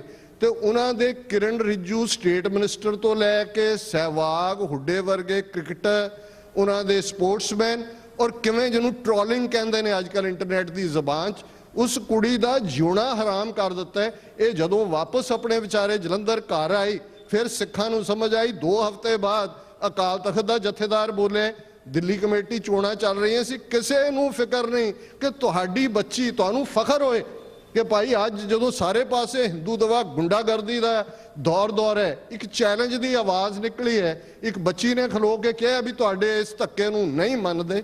ਇਸ ਤੋਂ ਵੱਡੀ ਕਿਹੜੀ ਬੇਗੈਰਤੀ ਹੈ? ਅੱਜ ਸਾਡਾ ਵੱਡਾ ਹਿੱਸਾ ਸਾਨੂੰ ਇਹਨਾਂ ਮੁਲਕਾਂ 'ਚ ਵੀ, ਹੁਣ ਡੋਨਲਡ ਟਰੰਪ ਦੇ ਆਉਣ ਨਾਲ ਮਾੜਾ ਮੋਟਾ ਹੋਇਆ, ਜਦੋਂ ਹੁਣ ਇਹ ਸਾਰੇ ਇੱਥੇ ਕਹਿੰਦੇ ਨੇ ਜਿਹੜੇ ਵੀ ਰੇਸਿਸਟ ਨੇ, go home, go to your own country, ਫਿਰ ਸਿੱਖ ਜ਼ਰੂਰ ਪੁੱਛਣ ਆਪਣੇ ਆਪ ਨੂੰ ਕਿਹੜੇ ਮੁਲਕ 'ਚ ਜਾਓਗੇ? ਉਸ ਮੁਲਕ 'ਚ ਜਿੱਥੇ ਸਾਡੇ ਇਸ਼ਟ ਦੀ ਬੇਅਦਬੀ ਦੀਆਂ ਸੈਂਕੜੇ ਘਟਨਾਵਾਂ ਹੋਈਆਂ, ਉਸ ਮੁਲਕ ਜਿੱਥੇ ਹਿੰਦੂ ਤਵੀਆਂ ਨੇ ਸਪਸ਼ਟਤਾ ਦੇ ਨਾਲ ਮੈਸੇਜ ਦਿੱਤਾ ਕਿ ਭਾਈ ਤੁਹਾਡੀ ਇੱਥੇ ਹੋਂਦ ਨਹੀਂ ਹੈ, ਇੱਥੇ ਤੁਹਾਨੂੰ ਗਰਵ ਸੇ ਕਹੋ ਕਿ ਹਮ ਹਿੰਦੂ ਹੈ, ਫੇਰ ਹੀ ਸਰਵਾਈਵ ਕਰ ਸਕਦੇ। ਹੱਲ ਅਲਟੀਮੇਟਲੀ ਠੀਕ ਹੈ, ਅਸੀਂ ਕਈ ਵਾਰ ਬਿਮਾਰੀ ਦੇ ਲਈ ਤੁਸੀਂ ਸਿੰਪਟੋਮੈਟਿਕ ਟ੍ਰੀਟਮੈਂਟ ਵੀ ਕਰਦੇ ਹੋ, ਅਸੀਂ ਉੱਥੋਂ ਦੇ ਆਪਣੇ ਲੋਕਾਂ ਦੇ ਕੋਈ ਗਿਲਾ ਨਹੀਂ ਕਰਦੇ। ਮੈਂ ਸਮਝਦਾ ਜਿਨ੍ਹਾਂ ਨੇ 1.5 ਲੱਖ ਸ਼ਹੀਦੀਆਂ ਦਿੱਤੀਆਂ ਨੇ, ਜਿਨ੍ਹਾਂ ਮਾਤਾਵਾਂ ਭੈਣਾਂ ਜਿਨ੍ਹਾਂ ਟੱਬਰਾਂ ਨੇ ਅੱਜ ਤੱਕ ਵੀ ਸਫ਼ਰ ਕੀਤਾ, ਕਰ ਰਹੇ ਨੇ, ਉਹਨਾਂ ਨੇ ਇਨਫ ਕੀਤਾ। ਪਰ ਅਸੀਂ ਬਹੁਤ ਸਾਰੇ ਜਿਨ੍ਹਾਂ 'ਚੋਂ ਇੱਕ ਵੱਡਾ ਤਬਕਾ ਉਹਨਾਂ ਸ਼ਹੀਦਾਂ ਦੇ ਡੁੱਲੇ ਖੂਨ ਦੇ ਉੱਤੇ ਇੱਥੇ ਅਸਾਈਲਮ ਲੈ ਕੇ ਬੈਠੇ ਹੈ, ਟੱਬਰਾਂ ਦੇ ਟੱਬਰ ਝੂਠੇ ਸੱਚੇ ਨਾਂ ਰਖਾ ਕੇ ਵੀ ਸਾਰੇ ਆਏ ਹੋਏ ਨੇ। ਤੁਸੀਂ ਇੱਥੇ ਪ੍ਰੋਟੈਸਟ ਤੇ ਦੇਖ ਲਓ, ਤੁਹਾਨੂੰ ਧੂ ਕੇ 200 ਬੰਦਾ ਇਕੱਠਾ ਕਰਨਾ ਔਖਾ ਹੋ ਜਾਂਦਾ। ਹੁਣ ਅੱਜ ਬੇਸ਼ੱਕ ਮੈਂ ਸਮਝਦਾ ਵੀ Gurdwara Richmond Hill Cultural Society ਦੀ ਪ੍ਰਬੰਧਕ ਕਮੇਟੀ ਵਧਾਈ ਦੀ ਹੱਕਦਾਰ ਹੈ, Doaba Sikh Association, Sikhs for Justice, Shiromani Akali Dal Amritsar, Baba Prem Singh Society, ਤੁਸੀਂ ਹਮੇਸ਼ਾ ਉਦਮ ਕਰਦੇ ਹੋ, ਯਤਨ ਕਰਦੇ ਹੋ ਕਿ ਕੋਈ ਨਾ ਕੋਈ ਪੰਥ ਦੀ ਗੱਲ ਤੁਰੀ ਰਹੇ। ਪਰ ਅੱਜ ਉਸ ਕਹਾਣੀ ਨੂੰ ਸੁਣਨ ਲਈ ਕਿੰਨੇ ਕੁ ਹਜ਼ਾਰ ਲੋਕ ਬੈਠੇ ਨੇ ਇੱਥੇ। ਠੀਕ ਹੈ, ਸਾਡੇ ਕੋਲ ਅੱਜ ਥੋੜੀ ਬਹੁਤ ਮੀਡੀਆ ਦੀ ਆਵਾਜ਼ ਹੈ, TV 84 ਜਾਂ ਗਲੋਬਲ, ਔਰ ਇਸ ਵੇਲੇ ਇੱਕ ਜਿਹੜੀ ਐਪ ਹੈ ਉਹਦੇ ਰਾਹੀਂ ਇਹ ਮੈਸੇਜ ਬਹੁਤ ਦੂਰ ਦੂਰ ਤੱਕ ਜਾਏਗਾ। ਪਰ ਕੁੱਲ ਮਿਲਾ ਕੇ ਜਦੋਂ ਇਹੋ ਜਿਹੇ ਹਾਲਾਤ ਬਣ ਜਾਂਦੇ ਨੇ, ਔਰ ਇਹ ਫਿਰ ਉਹੀ ਹਾਲ ਹੁੰਦਾ ਬਹੁਤ ਵਾਰ ਜਦੋਂ ਮੈਂ ਮੈਲਕਮ ਐਕਸ ਦੀਆਂ ਗੱਲਾਂ ਪੜ੍ਹਦਾ, ਉਹ ਇਹ ਪੀਰੀਅਡ ਸੀ 1960s ਦਾ, ਇੱਥੇ ਵੀ ਕਾਲਿਆਂ ਦੇ ਇੱਕ ਵੱਡੇ ਵਰਗ ਨੇ ਕਬੂਲ ਲਿਆ ਹੋਇਆ ਸੀ ਕਿ ਜੀ ਸਾਡੇ ਨਾਲ ਇਹੀ ਹੋਣਾ, ਇੱਕ ਸਾਡਾ ਮਾਸਟਰ ਹੈ, ਅਸੀਂ ਗੁਲਾਮ ਹੀ ਰਹਿਣਾ। ਔਰ ਉਸ ਤੋਂ ਪਹਿਲਾਂ ਵੀ ਇਹ ਹੋ ਚੁੱਕਾ ਸੀ ਕਿ ਜਦੋਂ ਪ੍ਰੋਕਲੇਮੇਸ਼ਨ ਅਬਰਾਹਿਮ ਲਿੰਕਨ ਨੇ ਕੀਤੀ ਸਿਵਲ ਵਾਰ ਤੋਂ ਬਾਅਦ, ਉਹਨੇ ਕਿਹਾ ਜੀ ਸਲੇਵਰੀ ਖਤਮ, ਜਾਓ ਆਪੋ ਆਪਣੇ ਘਰਾਂ ਨੂੰ ਫਰੀ, ਜਿੱਥੇ ਵੀ ਤੁਸੀਂ ਜਾਣਾ। ਕੁਝ ਤਾਂ ਕਹਿੰਦੇ ਜੀ ਅਸੀਂ ਇੱਥੇ ਰਹਿਣਾ, ਸਾਨੂੰ ਬਹੁਤ ਚੰਗਾ ਲੱਗਦਾ। ਕੁਝ ਜਿਹੜੇ ਗਏ ਵੀ ਉਹ ਵਾਪਸ ਆ ਗਏ, ਉਹਨਾਂ ਨੇ ਕਿਹਾ ਜੀ ਨਹੀਂ ਸਾਨੂੰ ਫਰੀडम ਨਹੀਂ ਚਾਹੀਦੀ, ਅਸੀਂ ਇੱਥੇ ਹੀ ਖੁਸ਼ ਹਾਂ। ਇਹ ਪ੍ਰੋਗਰਾਮਿੰਗ ਹੁੰਦੀ ਹੈ, ਇਹਨੂੰ ਅੰਗਰੇਜ਼ੀ ਸਾਈਕੋਲੋਜੀਕਲ ਕੈਜੂਅਲਟੀ ਵੀ ਕਹਿੰਦੇ ਨੇ।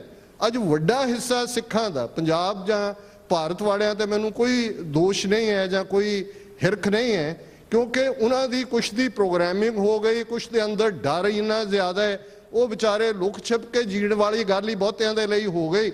ਉਹ ਤਾਂ ਹੁਣ ਗਣੇਸ਼ ਪੂਜਾ ਵੀ ਕਰਵਾਉਂਦੇ ਨੇ, ਉਹ ਤਾਂ ਹੁਣ ਵਰਤ ਵੀ ਰੱਖਦੇ ਨੇ, ਉਹਨਾਂ ਦੇ ਲਈ ਉਹ ਸਾਰਾ ਹਿੰਦੂਤਵਾ ਜਾਂ ਦੂਜਾ, ਉਹ ਜਾ ਕੇ ਅਮਰਿੰਦਰ ਸਿੰਘ ਨੇ ਸਹੁੰ ਚੁੱਕੀ, ਮੱਥੇ ਤੇ ਟਿੱਕਾ ਵੀ ਲਾਇਆ ਹੋਇਆ, ਉਹ ਜਾ ਕੇ ਹੋਰ ਵੀ ਕਰਦੇ ਨੇ, ਉਹਨਾਂ ਦੇ ਲਈ ਹੁਣ ਕੋਈ ਫਰਕ ਨਹੀਂ ਰਿਹਾ। ਪਰ ਘੱਟੋ ਘੱਟ 5 ਮਿਲੀਅਨ ਸਿੱਖ ਡਾਇਸਪੋਰਾ, ਜਦੋਂ ਅਸੀਂ ਡਾਇਸਪੋਰੇ ਦੀ ਤਾਕਤ ਦੀ ਗੱਲ ਕਰਦੇ ਹਾਂ, ਯਹੂਦੀ ਸਾਡੇ ਤੋਂ ਅੱਧੇ ਨੇ, 15 ਮਿਲੀਅਨ ਨੇ। ਅਸੀਂ ਉਹ ਕੌਮ 3 ਸਦੀਆਂ ਪਹਿਲਾਂ ਜਿਹਦੇ ਗਾਤਰੇ ਕਿਰਪਾਨ ਹੈ ਔਰ ਜਿਸ ਨੂੰ ਇੱਕ ਸਪਸ਼ਟ ਉਹਦਾ ਦਿਸ਼ਾ ਨਿਰਦੇਸ਼ ਹੈ। ਸਾਡੇ ਬਹੁਤ ਵੱਡੇ ਸਕਾਲਰ ਹੋਏ ਨੇ, ਭਾਈ ਰਤਨ ਸਿੰਘ ਭੰਗੂ, ਪ੍ਰਾਚੀਨ ਪੰਥ ਪ੍ਰਕਾਸ਼, ਸਾਡੇ ਸਾਰੇ ਇਤਿਹਾਸ ਦਾ ਖਾਸ ਤੌਰ ਤੇ 10 ਗੁਰੂ ਸਾਹਿਬਾਨ ਤੋਂ ਬਾਅਦ ਉਸ ਦਾ ਮੂਲ ਸੋਮ ਹੈ, ਉਹਦੇ ਜੋ ਹੀ ਬਾਕੀ ਹਿਸਟਰੀ ਨਿਕਲਦੀ ਹੈ। ਗਿਆਨੀ ਗਿਆਨ ਸਿੰਘ ਦਾ ਤਵਾਰੀ ਗੁਰੂ ਖਾਲਸਾ ਜਾਂ ਭਾਈ ਵੀਰ ਸਿੰਘ ਹੋਰਾਂ ਦੀਆਂ ਰਚਨਾਵਾਂ ਬੇਸ ਪ੍ਰਾਚੀਨ ਪੰਥ ਪ੍ਰਕਾਸ਼, ਤੇ ਉਹਨਾਂ ਨੇ ਸਿੰਪਲ ਡਿਫਾਈਨ ਕੀਤਾ ਖਾਲਸੇ ਨੂੰ, ਸਿੱਖ ਨੂੰ। ਖਾਲਸਾ ਬਾਦਸ਼ਾਹ ਜਾਂ ਬਾਗੀ। ਬਾਦਸ਼ਾਹਤ ਸੋਵਰਨਿਟੀ ਹੈ।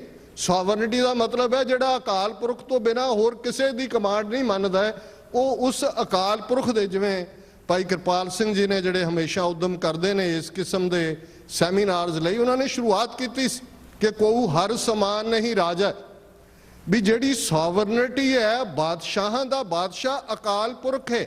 ਔਰ America the declaration of independence ਵੀ ਇਹੀ ਹੈ ਕਿ ਆਲ ਮੈਨ ਆਰ ਬੋਰਨ ਇਕੁਅਲ। ਸੋਵਰਨਿਟੀ ਕੋਈ ਅਹਿਸਾਨ ਨਹੀਂ ਹੈ, ਕੋਈ ਖੈਰਾਤ ਨਹੀਂ ਹੈ, ਇਹ ਮੁੱਢਲਾ ਹੱਕ ਹੈ ਹਰ ਇਨਸਾਨ ਦਾ। ਤੇ ਖਾਲਸਾ ਜੇ ਸੋਵਰਨ ਨਹੀਂ ਹੈ ਤੇ ਉਹ ਬਾਗੀ ਹੈ, ਉਹ ਸੋਵਰਨਿਟੀ ਲਈ ਲੜ ਰਿਹਾ ਹੈ। ਗੁਲਾਮੀ ਸਟੇਟ ਆਫ ਮਾਈਂਡ ਹੈ। ਔਰ ਮੈਂ ਅਕਸਰ ਇਹ ਸਟੇਟਮੈਂਟ 30 ਸਾਲ ਤੋਂ ਦੁਹਰਾ ਰਿਹਾ ਕਿ ਗੁਲਾਮ ਉਹ ਬਣਦਾ ਜੋ ਗੁਲਾਮ ਰਹਿਣਾ ਚਾਹੁੰਦਾ। ਜੋ ਗੁਲਾਮ ਨਹੀਂ ਰਹਿਣਾ ਚਾਹੁੰਦਾ ਉਹਨੂੰ ਕੋਈ ਗੁਲਾਮ ਨਹੀਂ ਬਣਾ ਸਕਦਾ। ਤੇ ਇਹ ਗੱਲ ਵੀ ਯਾਦ ਰਹੇ, ਹਾਰ ਜਾਣ ਤੇ ਹਾਰ ਮੰਨ ਲੈਣ 'ਚ ਬੜਾ ਫਰਕ ਹੁੰਦਾ। ਹਾਰ ਜਾਣਾ ਜ਼ਿਆਦਾ ਸੁਪੀਰੀਅਰ ਆਰਮੀਜ਼ ਹਰਾ ਦਿੰਦੀਆਂ ਨੇ, ਘੱਟ ਨੰਬਰ ਹੋਏ, ਸਾਡੇ ਵੀ ਘੱਲੂਕਾਰੇ ਵਾਪਰੇ ਨੇ, ਵੱਡਾ ਘੱਲੂਕਾਰਾ ਹੋਇਆ, ਛੋਟਾ ਹੋਇਆ, ਜੂਨ 84 ਸਾਡੇ ਸਾਹਮਣੇ ਹੋਇਆ, ਪਰ ਘੱਟੋ ਘੱਟ ਅਣਖ ਤਾਂ ਸੀ। ਜੇ ਜੂਨ 84 ਹੋਇਆ, 2 ਲੱਖ ਫੌਜ ਚੜ੍ਹਦੀ ਹੈ, ਟੈਂਕ ਤੋਪਾਂ ਨੇ, ਸੰਤ ਜਰਨੈਲ ਸਿੰਘ ਖਾਲਸਾ ਪਿੰਡਰਾਂਵਾਲੇ, ਜਨਰਲ ਸੁਬੇਗ ਸਿੰਘ, ਭਾਈ ਅਮਰੀਕ ਸਿੰਘ ਡਟ ਜਾਂਦੇ ਨੇ ਟੈਂਕਾਂ ਤੋਪਾਂ ਦੇ ਸਾਹਮਣੇ। 72 ਘੰਟੇ ਉਹਨਾਂ ਨੂੰ ਨੇੜੇ ਨਹੀਂ ਲੱਗਣ ਦਿੰਦੇ ਤੇ ਦੁਸ਼ਮਣ ਦਾ ਜਰਨੈਲ ਇਹ ਕਹਿਣ ਤੇ ਮਜਬੂਰ ਹੁੰਦੇ, giving the ਐਡਵਰਸਰੀ his due they fought to the last breath and bullet, ਕਿ ਜੇ ਵਿਰੋਧੀ ਨੂੰ ਵੀ ਉਹਦਾ ਬਣਦਾ ਹੱਕ ਦੇਣਾ ਤੇ ਉਹ ਅਖੀਰਲੇ ਸਾਹ ਤੇ ਅਖੀਰਲੀ ਗੋਲੀ ਤੱਕ ਲੜੇ। ਘੱਟੋ ਘੱਟ ਡਿਫਾਇੰਸ ਹੀ ਰੱਖੀਏ, ਚੈਲੰਜ ਹੀ ਰੱਖੀਏ, ਘੱਟੋ ਘੱਟ ਬਾਂਹ ਖੜੀ ਕਰਕੇ ਖਾਲਿਸਤਾਨ ਜ਼ਿੰਦਾਬਾਦ ਕਹਿਣ ਦੀ ਹਿੰਮਤ ਹੀ ਰੱਖੀਏ। ਇੰਡੀਅਨ ਕੌਂਸਲੇਟਾਂ ਦੇ ਬਾਹਰ, UN ਦੇ ਬਾਹਰ ਜਾ ਕੇ ਘੱਟੋ ਘੱਟ ਮੰਗ ਹੀ ਮੰਗੀਏ ਕਿ ਭਾਈ ਅਸੀਂ ਆਜ਼ਾਦ ਹੋਣਾ, ਅਸੀਂ ਇਹਨਾਂ ਦੀ ਗੁਲਾਮੀ ਨਹੀਂ ਕਬੂਲਦੇ।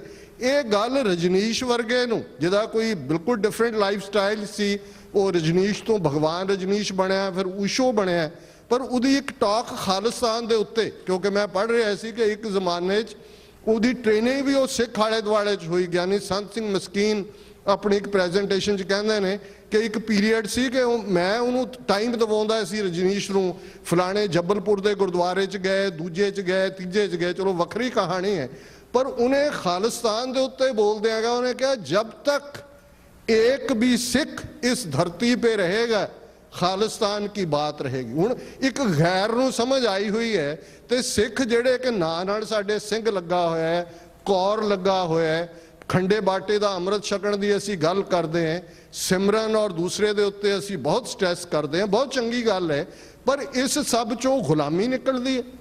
गुलामी दा कोई कानसैप्ट नहीं है सिक्की च। जां बादशाह है ते जां बादशाहत लई लड़ रहे। और मैं कंक्लूड करें कि अल्टीमेटली अज असी उस मुकाम ते खड़े हैं, साका नकोदर होए, बैबल कलां होए, बरगाड़ी होए, ये होणों नहीं रुकने।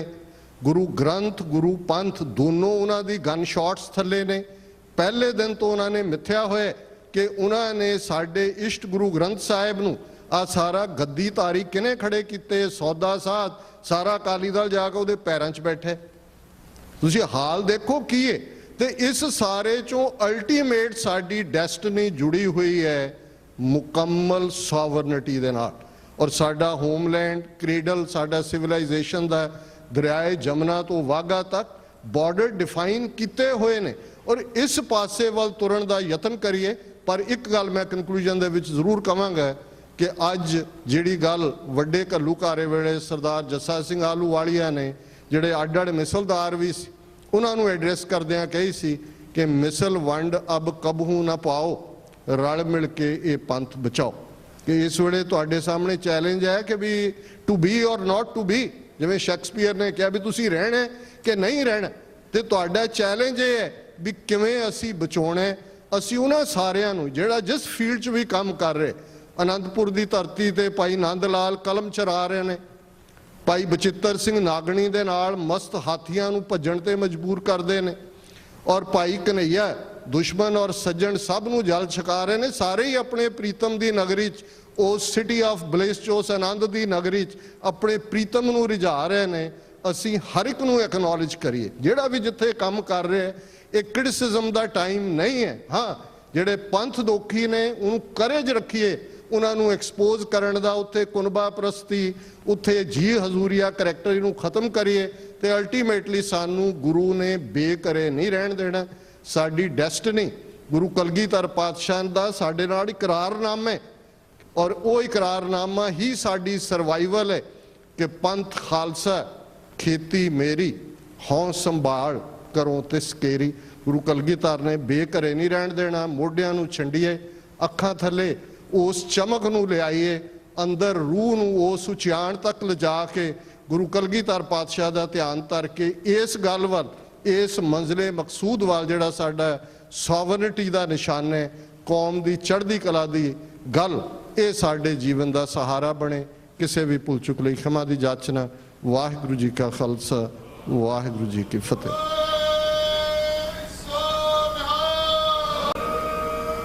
ਵਾਹਿਗੁਰੂ ਜੀ ਕਾ ਖਾਲਸਾ, ਵਾਹਿਗੁਰੂ ਜੀ ਕੀ ਫਤਿਹ। ਖਾਲਸਾ ਸਾਧ ਸੰਗਤ ਜੀ, ਇਸੇ ਤਰ੍ਹਾਂ ਬਣੇ ਰਹੋ। ਸਿਰਫ 15 ਮਿੰਟ ਦਾ ਸਮਾਂ ਅਸੀਂ ਆਪ ਜੀ ਦਾ ਹੋਰ ਮੰਗ ਕਰਦੇ ਹਾਂ। ਇੱਥੇ ਇੱਕ ਗੱਲ ਦੁਹਰਾਉਣੀ ਚਾਹੁੰਦਾ ਮੈਂ ਕਿ ਪਿਛਲੇ ਵਾਰੀ ਜਦੋਂ ਬਰਗਾੜੀ ਕਾਂਡ ਹੋਇਆ, ਬਹਿਬਲ ਕਲਾਂ ਕਾਂਡ ਹੋਇਆ, ਜਾਂ ਹੋਰ ਕਈ ਥਾਵਾਂ ਤੇ ਗੁਰੂ ਗ੍ਰੰਥ ਸਾਹਿਬ ਤੇ ਸਾਡੀ ਬਾਣੀ ਦੀ ਬੇਅਦਬੀ ਦੀਆਂ ਘਟਨਾਵਾਂ ਵਾਪਰੀਆਂ, ਤਾਂ ਇਸ ਗੁਰਦੁਆਰਾ ਸਾਹਿਬ ਦੇ ਵਿੱਚ ਇੱਕ ਇਕੱਤਰਤਾ ਹੋਈ ਸੀ, ਜਿਹਦੇ ਵਿੱਚ ਕੁਝ ਰੈਜ਼ੋਲੂਸ਼ਨ ਪਾਸ ਕੀਤੇ ਗਏ ਸਨ। ਉਹ ਰੈਜ਼ੋਲੂਸ਼ਨ ਬੜੀ ਅਹਿਮੀਅਤ ਰੱਖਦੇ ਨੇ। ਉਹ ਰੈਜ਼ੋਲੂਸ਼ਨ ਸਾਡੇ ਆਉਣ ਵਾਲੇ ਜਾਂ ਉਸ ਸਮੇਂ ਦੇ ਹਾਕਮਾਂ ਨੂੰ ਇੱਕ ਚੈਲੰਜ ਭੇਜਦੇ ਸੀ, ਤੇ ਉਸ ਰੈਜ਼ੋਲੂਸ਼ਨ ਨੂੰ ਜਾਂ ਉਸ ਕਿਸਮ ਦੀ ਇਕੱਤਰਤਾ ਨੂੰ ਅਸੀਂ ਫਿਰ ਦੁਬਾਰਾ ਤੋਂ ਦੁਹਰਾਉਣਾ ਹੈ। ਇਹ ਰੈਜ਼ੋਲੂਸ਼ਨ ਜਿਹੜਾ ਹੁਣੇ ਬਦਲਿਆ ਹੋਇਆ ਨਿਜ਼ਾਮ ਹੈ, ਅਸੀਂ ਘੱਟੋ ਘੱਟ ਉਹਨਾਂ ਤੱਕ ਪਹੁੰਚਾਉਣਾ ਹੈ ਕਿ ਵੀ ਤੁਸੀਂ ਘੱਟੋ ਘੱਟ ਇੰਨਾ ਕੁ ਖਿਆਲ ਰੱਖਿਓ ਕਿ ਪੁਰਾਣੀ ਸਰਕਾਰ ਦੇ ਜੋ ਇਹ ਮਾੜੇ ਕਰਮ ਕੀਤੇ ਹੋਏ ਨੇ ਤੁਹਾਡੇ ਸਮੇਂ 'ਚ ਦੁਹਰਾਏ ਨਾ ਜਾਣ। ਅਸੀਂ ਤੁਹਾਡੇ ਤੋਂ ਆਸ ਕਰਦੇ ਹਾਂ ਕਿ ਵੀ ਉਹ ਕੁਕਰਮਾਂ ਨੂੰ ਨੰਗਿਆ ਕਰੋ, ਜੋ ਉਸ ਦੇ ਜ਼ਿੰਮੇਵਾਰ ਹਨ ਉਹਨਾਂ ਨੂੰ ਬਣਦੀਆਂ ਸਜ਼ਾਵਾਂ ਦਿਓ। ਨਹੀਂ ਤਾਂ ਜੇ ਉਹਨਾਂ ਨੂੰ ਨਾ ਸਜ਼ਾਵਾਂ ਦਿੱਤੀਆਂ ਗਈਆਂ ਤਾਂ ਉਹਨਾਂ ਦੇ ਹੌਸਲੇ ਬੁਲੰਦ ਰਹਿਣਗੇ, ਤੇ ਤੁਹਾਡੇ ਸਮੇਂ ਦੇ ਵਿੱਚ ਵੀ ਇਹੋ ਜਿਹੇ ਕਾਰਨਾਮੇ ਹੋਣਗੇ, ਤੇ ਤੁਸੀਂ ਫਿਰ ਸਾਡਾ ਜੋ ਇਹ ਰੋਹ ਹੈ ਬਾਹਰ ਬੈਠੀਆਂ ਸੰਗਤਾਂ ਦਾ, ਉਹ ਦੇ ਜੋ ਵੀ ਸਾਡੇ ਕੋਲੋਂ ਯਤਨ ਹੋਏਗਾ, ਅਸੀਂ ਤੁਹਾਡੇ ਤੇ ਉਸ ਦਾ ਅਟੈਕ ਕਰਾਂਗੇ। ਉਸ ਦੇ ਨਾਲ ਅਸੀਂ ਆਪਣੇ ਰੈਜ਼ੋਲੂਸ਼ਨ ਭੇਜਾਂਗੇ, ਜਾਂ ਆਉਣ ਵਾਲੇ ਸਮੇਂ ਦੇ ਵਿੱਚ ਜੋ ਵੀ ਸਾਡੇ ਕੋਲੋਂ ਬਣ ਸਕਿਆ ਅਸੀਂ ਕਰਨ ਦਾ ਯਤਨ ਕਰਾਂਗੇ। ਇਸ ਕਿਸਮ ਦੀ ਇਕੱਤਰਤਾ ਅਸੀਂ ਆਉਣ ਵਾਲੇ ਸਮੇਂ ਦੇ ਵਿੱਚ, ਜੋ ਸਾਡੀ ਇਸ ਸਮੇਂ ਮੌਜੂਦਾ ਪ੍ਰਬੰਧਕ ਕਮੇਟੀ ਹੈ, ਅਸੀਂ ਇਹ ਹੁਣ ਬੜੇ ਧੜਲੇਦਾਰ ਨਾਲ ਕਹਿ ਸਕਦੇ ਹਾਂ ਕਿ ਉਹ ਇੱਕ ਪੰਥਕ ਪ੍ਰਬੰਧਕ ਕਮੇਟੀ ਹੈ। ਪਿਛਲੀ ਵੀ ਪੰਥਕ ਪ੍ਰਬੰਧਕ ਕਮੇਟੀ ਸੀ, ਪਰ ਉਹਦੇ ਵਿੱਚ ਕੁਛ ਨਾ ਕੁਛ ਕੁਐਸਚਨ ਮਾਰਕ ਸਨ। ਪਰ ਇਸ ਸਮੇਂ ਅਸੀਂ ਪੂਰੇ ਆਪਣੇ ਜਾਹੋ ਜਲਾਲ ਦੇ ਵਿੱਚ ਆਪਣਾ ਕੰਮ ਕਰ ਸਕਦੇ ਹਾਂ। ਸੋ ਮੈਂ ਹੁਣ ਬੇਨਤੀ ਕਰਾਂਗਾ ਕਿ ਭਾਈ ਈਸ਼ਰ ਸਿੰਘ ਜੀ, ਜੋ 10 ਤੋਂ 12 ਮਿੰਟ ਦੇ ਵਿੱਚ ਇਸ ਜੋ ਬਿਦਰ ਕਾਂਡ ਹੈ ਉਹਨੂੰ ਇਸੇ ਲੜੀ ਦੇ ਵਿੱਚ ਸਮਰੀ ਸਾਨੂੰ ਸੰਗਤਾਂ ਨੂੰ ਦੱਸਣਗੇ, ਤੇ ਆਸ ਕਰਦੇ ਹਾਂ ਕਿ ਕੱਲ ਦੇ ਪ੍ਰੋਗਰਾਮ ਦੇ ਵਿੱਚ ਜੋ ਇਹ ਲੜੀ ਹੈ, ਡਾਕਟਰ ਹਰਿੰਦਰ ਸਿੰਘ ਉਹਨਾਂ ਨੇ ਵੀ ਕੱਲ ਨੂੰ ਸੰਬੋਧਨ ਕਰਨਾ ਹੈ, ਡਾਕਟਰ ਅਮਰਜੀਤ ਸਿੰਘ ਉਹਨਾਂ ਨੇ ਵੀ ਕੱਲ ਨੂੰ ਜੋ 12:30 ਵਜੇ ਤੋਂ ਲੈ ਕੇ 3:30 ਵਜੇ ਤੱਕ ਦਾ ਪ੍ਰੋਗਰਾਮ ਹੈ ਉਹਦੇ ਵਿੱਚ ਹਾਜ਼ਰੀ ਭਰਨੀ ਹੈ। ਤੇ ਜੇ ਸਮਾਂ ਬਣਿਆ ਮੈਂ ਬੇਨਤੀ ਕਰਾਂਗਾ ਕਿ ਜ਼ਿਆਦਾ ਸਮਾਂ ਲੈਣ ਵਾਸਤੇ ਡਾਕਟਰ ਆਪਣੇ ਭਾਈ ਈਸ਼ਰ ਸਿੰਘ ਜੀ ਦੁਬਾਰਾ ਤੋਂ ਇਸ ਸੰਗਤ ਦੇ ਸੰਬੋਧਨ ਕਰਨਗੇ। ਵਾਹਿਗੁਰੂ ਜੀ ਕਾ ਖਾਲਸਾ, ਵਾਹਿਗੁਰੂ ਜੀ ਕੀ ਫਤਿਹ।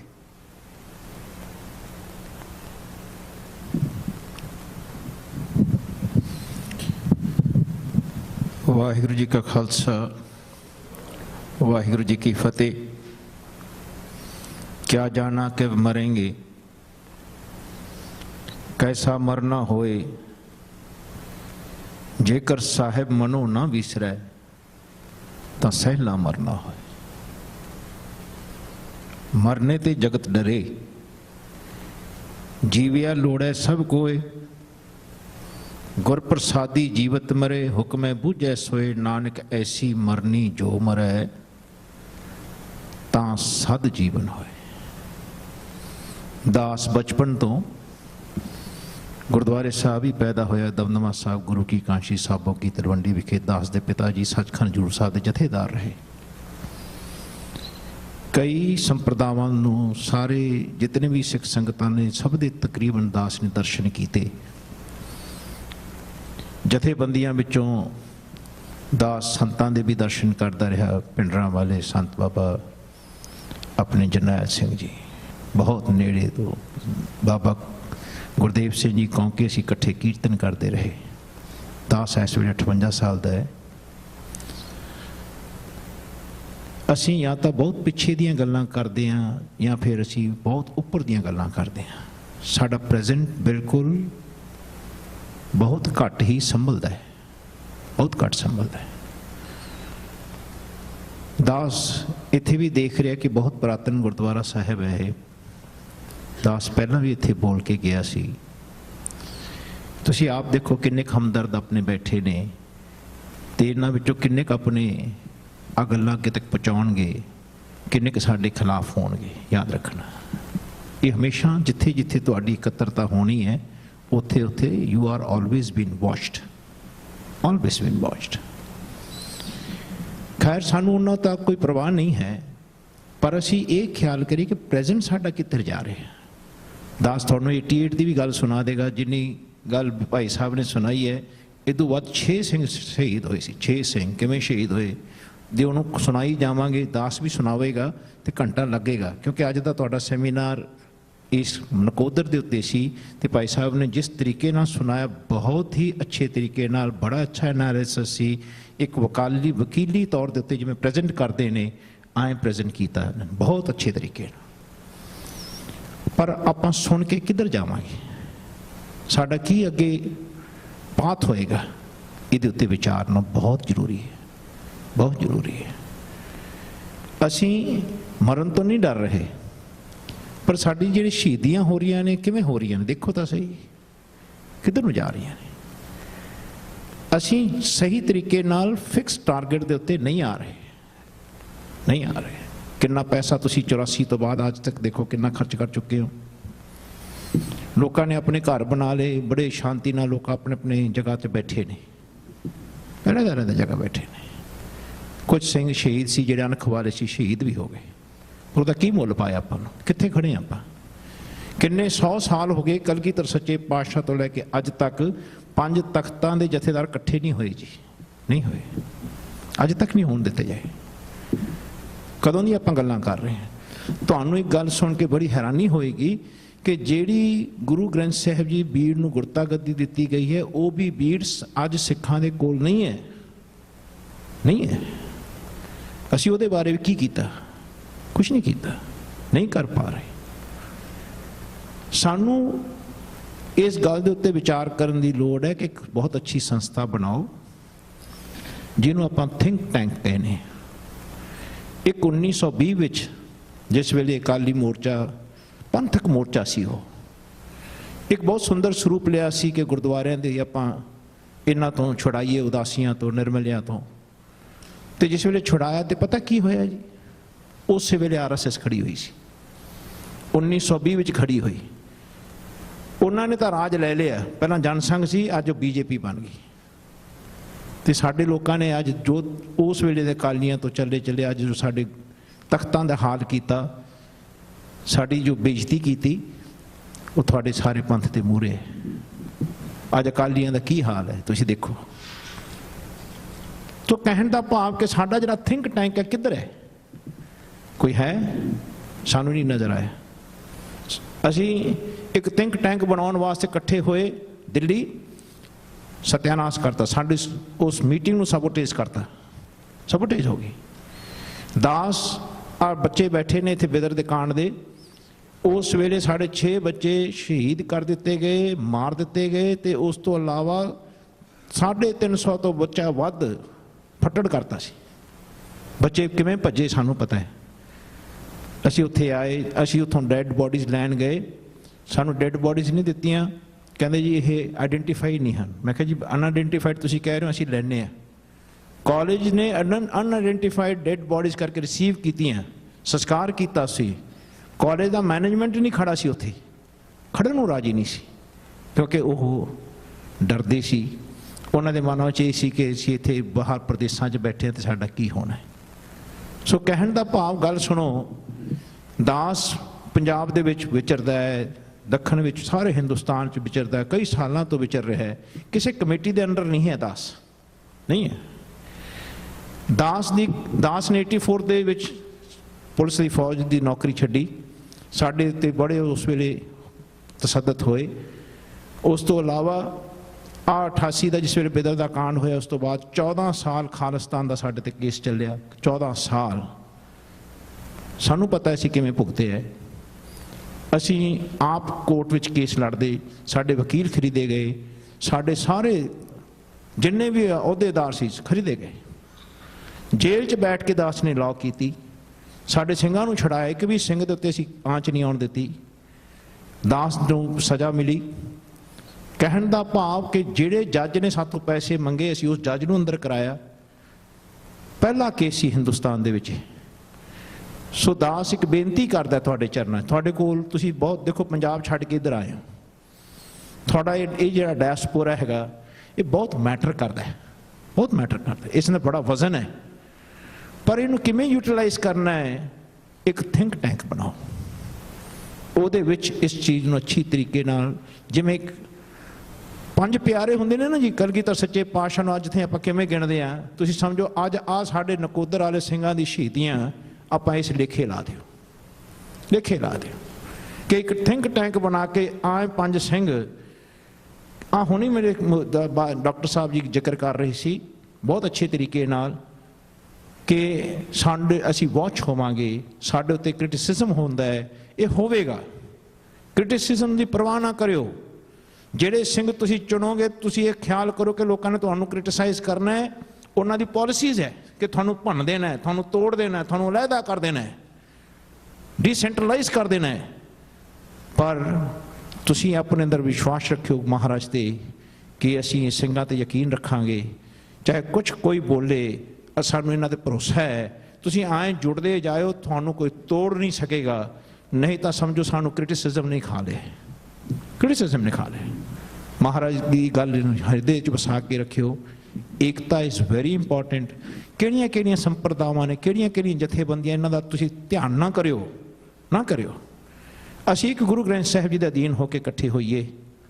ਇਹ ਸਮੇਂ ਹੈ, ਆਹ ਸਮੇਂ ਆ ਪ੍ਰੈਜ਼ੈਂਟ ਨਾ ਬਰਬਾਦ ਕਰਿਓ। ਜੇ ਤੁਸੀਂ ਹੁਣ ਇੱਥੇ ਬੈਠੇ ਦਸਤਖਤ ਕਰ ਜਾਓ, ਦਾਸ ਬਹੁਤ ਧੰਨਵਾਦੀ ਹੋਵੇਗਾ ਕਿ ਆਪਾਂ ਇਸ ਮਾਹੌਲ ਨੂੰ ਲੈ ਕੇ ਤੁਰਨਾ। ਪ੍ਰੈਜ਼ੈਂਟ ਨੂੰ ਸੰਭਾਲੋ। ਪਿਛਲਾ ਤੁਸੀਂ ਸੁਣ ਲਿਆ, ਅੱਗੇ ਦੀ ਆਪਣਾ ਲਕਸ਼ ਦੇਖ ਲਿਓ। ਪਰ ਤੁਹਾਨੂੰ ਦਾਸ ਦੱਸ ਰਿਹਾ ਕਿ ਕਲਗੀਧਰ ਸੱਚੇ ਪਾਤਸ਼ਾਹ ਤੋਂ ਲੈ ਕੇ ਅੱਜ ਤੱਕ 5 ਤਖਤ ਦੇ ਜਥੇਦਾਰ ਇਕੱਠੇ ਨਹੀਂ ਹੋਏ। ਇੱਕ ਕਾਇਦਾ ਨਹੀਂ ਬਣਿਆ ਜਿਸ ਕਾਇਦੇ ਵਿੱਚ ਕੋਈ ਕਹਿ ਦੇ ਕਿ ਗੁਰੂ ਗ੍ਰੰਥ ਸਾਹਿਬ ਜੀ ਦੇ ਆਹੀ ਅਰਥ ਹੋਣਗੇ। ਕੋਈ ਬਣਿਆ 5 ਸਿੰਘ ਕਦੇ ਇਕੱਠੇ ਹੋਏ, ਸ਼ਬਦਾਂ ਵਾਸਤੇ ਕਦੇ ਨਹੀਂ ਇਕੱਠੇ ਹੋਏ, ਬਾਣੀ ਦੀ ਵਿਚਾਰ ਵਾਸਤੇ ਕਦੇ ਨਹੀਂ ਇਕੱਠੇ ਹੋ ਕੇ ਆ ਸਿੰਘਾਂ ਨੂੰ ਸ਼ਬਦ ਨਹੀਂ ਸਮਝ ਆ ਰਹੇ, ਚਲੋ ਆਪਾਂ ਇਕੱਠੇ ਹੋ ਕੇ ਇਹਦੀ ਵਿਚਾਰ ਕਰਕੇ ਆਪਾਂ ਵਿਚਾਰ ਸਪਸ਼ਟ ਕਰ ਦਈਏ। ਨਹੀਂ ਹੋਏ। ਜਿਸ ਗੁਰੂ ਗ੍ਰੰਥ ਸਾਹਿਬ ਜੀ ਨੂੰ ਤੁਸੀਂ ਮੱਥਾ ਟੇਕਦੇ ਹੋ, ਇਹਨਾਂ ਵਿੱਚ ਵੀ ਲੋਕਾਂ ਨੇ ਬਹੁਤ ਮਿਲਵਰਤਨ ਕੀਤੀ ਹੋਈ ਹੈ, ਬਹੁਤ ਮਿਲਗੋਭਾ ਕੀਤਾ। ਧਿਆਨ ਰੱਖਣਾ, ਤੁਸੀਂ ਸੁਣੋਗੇ ਤੇ ਹੈਰਾਨ ਹੋ ਜਾਓਗੇ, ਹੈਰਾਨ ਹੋ ਜਾਓਗੇ। ਮਹਾਰਾਜਾ ਰਣਜੀਤ ਸਿੰਘ ਦੇ ਟਾਈਮ ਬੀੜਾਂ ਲਿਖਾਈਆਂ ਗਈਆਂ, ਡੋਗਰਾ ਸੀ, ਧਿਆਨ ਸਿੰਘ ਡੋਗਰਾ। ਉਹਨਾਂ ਦੇ ਉੱਥੇ ਜਿਵੇਂ ਆਪਣੇ ਬੁੰਗੇ ਹੁੰਦੇ ਨੇ, ਇਹਨਾਂ ਦੇ ਬੁੰਗੇ ਸਨ ਉੱਥੇ। ਧਿਆਨ ਸਿੰਘ ਡੋਗਰੇ ਦਾ ਵੀ ਬੁੰਗਾ ਸੀ। ਇਹਨਾਂ ਨੇ ਬੀੜਾਂ ਦੇ ਵਿੱਚ ਵੀ ਮਿਲਵਰਤਨ ਕਰਾਏ, ਉਹਨਾਂ ਵਿੱਚ ਬਹੁਤ ਸਾਰੀਆਂ ਚੀਜ਼ਾਂ ਲਿਖਾਈ, ਮਿਲਗੋਭੇ ਕਰਾਏ। ਐਸੀਆਂ ਚੀਜ਼ਾਂ ਹਾਲੇ ਸਾਡੇ ਵਿੱਚ ਕੋਈ R&D ਨਹੀਂ ਹੈ, ਕੋਈ ਬੰਦੇ ਖੜੇ ਨਹੀਂ ਹੋ ਰਹੇ। ਆ ਰਣ ਝੁੰਝਣਾ ਦਾ ਸ਼ਬਦ ਹੈ, 2 ਹੀ ਪੰਕਤੀਆਂ ਨੇ ਗੁਰੂ ਗ੍ਰੰਥ ਸਾਹਿਬ ਚ ਰਾਮਕਲੀ ਰਾਗ ਵਿੱਚ। ਧਿਆਨ ਰੱਖਣਾ, 927 ਅੰਗ ਤੇ 4-4 ਪਦੇ ਨੇ, ਹੋਰ ਕਈ ਮੀਰੇ ਦੇ ਸ਼ਬਦ ਪਾਤੇ ਨੇ। ਐਸੇ ਕਈ ਅੱਗੇ ਆ ਤਾਂ ਹੁਣ ਦਸਮ ਦਾ ਗ੍ਰੰਥ ਦਾ ਤੁਸੀਂ ਹੁਣ ਸੁਣਿਆ ਨਾ ਜੀ, ਅੱਗੇ ਹੋਰ ਹੋਣੇ ਨੇ। ਇਕੱਠੇ ਹੋਵੋ, ਦਾਸ ਬੇਨਤੀ ਕਰਦਾ ਹੈ 88 ਦਾ ਜੋ ਬਿਦਰ ਦਾ ਕਾਂਡ ਹੋਇਆ, ਤੁਸੀਂ ਨੈੱਟ ਤੇ ਪੜ੍ਹ ਸਕਦੇ ਹੋ। ਦਾਸ ਉਹਦੇ ਤੇ ਟਾਈਮ ਨਹੀਂ ਜ਼ਿਆਦਾ ਬਰਬਾਦ ਕਰੇਗਾ, ਕਿਉਂਕਿ ਜੋ ਹੋਇਆ ਹੋ ਗਿਆ। ਹੁਣ ਅੱਗੇ ਕਿਵੇਂ ਸੰਭਾਲਣਾ ਹੈ ਇਹਦੇ ਉੱਤੇ ਵਿਚਾਰ ਕਰੋ ਜੀ, ਇਹ ਬਹੁਤ ਇੰਪੋਰਟੈਂਟ ਹੈ। ਸਿੱਖ ਸੰਗਤਾਂ, ਤੁਹਾਡੇ ਕੋਲ ਪੈਸਾ ਵੀ ਹੈ, ਦਿਲ ਵੀ ਹੈ, ਤੁਸੀਂ ਟਾਈਮ ਵੀ ਦਿੰਦੇ ਹੋ, ਪਰ ਆਪਣਾ ਸਿਸਟਮ ਤਿਆਰ ਕਰੋ ਜੀ। ਜੇ ਸਿਸਟਮ ਨਹੀਂ ਨਾ ਹੈ, ਤੁਹਾਨੂੰ ਪਤਾ ਹੋਣਾ ਚਾਹੀਦਾ ਹੈ ਕਿ ਬਾਹਰ ਇੰਟੈਲੀਜੈਂਸ ਦੇ ਬੰਦੇ ਹੀ ਤੁਹਾਡੇ ਵਿੱਚ ਸਿੱਖ ਬਣਨਗੇ। ਆ 84 ਵਿੱਚ ਇਸ ਤਰ੍ਹਾਂ ਹੀ ਹੋਇਆ, ਤੁਹਾਤੋਂ ਪੈਸਾ ਇਕੱਠਾ ਕਰਨਗੇ, ਬਰਬਾਦ ਕਰ ਦੇਣਗੇ, ਤੁਹਾਨੂੰ ਥੋਥਾ ਕਰ ਦੇਣਗੇ, ਤੁਹਾਨੂੰ ਡੀਸੈਂਟਰਲਾਈਜ਼ ਕਰ ਦੇਣਗੇ। ਆ ਕਿੰਨੇ ਗੁਰਦੁਆਰੇ ਨੇ ਤੁਹਾਡੇ ਇੱਥੇ, ਇਹੀ ਇਕੱਠੇ ਹੋ ਜਾਓ ਪਹਿਲਾਂ, ਧਿਆਨ ਰੱਖੋ। ਤੁਸੀਂ ਜੇ ਇੱਥੇ ਨਹੀਂ ਇਕੱਠੇ ਹੋਏ ਤੇ ਪੰਜਾਬ 'ਚ ਕਿਹਦੇ ਕਦੋਂ ਇਕੱਠੇ ਹੋਵੋਗੇ? ਨਹੀਂ ਹੋ ਸਕਦੇ। ਜੇ ਤੁਸੀਂ ਆਪਣੀ ਜ਼ੋਨਸ ਵਿੱਚ ਨਹੀਂ ਇਕੱਠੇ ਹੋਏ, ਇੱਥੇ ਤੁਸੀਂ ਇੱਕ ਸਿਸਟਮ ਨਹੀਂ ਬਣਾਇਆ, ਤੁਸੀਂ ਭੁੱਲ ਜਾਓ। ਆ ਜਿੰਨੀਆਂ ਗੱਲਾਂ ਤੁਸੀਂ ਕਰ ਰਹੇ ਹੋ, ਪੈਸੇ ਬਰਬਾਦ ਕਰੋਗੇ, ਟਾਈਮ ਖਰਾਬ ਕਰੋਗੇ। ਬਸ ਇਤਨੀ ਹੀ ਬੇਨਤੀ ਹੈ, ਤੁਸੀਂ ਸਿਸਟਮ ਤਿਆਰ ਕਰੋ, ਭਰੋਸਾ ਲੈ ਕੇ ਤੁਰੋ। ਕੋਈ ਕ੍ਰਿਟੀਸਾਈਜ਼ ਕਰੇਗਾ, ਤੁਹਾਨੂੰ ਤੋੜੇਗਾ, ਯਾਦ ਰੱਖੋ, ਪਰ ਨਹੀਂ ਟੁੱਟਣਾ, ਨਹੀਂ ਟੁੱਟਣਾ, ਨਹੀਂ ਟੁੱਟਣਾ। ਬਹੁਤ ਪਰਖ ਕੇ ਬੰਦਿਆਂ ਨੂੰ ਵਿੱਚ ਪਾਓ, ਨਹੀਂ ਤਾਂ ਅਸੀਂ ਅੱਗੇ ਨਹੀਂ ਚੱਲ ਸਕਾਂਗੇ। ਸੋ ਇਤਨੀ ਬੇਨਤੀ ਪ੍ਰਵਾਨ ਕਰਿਓ। ਦਾਸ ਦਾ ਵੀ ਟਾਈਮ ਹੋ ਗਿਆ ਹੈ, ਆਪਨੇ ਆਪਣਾ ਬਹੁਤ ਕੀਮਤੀ ਸਮੇਂ ਦਿੱਤਾ ਹੈ। ਵਾਹਿਗੁਰੂ ਜੀ ਕਾ ਖਾਲਸਾ, ਵਾਹਿਗੁਰੂ ਜੀ ਕੀ ਫਤਿਹ। ਸਤਿ ਸ੍ਰੀ ਅਕਾਲ। ਮਰਨ ਮੁਨਸਾਂ ਸੂਰਿਆਂ ਹੱਕ ਹੈ, ਜੋ ਹੋਏ ਮਰਨ ਪਰਵਾਣਾ। ਅੱਜ ਦਾ ਇਹ ਸੈਮੀਨਾਰ ਜੋ ਨਕੋਦਰ ਦੇ ਉਹਨਾਂ ਨੌਜਵਾਨ ਸ਼ਹੀਦਾਂ ਨੂੰ ਸਮਰਪਿਤ ਸੀ। ਹੁਣ ਦੇ ਮੌਜੂਦਾ ਪ੍ਰਧਾਨ ਸਰਦਾਰ ਕੁਲਦੀਪ ਸਿੰਘ ਢਿੱਲੋਂ, ਉਹ ਇਸ ਦੀ ਆ ਕੇ ਕਨਕਲੂਡਿੰਗ ਕਰਨਗੇ। ਮੈਂ ਇੱਥੇ ਸਿਰਫ ਇੱਕ ਸੁਨੇਹਾ ਦੇਣਾ ਚਾਹੁੰਦਾ ਕਿ ਕੱਲ੍ਹ ਦਾ ਦੀਵਾਨ ਇਹਨਾਂ ਸੂਰਵੀਰਾਂ ਨੂੰ ਹੀ ਸਮਰਪਿਤ ਹੈ, ਜਿਹਦੇ ਵਿੱਚ ਡਾਕਟਰ ਹਰਿੰਦਰ ਸਿੰਘ ਤੇ ਡਾਕਟਰ ਅਮਰਜੀਤ ਸਿੰਘ ਮੁੱਖ ਤੌਰ ਤੇ ਬੁਲਾਰੇ ਹੋਣਗੇ।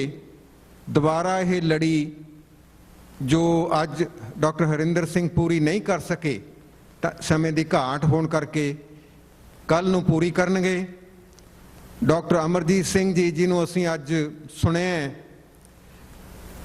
ਜੋ ਅਸੀਂ ਅੱਜ ਇੱਕ ਉਹਦੇ ਵਿੱਚੋਂ ਇੱਕ ਸੰਖੇਪ ਜਿਹਾ ਸੁਨੇਹਾ ਕੱਢਿਆ, ਉਹ ਹੈ ਕਿ ਅਸੀਂ ਆਉਣ ਵਾਲੇ ਇਸ ਸਮੇਂ ਦੀ ਜੋ ਮੌਜੂਦਾ ਸਰਕਾਰ ਪਰਿਵਰਤਨ ਹੋਇਆ, ਉਹਨੂੰ ਆਪਣਾ ਸੰਦੇਸ਼ਾ ਜ਼ਰੂਰ ਭੇਜਣਾ ਹੈ ਕਿ ਵੀ ਡੇਰ ਨਾ ਕਰਿਓ। ਬਾਹਰ ਦਾ ਖਾਲਸਾ ਜਾਗਦਾ ਹੈ, ਜਾਗ ਪਿਆ। ਅਸੀਂ ਤੁਹਾਡਾ ਚੈਲੰਜ ਕਬੂਲ ਕਰਾਂਗੇ ਤੇ ਆਪਣੀ ਜੋ ਹਸਤੀ ਹੈ ਉਹ ਸਾਡੀ ਕਾਇਮ ਹੈ, ਉਹਨੂੰ ਉਹਦੇ ਹਿਸਾਬ ਨਾਲ ਤੁਹਾਡੇ ਕੋਲੋਂ ਹੱਕ ਮੰਗਾਂਗੇ। ਜੇ ਤੁਸੀਂ ਉਸ ਕਿਸਮ ਦੀਆਂ ਵਾਰਦਾਤਾਂ ਜਿਹੜੀਆਂ ਪਿਛਲੀ ਸਰਕਾਰ ਦੇ ਸਮੇਂ ਚੱਲਦੀਆਂ ਸੀ ਉਹਨਾਂ ਨੂੰ ਠੱਲ ਨਾ ਪਾਈ, ਤਾਂ ਅਸੀਂ ਆਪਣਾ ਸੰਘਰਸ਼ ਦਾ ਜੋ ਪੈਂਤੜਾ ਹੈ ਉਹ ਬਦਲ ਕੇ ਤੁਹਾਡੇ ਸਾਹਮਣੇ ਖੜੋਵਾਂਗੇ ਤੇ ਤੁਹਾਨੂੰ ਭਾਂਜ ਦੇਵਾਂਗੇ। ਸੋ ਮੈਂ ਹੁਣ ਬੇਨਤੀ ਕਰਾਂਗਾ ਕਿ ਸਰਦਾਰ ਕੁਲਦੀਪ ਸਿੰਘ ਜੀ ਢਿੱਲੋਂ ਪ੍ਰਧਾਨ ਸਾਹਿਬ ਅੱਜ ਦੇ ਆਈ ਸਾਧ ਸੰਗਤ ਦਾ ਧੰਨਵਾਦ ਵੀ ਕਰਨਗੇ ਤੇ ਆਉਣ ਵਾਲੇ ਸਮੇਂ ਦੇ ਬਾਰੇ ਦੱਸਣਗੇ। ਸਰਦਾਰ ਕੁਲਦੀਪ ਸਿੰਘ ਜੀ ਢਿੱਲੋਂ। ਵਾਹਿਗੁਰੂ ਜੀ ਕਾ ਖਾਲਸਾ, ਵਾਹਿਗੁਰੂ ਜੀ ਕੀ ਫਤਿਹ।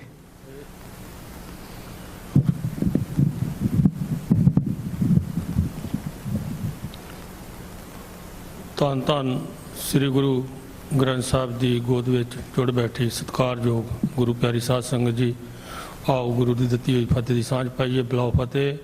ਵਾਹਿਗੁਰੂ ਜੀ ਕਾ ਖਾਲਸਾ, ਵਾਹਿਗੁਰੂ ਜੀ ਕੀ ਫਤਿਹ। ਗੁਰੂ ਪਿਆਰੀ ਸਾਧ ਸੰਗਤ ਜੀ, ਤੁਸੀਂ ਪਹਿਲਾਂ ਜੋ ਕਿ ਸਾਡੇ ਵੀਰ ਹਰਿੰਦਰ ਸਿੰਘ ਜੀ ਕੈਲੀਫੋਰਨੀਆ ਤੋਂ ਆਏ ਹਨ, ਉਹਨਾਂ ਦੇ ਵਿਚਾਰ ਸੁਣੇ। ਡਾਕਟਰ ਅਮਰਜੀਤ ਸਿੰਘ ਜੀ, ਇਹਨਾਂ ਦੇ ਵਿਚਾਰ ਸੁਣੇ। ਭਾਈ ਈਸਰ ਸਿੰਘ ਹੋਰਾਂ ਦੇ ਵਿਚਾਰ ਸੁਣੇ। ਆਪਾਂ ਸਾਰੇ ਬਹੁਤ ਚਿਰ ਤੋਂ, ਜਿਸ ਤਰ੍ਹਾਂ ਭਾਈ ਈਸਰ ਸਿੰਘ ਜੀ ਹੋਰਾਂ ਦੱਸਿਆ, ਕਿ ਜਿਹੜਾ ਸਮਾਂ ਬੀਤ ਗਿਆ ਹੈ ਸਾਰਾ ਸ਼ਹੀਦੀਆਂ ਦਾ ਹੀ ਭਰਿਆ ਹੋਇਆ ਹੈ। ਦਰਬਾਰ ਸਾਹਿਬ ਤੋਂ ਲੈ ਕੇ ਹੁਣ ਤੱਕ ਸਿੰਘਾਂ ਨੇ ਸ਼ਹੀਦੀਆਂ ਹੀ ਦਿੱਤੀਆਂ ਹਨ। ਕੋਈ ਸਾਡੀ ਸੁਣਵਾਈ ਨਹੀਂ ਹੈ।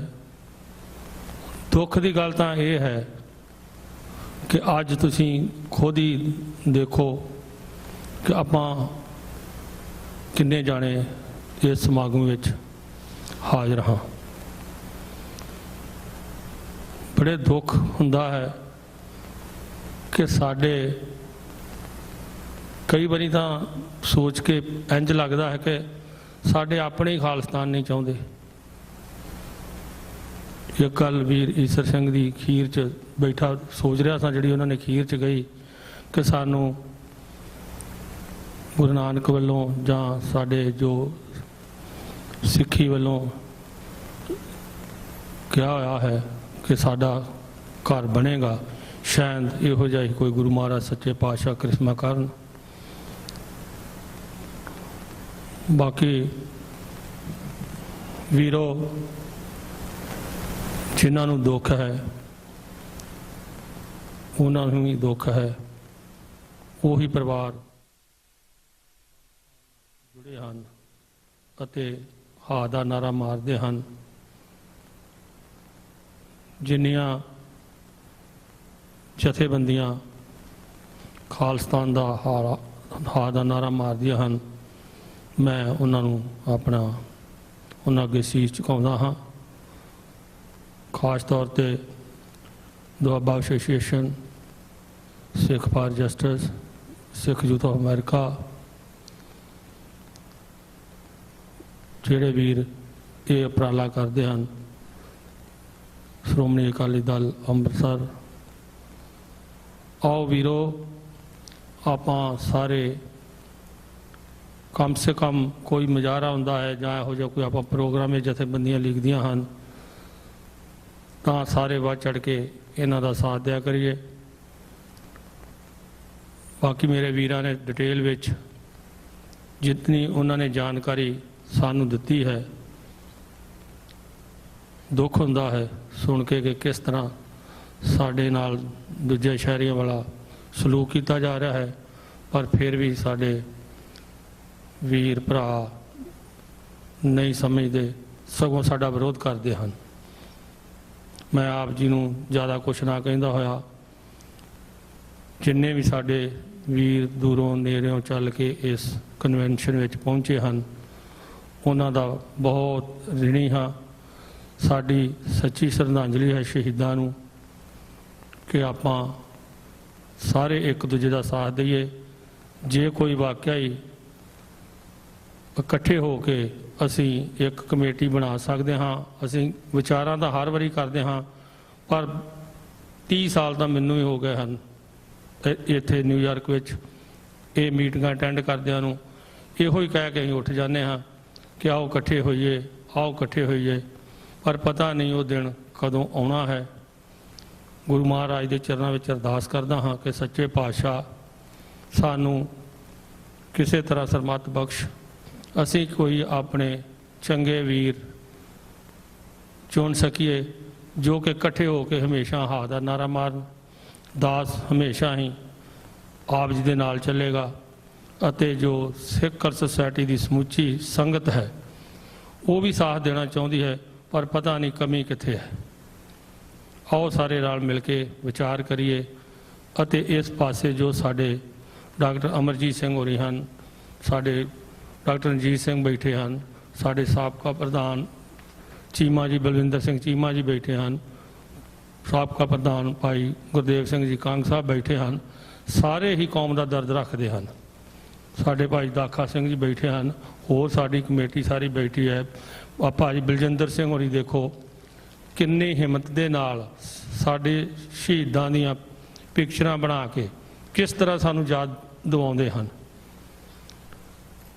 ਆਓ ਸਾਰੇ ਵੀਰੋ ਇਕੱਠੇ ਹੋਈਏ। ਜੇ ਕੋਈ ਤੁਸੀਂ ਕਮੇਟੀ ਚੁਣ ਸਕਦੇ ਹੋ, ਹੰਬਲਾ ਮਾਰੋ, ਅਸੀਂ ਤੁਹਾਡਾ ਸਾਥ ਦੇਵਾਂਗੇ।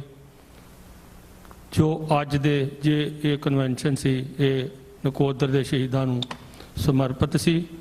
ਕੱਲ੍ਹ ਦੇ ਵੀ ਜੋ ਸਮੁੱਚੇ ਦੀਵਾਨ ਸਿੱਖ ਸੁਸਾਇਟੀ ਵਿੱਚ ਹੋਣਗੇ, ਇਹਨਾਂ ਸ਼ਹੀਦਾਂ ਦੀ ਯਾਦ ਵਿੱਚ ਹੋਣਗੇ। ਆਓ ਆਪਾਂ ਸਾਰੇ ਕੱਲ੍ਹ ਹੰਬਲਾ ਮਾਰੀਏ, ਪਰਿਵਾਰਾਂ ਸਮੇਤ ਗੁਰੂ ਘਰ ਵਿੱਚ ਹਾਜ਼ਰੀਆਂ ਭਰੀਏ ਜੀ। ਧੰਨਵਾਦੀ ਹਾਂ ਸਮੁੱਚੇ ਮੀਡੀਆ ਦਾ, ਉਚੇਚੇ ਤੌਰ ਤੇ TV 84 ਅਤੇ ਸਾਡੇ ਵੀਰ ਪ੍ਰਦੀਪ ਸਿੰਘ ਜੀ, ਜੋ ਕਿ ਹਮੇਸ਼ਾ ਹੀ ਗੁਰੂ ਘਰ ਵਿੱਚ ਵੱਧ ਚੜ੍ਹ ਕੇ ਮੀਡੀਆ ਦਾ ਕਵਰੇਜ ਕਰਦੇ ਹਨ। ਮੀਡੀਆ ਦੇ ਤੌਰ ਤੇ ਅਸੀਂ ਇਹਨਾਂ ਦੇ ਵੀ ਬਹੁਤ ਬਹੁਤ ਧੰਨਵਾਦੀ ਹਾਂ। ਇਸ ਦੇ ਨਾਲ ਹੀ ਅੱਜ ਦੀ ਸਮਾਪਤੀ ਹੈ। ਵਾਹਿਗੁਰੂ ਜੀ ਕਾ ਖਾਲਸਾ, ਵਾਹਿਗੁਰੂ ਜੀ ਕੀ ਫਤਿਹ।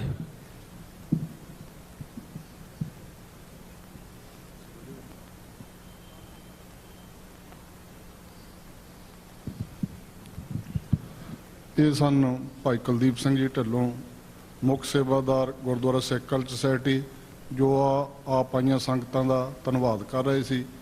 ਤੇ ਅਸੀਂ ਅੱਜ ਇਸ ਵਿਸ਼ੇਸ਼ ਸੈਮੀਨਾਰ ਤੇ ਸਮੂਹ ਆਏ ਵੀਰਾਂ ਦਾ ਬਹੁਤ ਬਹੁਤ ਧੰਨਵਾਦ ਕਰਦੇ ਹਾਂ। ਭਾਈ ਰਵਿੰਦਰ ਸਿੰਘ ਜੀ, ਡਾਕਟਰ ਰਵਿੰਦਰ ਸਿੰਘ, ਜੋ ਸਟੈਨਫੋਰਡ ਯੂਨੀਵਰਸਿਟੀ ਕੈਲੀਫੋਰਨੀਆ ਤੋਂ ਆਏ ਆ, ਜਿਹੜੇ ਉਹ ਤੀਸਰੇ ਨੰਬਰ ਤੇ ਭਾਈ ਰਵਿੰਦਰ ਸਿੰਘ ਜੀ ਲਿਤਰਾਂ ਵਾਲੇ ਆ, ਉਹਨਾਂ ਦੇ ਛੋਟੇ ਬ੍ਰਦਰ ਆ, ਜਿਨ੍ਹਾਂ ਨੇ ਬੜੇ ਵਿਸਤਾਰਪੂਰਵਕ ਨਕੋਦਰ ਦੇ ਸ਼ਹੀਦਾਂ ਦੀ ਜਿਹੜੀ ਆ ਦਾਸਤਾਨ ਬਕਾਇਦਾ ਵਿਦ ਪ੍ਰੂਫ, ਜੋ ਆਪ ਮੌਕੇ ਦੇ ਗਵਾਹ ਸੀ, ਆਪ ਸੰਗਤਾਂ ਨੂੰ ਜਿਹੜੀ ਆ ਜਾਣਕਾਰੀ ਸਾਂਝੀ ਕਰਾਈ ਜੀ। ਤੇ ਉਸ ਤੋਂ ਬਾਅਦ ਡਾਕਟਰ ਅਮਰਜੀਤ ਸਿੰਘ ਜੀ, ਜੋ ਉਹਨਾਂ ਨੇ ਮੌਜੂਦਾ ਹਾਲਾਤ ਤੇ ਪਿਛਲੇ ਇਤਿਹਾਸ ਬਾਰੇ ਆਪ ਜੀ ਨੂੰ ਸਰਵਣ ਕਰਾਇਆ। ਸਰਦਾਰ ਈਸ਼ਰ ਸਿੰਘ ਜੀ, ਜਿਨ੍ਹਾਂ ਨੇ ਵੀ ਹੁਣ ਮੌਕੇ ਦੀ ਗੱਲ ਕੀਤੀ ਆ ਬਈ ਸਾਨੂੰ ਹੁਣ ਅੱਗੇ ਕੀ ਕਰਨਾ ਚਾਹੀਦਾ। ਅਸੀਂ ਗੁਰਦੁਆਰਾ ਸਿੱਖ ਕਲਚਰ ਸੁਸਾਇਟੀ ਵੱਲੋਂ ਇਹਨਾਂ ਨਾਲ ਵਚਨਬੱਧ ਹਾਂ ਵੀ ਜੋ ਵੀ ਪ੍ਰੋਗਰਾਮ ਸਾਰੇ ਰਲ ਕੇ ਲਿਖਣਗੇ, ਅਸੀਂ ਵੀ ਚਾਹੁੰਦੇ ਹਾਂ ਵੀ ਕੋਈ ਇਹੋ ਜਿਹੀ ਆਵਾਜ਼ ਬੁਲੰਦ ਕੀਤੀ ਜਾਵੇ ਤਾਂ ਕਿ ਮੌਕੇ ਦੀਆਂ ਸਰਕਾਰਾਂ ਨੂੰ ਵੀ ਪਤਾ ਲੱਗ ਸਕੇ ਵੀ ਬਾਹਰੋਂ ਕੀ ਜਿਹੜਾ ਆ ਸਿੱਖਾਂ ਦੀ ਮੰਗ ਆ। ਕਿਉਂਕਿ ਜਿਹੜੀ ਮੈਂ ਵੀ ਇੰਡੀਆ ਤੋਂ 1 ਮਹੀਨਾ ਪਹਿਲਾਂ ਰਹਿ ਕੇ ਆਇਆ, ਜੋ ਸਾਡੀ ਆਵਾਜ਼ ਉੱਥੇ ਪਹੁੰਚਦੀ ਆ ਉਹ ਬੜੇ ਵੱਡੇ ਪੱਧਰ ਤੇ ਸੁਣੀ ਜਾਂਦੀ ਆ, ਪਰ ਸ਼ਾਇਦ ਅਸੀਂ ਹੀ ਅਜੇ ਆਪਣੀ ਆਵਾਜ਼ ਨੂੰ ਜਿਹੜਾ ਬੁਲੰਦ ਨਹੀਂ ਕਰ ਸਕੇ।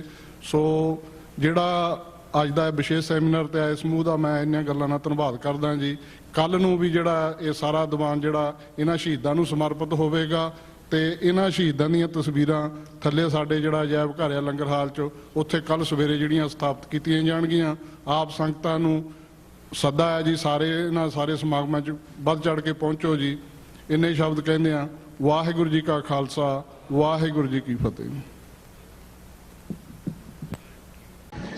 ਵਾਹਿਗੁਰੂ ਜੀ ਕਾ ਖਾਲਸਾ, ਵਾਹਿਗੁਰੂ ਜੀ ਕੀ ਫਤਿਹ। ਗੁਰਦੁਆਰਾ ਸਿੱਖ ਕਲਚਰ ਸੁਸਾਇਟੀ ਵਿਖੇ ਅੱਜ ਸਿੱਖ ਕਲਚਰ ਸੁਸਾਇਟੀ ਦੀ ਪ੍ਰਬੰਧਕ ਕਮੇਟੀ ਦੇ ਸਹਿਯੋਗ ਦੇ ਨਾਲ the Baba Sikh Association, Shiromani Akali Dal Amritsar, Sikh for Justice ਤੇ ਸਮੂਹ ਪੰਥਕ ਜਥੇਬੰਦੀਆਂ ਨੇ ਆਪਣੀ ਹਾਜ਼ਰੀ ਲਵਾਈ ਆ। ਅੱਜ ਉਹਨਾਂ ਸ਼ਹੀਦਾਂ ਨੂੰ ਜੋ ਨਕੋਦਰ ਸਾਕਾ ਦੇ ਵਿੱਚ ਸ਼ਹੀਦ ਹੋਏ ਨੇ, ਉਹਨਾਂ ਨੂੰ ਯਾਦ ਕੀਤਾ ਗਿਆ, ਕਿਉਂਕਿ ਇਹਨਾਂ ਸਿੰਘਾਂ ਨੇ ਜਦੋਂ 2 ਫਰਵਰੀ 1986 ਨੂੰ ਸ੍ਰੀ ਗੁਰੂ ਗ੍ਰੰਥ ਸਾਹਿਬ ਦੇ ਸਰੂਪ ਨੂੰ ਅਗਨ ਭੇਟ ਕੀਤੇ ਸਨ, ਉਸ ਸੰਬੰਧ ਦੇ ਵਿੱਚ ਜਿਨ੍ਹਾਂ ਲੋਕਾਂ ਨੇ ਇਹ ਕਾਰਾ ਕੀਤਾ ਸੀ, ਉਹਨਾਂ ਕਾਰਕੁਨਾਂ ਦੇ ਵਿਰੁੱਧ ਇਹ ਆਵਾਜ਼ ਬੁਲੰਦ ਕੀਤੀ ਗਈ ਸੀ। ਸਮੂਹ ਸਿੱਖ ਸਟੂਡੈਂਟ ਫੈਡਰੇਸ਼ਨ ਨੇ ਵੀ ਇਹਦੀ ਹਾਮੀ ਪੂਰੀ ਭਰੀ ਸੀ। ਉਹਦੇ ਸੰਬੰਧ ਦੇ ਵਿੱਚ ਜਿਹੜੇ ਅੱਜ ਇੱਥੇ ਹੋਇਆ ਸੈਮੀਨਾਰ ਹੋਇਆ, ਤਾਂ ਕਿ ਉੱਥੋਂ ਦੀ ਸਰਕਾਰ ਦਾ, ਉੱਥੋਂ ਦੇ ਉਸ ਮੌਜੂਦਾ ਜੋ ਉਹਨਾਂ ਦੇ ਅਧਿਕਾਰੀ ਸਨ, ਉਹਨਾਂ ਬਾਰੇ ਜਿਸ ਤਰ੍ਹਾਂ ਉਹਨਾਂ ਨੇ ਸਾਡੇ ਸਿੰਘਾਂ ਦੇ ਸਿਰਾਂ ਤੇ ਗੋਲੀਆਂ ਮਾਰੀਆਂ, ਮੂੰਹ ਵਿੱਚ ਗੋਲੀਆਂ ਮਾਰੀਆਂ, ਉਹ ਅੱਜ ਇਹ ਸਾਰਾ ਜਿਹੜਾ ਸੈਮੀਨਾਰ ਦੇ ਵਿੱਚ ਜੋ ਉਹਦੇ 'ਚ ਵਿਚਾਰ ਵਟਾਂਦਰਾ ਹੋਇਆ, ਉਹ ਤੇ ਮੈਂ ਸਮਝਦਾ ਕਿ ਜਿੰਨੀਆਂ ਵੀ ਪੰਥਕ ਜਥੇਬੰਦੀਆਂ ਸਾਰਿਆਂ ਨੂੰ ਇਕਮੁੱਠ ਹੋ ਕੇ ਸਿੱਖ ਪੰਥ ਦੀ ਆਵਾਜ਼ ਨੂੰ ਜਿਹੜਾ ਉਹ ਬੁਲੰਦ ਕਰਨਾ ਚਾਹੀਦਾ। ਜਿਸ ਤਰ੍ਹਾਂ ਕਿ ਅਸੀਂ ਆਉਣ ਵਾਲੇ ਜਿਹੜੇ ਆ ਇਹੋ ਜਿਹੇ ਜਿਹੜੇ ਸਾਡੇ ਤੇ ਤਸ਼ੱਦਦ ਕੀਤੇ ਜਾਂਦੇ ਨੇ, ਸਾਡੇ ਗੁਰੂ ਸਾਹਿਬ ਦੀ ਵਿਆਪਤੀ ਹੁੰਦੀ ਆ, ਉਹਨਾਂ ਚੀਜ਼ਾਂ ਨੂੰ ਅਸੀਂ ਜਿਹੜਾ ਇਹ ਬੰਦ ਕਰਵਾ ਸਕੀਏ। ਮੈਂ ਚੇਚੇ ਤੌਰ ਤੇ TV 84 ਚੈਨਲ ਵਾਲਿਆਂ ਦਾ ਵੀ ਧੰਨਵਾਦੀ ਹਾਂ, ਕਿਉਂਕਿ ਇਹਨਾਂ ਨੇ ਵੀ ਅੱਜ ਇੱਥੇ ਆ ਕੇ ਇਸ ਨੂੰ ਕਵਰੇਜ ਦਿੱਤੀ ਆ। ਇਹ ਹਮੇਸ਼ਾ ਹੀ ਸਿੱਖ ਪੰਥ ਦੀ ਆਵਾਜ਼ ਨੂੰ ਬੁਲੰਦ ਕਰਦੇ ਨੇ। ਸੋ ਸਮੂਹ ਸੰਗਤਾਂ ਦਾ ਧੰਨਵਾਦ। ਵਾਹਿਗੁਰੂ ਜੀ ਕਾ ਖਾਲਸਾ, ਵਾਹਿਗੁਰੂ ਜੀ ਕੀ ਫਤਿਹ। ਵਾਹਿਗੁਰੂ ਜੀ ਕਾ ਖਾਲਸਾ, ਵਾਹਿਗੁਰੂ ਜੀ ਕੀ ਫਤਿਹ। ਗੁਰੂ ਪਿਆਰੀ ਸਾਧ ਸੰਗਤ ਜੀ, ਅੱਜ ਸਿੱਖ ਕਲਚਰ ਸੁਸਾਇਟੀ ਵਿੱਚ ਸਿੱਖ ਕਲਚਰ ਸੁਸਾਇਟੀ ਦੇ ਸੰਯੋਗ ਨਾਲ ਅਤੇ ਦੁਆਬਾ ਐਸੋਸੀਏਸ਼ਨ ਸਮੁੱਚੀਆਂ ਜਥੇਬੰਦੀਆਂ ਦੇ ਸੰਯੋਗ ਨਾਲ ਜੋ ਨਕੋਦਰ ਵਿੱਚ ਸਾਡੇ 4 ਸਿੰਘ ਸ਼ਹੀਦ ਹੋਏ ਸੀ, ਜਿਨ੍ਹਾਂ ਨੇ ਗੁਰੂ ਗ੍ਰੰਥ ਸਾਹਿਬ ਦੀ ਬੇਅਦਬੀ ਦੇ ਖਿਲਾਫ ਆਵਾਜ਼ ਉਠਾਈ ਸੀ, ਉਹਨਾਂ ਨੂੰ ਸ਼ਹੀਦ ਕਰ ਦਿੱਤਾ ਗਿਆ ਸੀ। ਉਹ ਗੁਰੂ ਮਹਾਰਾਜ ਸੱਚੇ ਪਾਤਸ਼ਾਹ ਦਾ ਜਾਪ ਕਰ ਰਹੇ ਸਨ ਅਤੇ ਉਸ ਟਾਈਮ ਦੀ ਹਕੂਮਤ ਨੇ ਉਹਨਾਂ ਨੂੰ ਗੋਲੀਆਂ ਨਾਲ ਭੁੰਨ ਦਿੱਤਾ ਸੀ। ਉਸ ਦੇ ਸੰਬੰਧ ਵਿੱਚ ਕਨਵੈਨਸ਼ਨ ਹੋਈ, ਜਿਸ ਵਿੱਚ ਸੰਗਤ ਨੇ ਦੂਰੋਂ ਨੇੜਿਓਂ ਚੱਲ ਕੇ ਵੀਰਾਂ ਨੇ ਬਹੁਤ ਉਤਸ਼ਾਹ ਦਿਖਾਇਆ ਅਤੇ ਉਚੇਚੇ ਤੌਰ ਤੇ ਜੋ ਇੱਕ ਸਿੰਘ ਸ਼ਹੀਦ ਹੋਏ ਉਹਨਾਂ ਦੇ ਭਰਾਤਾ ਜੀ ਜੋ ਕਿ ਕੈਲੀਫੋਰਨੀਆ ਤੋਂ ਉਚੇਚੇ ਤੌਰ ਤੇ ਪਹੁੰਚੇ ਸਨ, ਉਹਨਾਂ ਨੇ ਬਹੁਤ ਹੀ ਵਿਸਤਾਰ ਨਾਲ ਉਸ ਕਾਂਡ ਦੇ ਬਾਰੇ ਵਿੱਚ ਜਾਣਕਾਰੀ ਦਿੱਤੀ। ਇਸੇ ਤਰ੍ਹਾਂ ਹੀ ਡਾਕਟਰ ਅਮਰਜੀਤ ਸਿੰਘ ਹੋਰਾਂ ਜੋ ਕਿ ਹਮੇਸ਼ਾ ਹੀ ਸਿੱਖ ਕੌਮ ਦੀ ਚੜ੍ਹਦੀ ਕਲਾ ਦੀ ਗੱਲ ਕਰਦੇ ਹਨ, ਉਹਨਾਂ ਨੇ ਵੀ ਪੂਰੀ ਡਿਟੇਲ ਵਿੱਚ 1984 ਤੋਂ ਲੈ ਕੇ ਹੁਣ ਤੱਕ ਜੋ ਸਿੱਖਾਂ ਨਾਲ ਵਧੀਕੀਆਂ ਹੁੰਦੀਆਂ ਹਨ ਅਤੇ ਗੁਰੂ ਗ੍ਰੰਥ ਸਾਹਿਬ ਦੀ ਬੇਅਦਬੀ ਹੋਈ ਹੈ ਉਸ ਦੇ ਸੰਬੰਧ ਵਿੱਚ ਵੀ ਡਿਟੇਲ ਵਿੱਚ ਜਾਣਕਾਰੀ ਦਿੱਤੀ। ਇਸੇ ਤਰ੍ਹਾਂ ਹੀ ਸਾਡੇ ਵੀਰ ਈਸਰ ਸਿੰਘ ਜੀ ਜੋ ਆਏ ਸਨ, ਜਿਨ੍ਹਾਂ ਨੇ ਇਸ ਗੱਲ ਤੇ ਜ਼ੋਰ ਦਿੱਤਾ ਕਿ ਆਪਾਂ ਸਾਰੇ ਰਲ ਕੇ ਇੱਕ ਮੁੱਠ ਹੋ ਕੇ ਇੱਕ ਕਮੇਟੀ ਇੱਕ ਜਥੇਬੰਦੀ ਬਣਾਈਏ ਜੋ ਕਿ ਸਾਡੇ ਨਾਲ ਸਿੱਖ ਕੌਮ ਨਾਲ ਅੱਜ ਦੀ ਹਕੂਮਤ ਜਾਂ ਉੱਥੋਂ ਦਾ ਹਿੰਦੂਵਾਦ ਧੱਕਾ ਕਰ ਰਿਹਾ ਹੈ ਉਸ ਦੇ ਬਰਖਲਾਫ ਆਵਾਜ਼ ਉਠਾਈਏ। ਮੈਂ ਆਪ ਜੀ ਨੂੰ ਬੇਨਤੀ ਕਰਦਾ ਹਾਂ ਕਿ ਕੱਲ੍ਹ ਨੂੰ ਸਮੁੱਚਾ ਜੋ ਦੀਵਾਨ ਹੈ ਸਿੱਖ ਕਲਚ ਸੁਸਾਇਟੀ ਵਿੱਚ ਇਹਨਾਂ ਦੀ ਸ਼ਹੀਦਾਂ ਦੀ ਯਾਦ ਵਿੱਚ ਮਨਾਇਆ ਜਾਵੇਗਾ। ਆਪ ਸਭ ਨੂੰ ਬੇਨਤੀ ਹੈ ਜੋ ਵੀ ਵੀਰ ਸੁਣ ਇਸ ਗੁਰੂ ਘਰ ਵਿੱਚ ਕੱਲ੍ਹ ਨੂੰ ਪਰਿਵਾਰਾਂ ਸਮੇਤ ਹਾਜ਼ਰੀ ਭਰਨ ਤਾਂ ਕਿ ਅਸੀਂ ਆਪਣੇ ਸ਼ਹੀਦਾਂ ਨੂੰ ਜੋ ਸੱਚੀ ਸ਼ਰਧਾਂਜਲੀ ਹੈ ਦੇ ਸਕੀਏ। ਵਾਹਿਗੁਰੂ ਜੀ ਕਾ ਖਾਲਸਾ, ਵਾਹਿਗੁਰੂ ਜੀ ਕੀ ਫਤਿਹ।